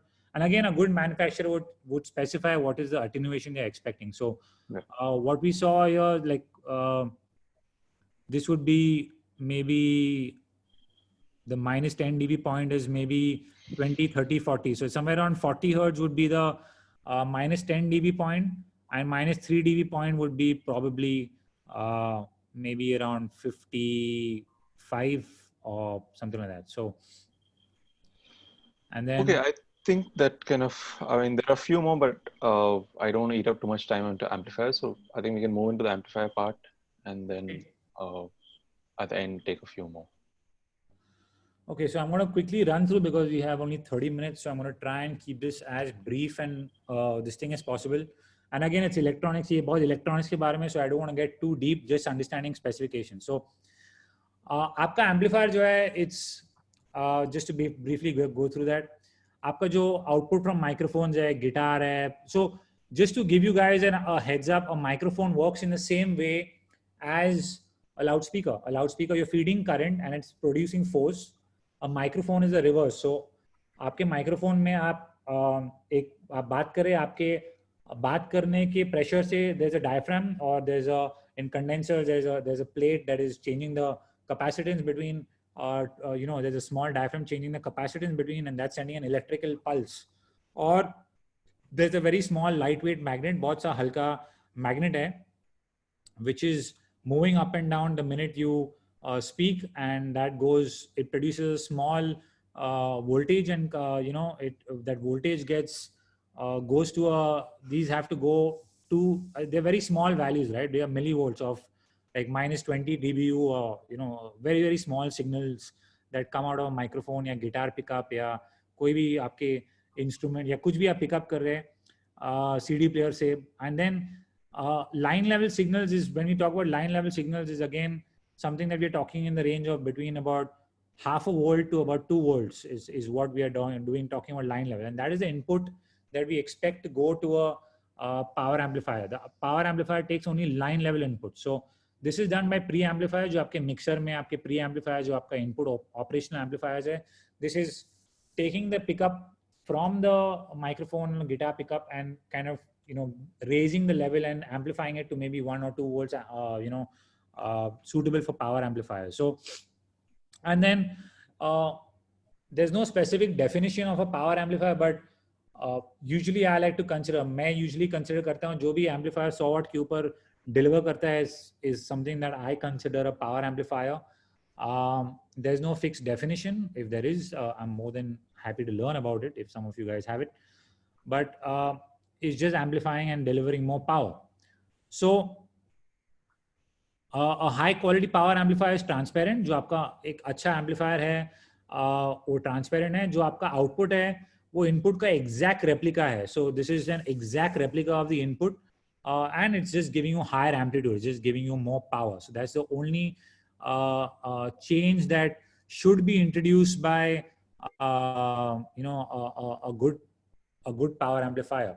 So difference between output and input is distortion. अगर आपके output और input के बीच में कुछ नया आया, we'll consider that as distortion. We're not going to it's not something that we want. But again, there are some applications where distortion is like guitar amps for that matter, but distortion is musical, and it's introduced to kind of, there are valve amps and different kind of amps that are used to kind of make it sonically more fun.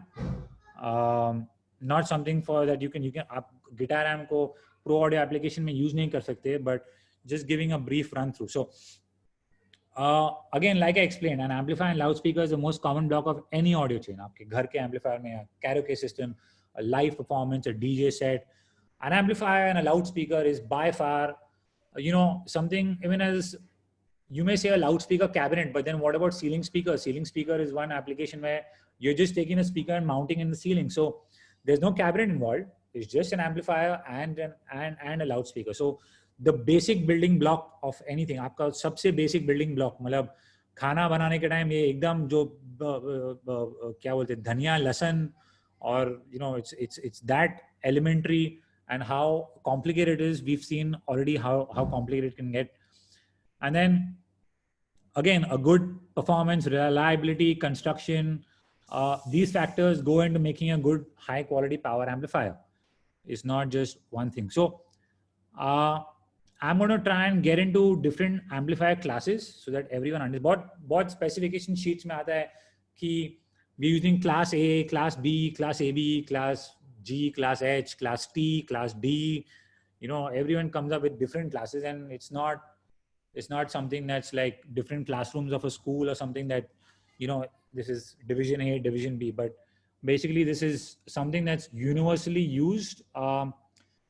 Class A, basically what you see is a sine wave out here. This is a complete sine wave. In a class A amplifier, what you're actually doing is your amplifier is conducting continuously over the entire input cycle. So आपका input cycle है, it's conducting throughout the entire cycle. आपका is going from 0 to positive, down to 0, down to negative, back to positive. आपका amplifier is conducting this throughout this entire cycle. There is all the components remain on. So The problem with it is that, of course, you're using in 100% of your input and output, but it's not very efficient, because even if you're not providing any output or input, your amplifier is continuously in the on state, and it's continuously dissipating everything in the form of heat. So it's not something that people is a very efficient, although some old enthusiasts still say that it's one of the is the best sounding amplifier, and that kind of thing. But I've not really compared something a class A amplifier with other amplifier classes that exist as of today. But I mean, I'm more than happy to check class A amplifiers, but a lot of home enthusiasts and all just swear by them, saying there's the I've actually written that it's considered by many as the gold standard. So again, in a class B amplifier, does anyone want that in Hindi? अच्छा, class A amplifier में क्या होता है कि आपका जो amplifier है वो पूरे input cycle के लिए use होता है. From जैसे ही आपका input signal 0 to peak जाता है, back to 0, back to negative peak, आपका output stays continuously conducting. And for those of you who are interested, I can show you. Okay, just let me show a brief, very, very brief thing. So let me clear the text and just tell you briefly what is exactly happening. So don't get too confused again. I'm just showing you basically a normal amplifier characteristics. And let's say this is your transfer function of your amplifier. And let's say your input is, I'm going to draw a small input level. So let's say this is my input level, and there is a something known as the Q point, which is the center. So let me just mark it at a different level. So let me different color. So let's say this is a Q point. So this Q point is somewhere at the center, and for those who know, this is your collector emitter voltage, and down here would be your base emitter voltage of a normal transistor. And then as this is actually coming to your response characteristic out here, this is going to then translate into, on the output is going to translate into a much bigger sine wave of let me kind of draw this is. So this Q point, this black point, जो आपने ये black point दिया था, it's kind of moving continuously in a positive and negative cycle, and it kind of varies for different amplifier classes. उसका position, उसका again, it's a brief. It's I can, for those interested, we can discuss on this separately, but I don't want to.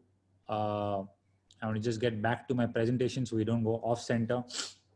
So आपका जो class A amplifier is conducting throughout the whole cycle.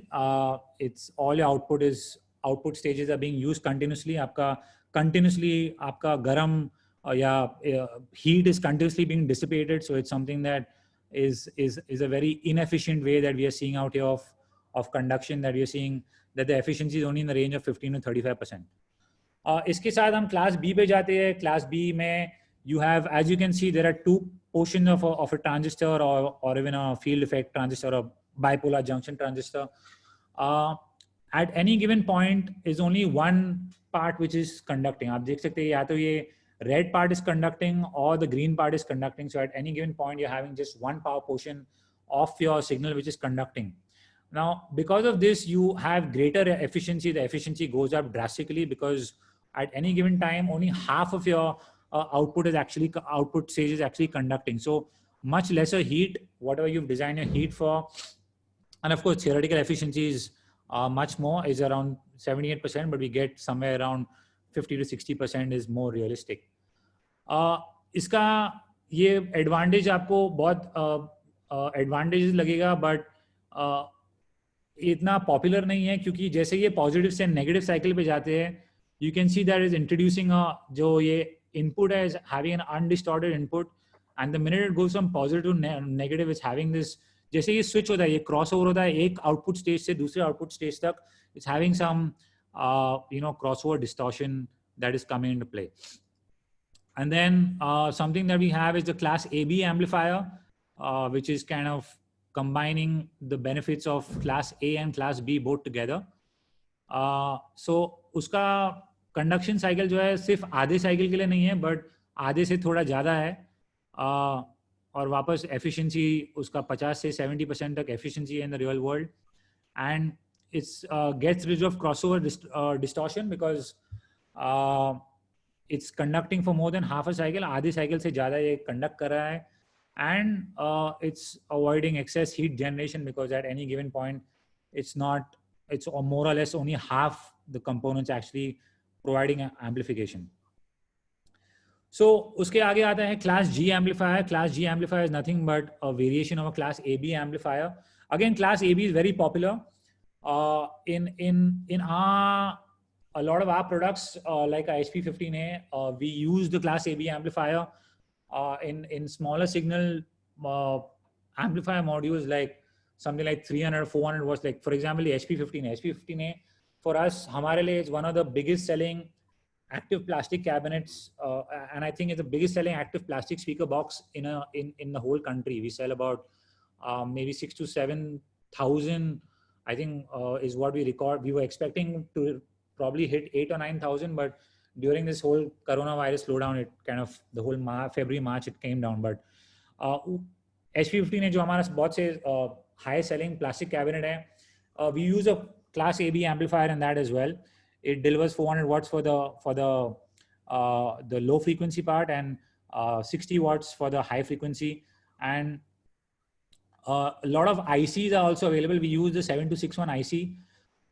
Different cabinet manufacturers use different ICs. It's TD8954 and a lot of ICs that you can get, because ICs is to use ICs as of today, as of in lower power ranges is not so bad, but the minute you go into the extreme high, the advantage हमारे power amplifier के domain में हमारा advantage क्या है कि we still use discrete components primarily in a lot of our amplifiers, because it's the minute you go very high in power, it's dealing with a lot of current, and you need multiple transistors, and ICs can't handle it. So most of these classes, from now on, the class G or something.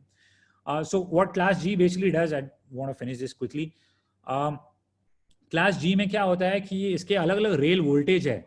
So if your input is not demanding a higher rail voltage, so अलग-अलग rail voltage है. Maybe out here you see a 35 rail voltage and a 70 volt rail voltage.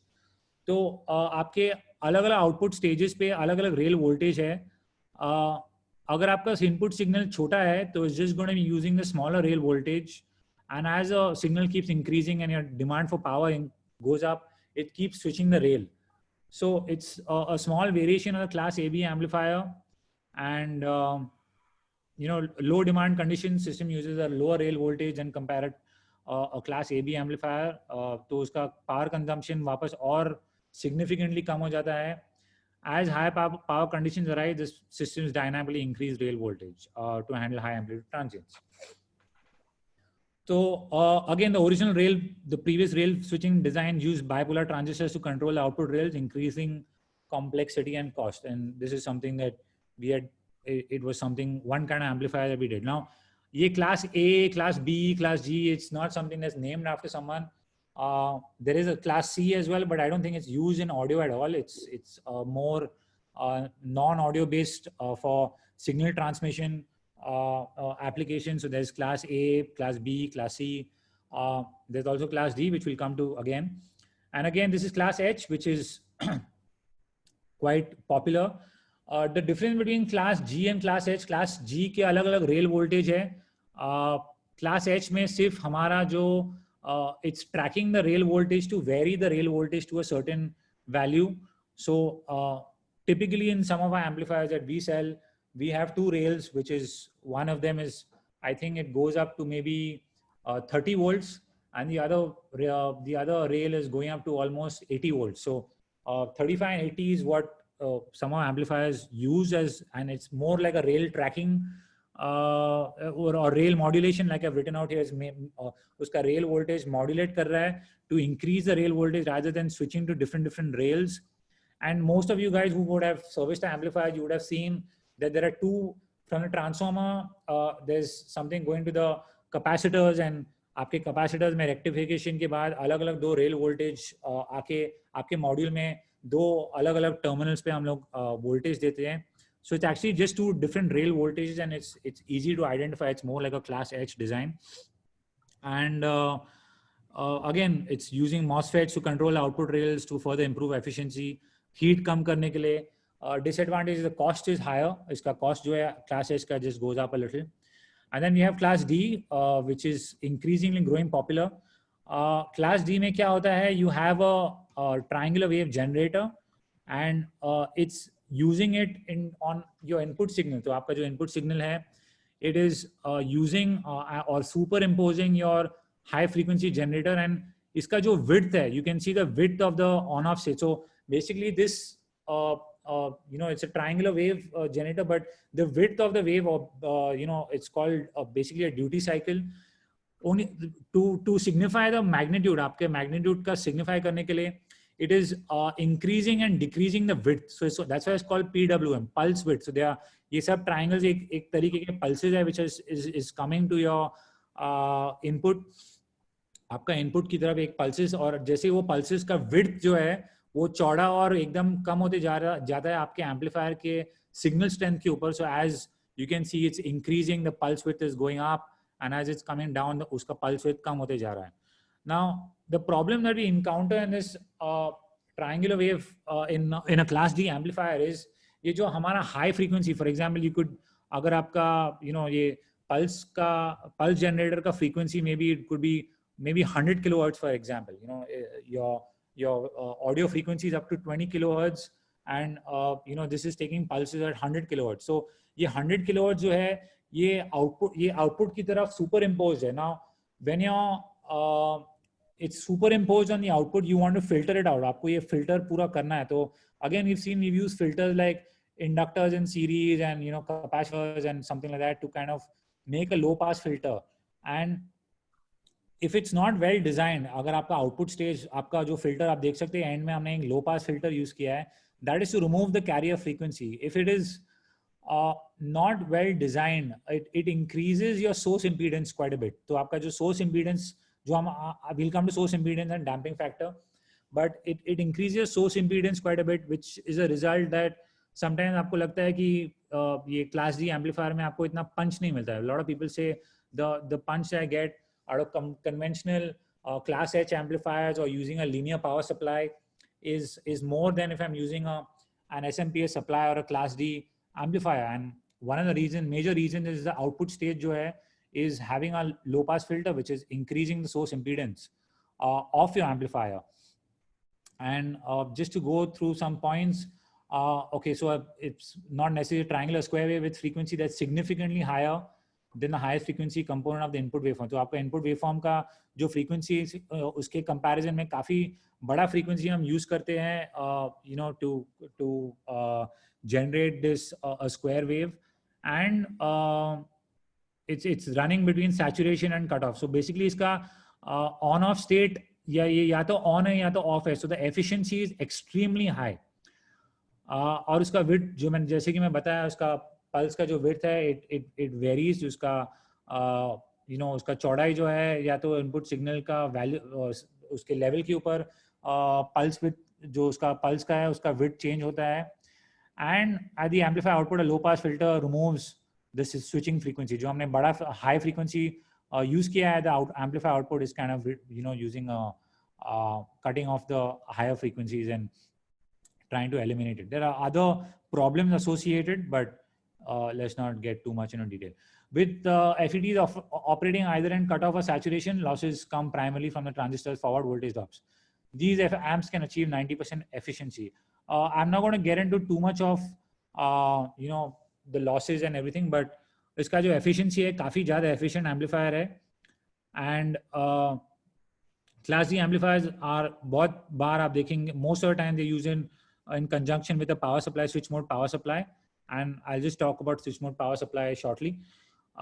इसके बारे में ये हमारा जो class G amplifier बहुत बार स्विच मोड पावर सप्लाई के साथ यूज़ किया जाता है and you know the main weight और द मेन हीट जो हमारा एनालॉग पावर आउटपुट स्टेज है या digital output stage you can इसकी वजह से एफिशिएंसी काफ़ी ज़्यादा है, हीट काफ़ी कम हो जाता है, so you need much smaller heat sink. आप देखेंगे जो क्लास डी के एम्पलीफायर में आपका हीट सिंक काफ़ी छोटा होता है and again power supply the main weight of the amplifier from the transformer. So अगर हम पावर सप्लाई को ट्रांसफॉर्मर निकाल के एक डिजिटल पावर सप्लाई डालेंगे जो एक स्विच मोड पावर सप्लाई है उसमें वेट काफ़ी कम हो जाता है, तो हीट सिंक कम करने के बाद और ट्रांसफॉर्मर कम करने के बाद वेट काफ़ी कम हो जाता है। इसकी वजह से that's why you have class D amplifiers with SMPS power supplies quite low in weight. So, and again, this is a brief comparison of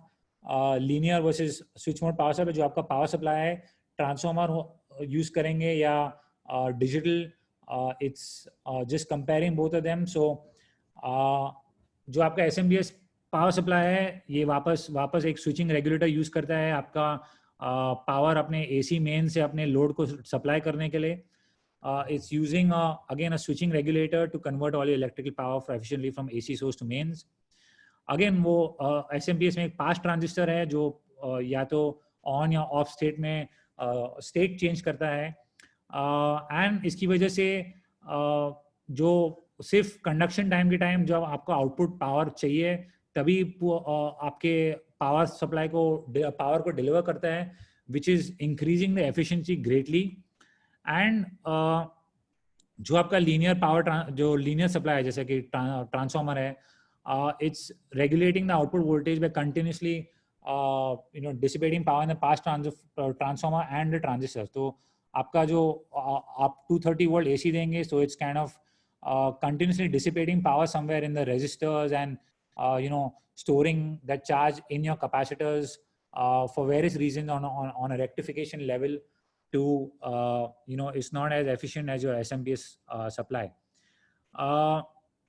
Linear regulator, linear जो आपका ट्रांसफॉर्मर पावर सप्लाई है आपके क्लास डी एम्पलीफायर्स में बहुत कम use होता है, खाली auxiliary voltage के लिए हम यूज करते हैं, कुछ बायसिंग वोल्टेज जनरेट करने के लिए शायद यूज करते हैं, बहुत रेयरली हम लोग यूज करते हैं। We don't use a linear power supply with a class D amplifier too often.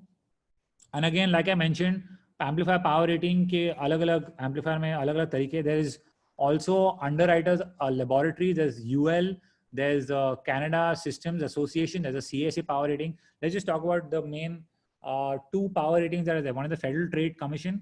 उन्होंने कहा है कि in which the device is tested with both channels driven, जो आपके एम्पलीफायर का जितने भी चैनल है, अगर आपके एम्पलीफायर में 4 चैनल है तो 4 चैनल ड्राइव करके it's put through its advertised frequency range. So अगर आपका एम्पलीफायर पावर है XYZ from 20 Hz to 20 kHz, it's going to run that signal, आपका एक pink noise signal generate run करेगा एंड एक पावर रजिस्टर यूज करेगा। सो they're going to use a power register or it's going to mention अगर उन्होंने लिखा है कि this is the power at let's say 2.1% or let's say 1% harmonic distortion, तो distortion they're going to make sure that distortion is not more than 1%, and how they measure distortion and all is again another is something I can share with you guys, but it'll ensure that the distortion is not more than 1% and it'll measure the voltage across the resistor.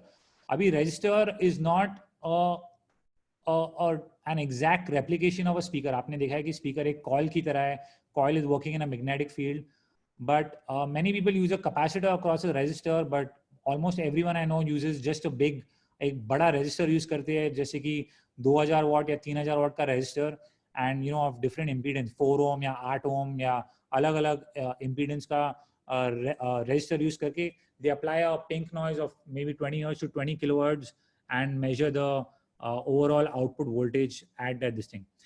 Electronic Industries Association वो determine करता है कि 1 kilohertz पे आप signal wave करें और with 1% का distortion level और 1% clipping allowed है, मतलब जो clipping की तरफ से generate होता है, और इसकी वजह से you'll see that always the EIA rating method gives you almost 10 to 20% higher than the FTC method. So you'll always see an EI rating is giving a little higher power rating to the amplifier. आपका amplifier power rating EI method में हमेशा थोड़ा ज़्यादा होएगा 10 से 20% तक.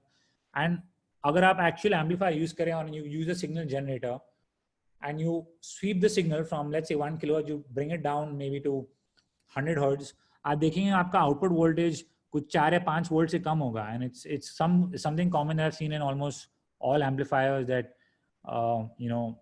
deal with large signal currents. And again, there's something known as audio precision, जो एक बहुत अच्छा, one of the leading manufacturers of audio precision. It manufactures power. So what you see is on the bottom scale, we've just compared one with our amplifier with a competitor's amplifier, which is having a similar power rating mentioned on a specification sheet. And if I am to annotate this, if I just bring out इसके अगर मैं annotate करूं और आपको दिखाऊं, यहाँ 1 EI power rating पे हम mention करते हैं कि 1% harmonic distortion, जो left side पे है वो harmonic distortion है और जो नीचे है वो power level है.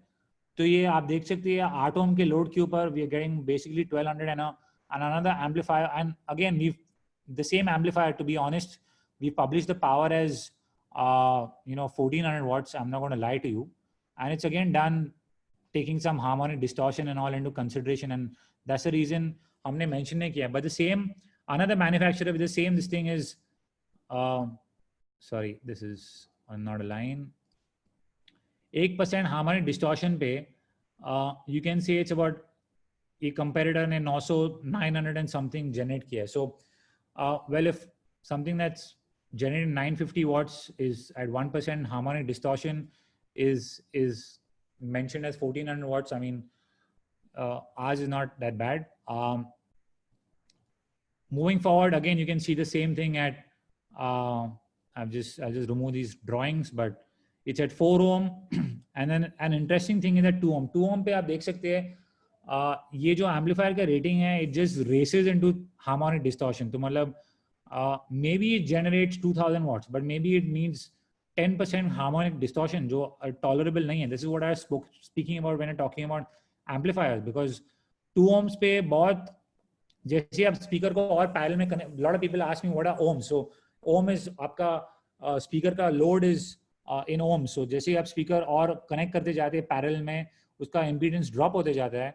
So as the impedance keeps dropping, it's a load which is not easy to control. It's almost like nearing almost zero, जो almost short circuit की तरह है. So you can't, आप parallel में amplifier speakers तो सिर्फ connect करते नहीं जा सकते कि you keep adding in parallel and keep dropping this thing. So lot of amplifiers I know that have a lot of limitations. They publish the specification at maybe 2 ohms, but they don't mention the harmonic distortion that's actually generating.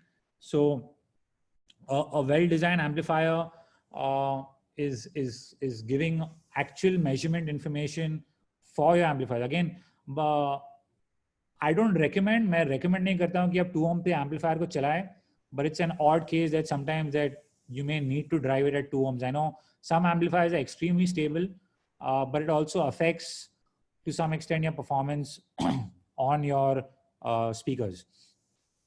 Like I said, this is the minimum impedance of your amplifier. ये आपका amplifier का minimum impedance है. जैसे आप amplifier को और parallel में add करते जाएंगे, इसका impedance drop होते जाएगा. So a conventional speaker is usually about 8 ohms. So as you go lower, तो आपका impedance कम होते जाएगा. There's more current and greater the load, and the power requirement is increased. And if you raise the impedance, less current, smaller load, and decreased power. तो आपका जो speaker का ohms है या load है, make sure it's within the range the amplifier is designed to operate. आपका अगर amplifier के specification में लिखा है कि it can function at that, and if it's a good manufacturer, maybe it can. So उसके नीचे आप कभी जाइएगा मत. And I'll pick up one of the amplifiers specification sheet and we'll try and understand what are the different power ratings shortly, and it should not take more than the next 10 minutes. So 10 minutes we should be done, and I'll just quickly go through the remaining specifications.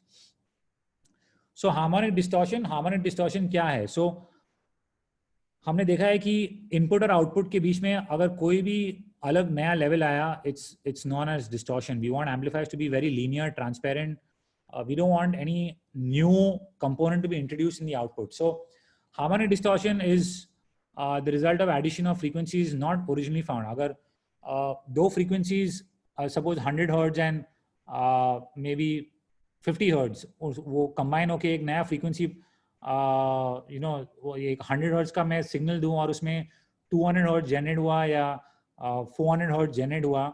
There are multiples of 100 hertz and this is called harmonics, like how you have second harmonic, third harmonic, fourth harmonic, जो कि multiplier है original fundamental के. तो जैसे हम amplifier में frequency introduce करते हैं, उसके जो multiples generate हो जाते हैं, you know, for various reasons which we are not going to get into now. For various reasons जो अलग-अलग frequencies generate होते हैं, of that you know input signal that we are giving, जो output में हम लोग को वो multiples मिलते हैं, वो harmonic distortion है. And ये उसका total level जो harmonic distortion का and you know divided by the level of the original signal will give you the quantity, you know, total harmonic distortion. So ये something that comes in a specification sheet that's saying that this is my harmonic distortion. ये आप देख सकते हैं कि I have introduced a 100 hertz harmonic signal and I'm getting output on my this thing is 200 hertz, maybe somewhere around 300 hertz, 400 hertz, 500 hertz. So 200, 300, 400, 500 पे हम लोग को अलग से कुछ लेवल मिले. This is all distortion. ये हमने input signal में नहीं था. And this is when the you know harmonic distortion is less than 1%. This is something greater than 1%. जो अगर distortion level अगर amplifier का you know design अच्छा नहीं है तो you're going to get levels greater than 1%. Intermodulation distortion. It's again another type of distortion जो कि जो दो frequency combine होके एक तीसरा frequency produce करती है जो originally frequency जो उसके amplifier के response में नहीं था. It's again a more complicated way of measuring IMD. IMD का full form है intermodulation distortion. There's a testing procedure by the SMTP. SMPTE का full form है Society of Motion Pictures and Television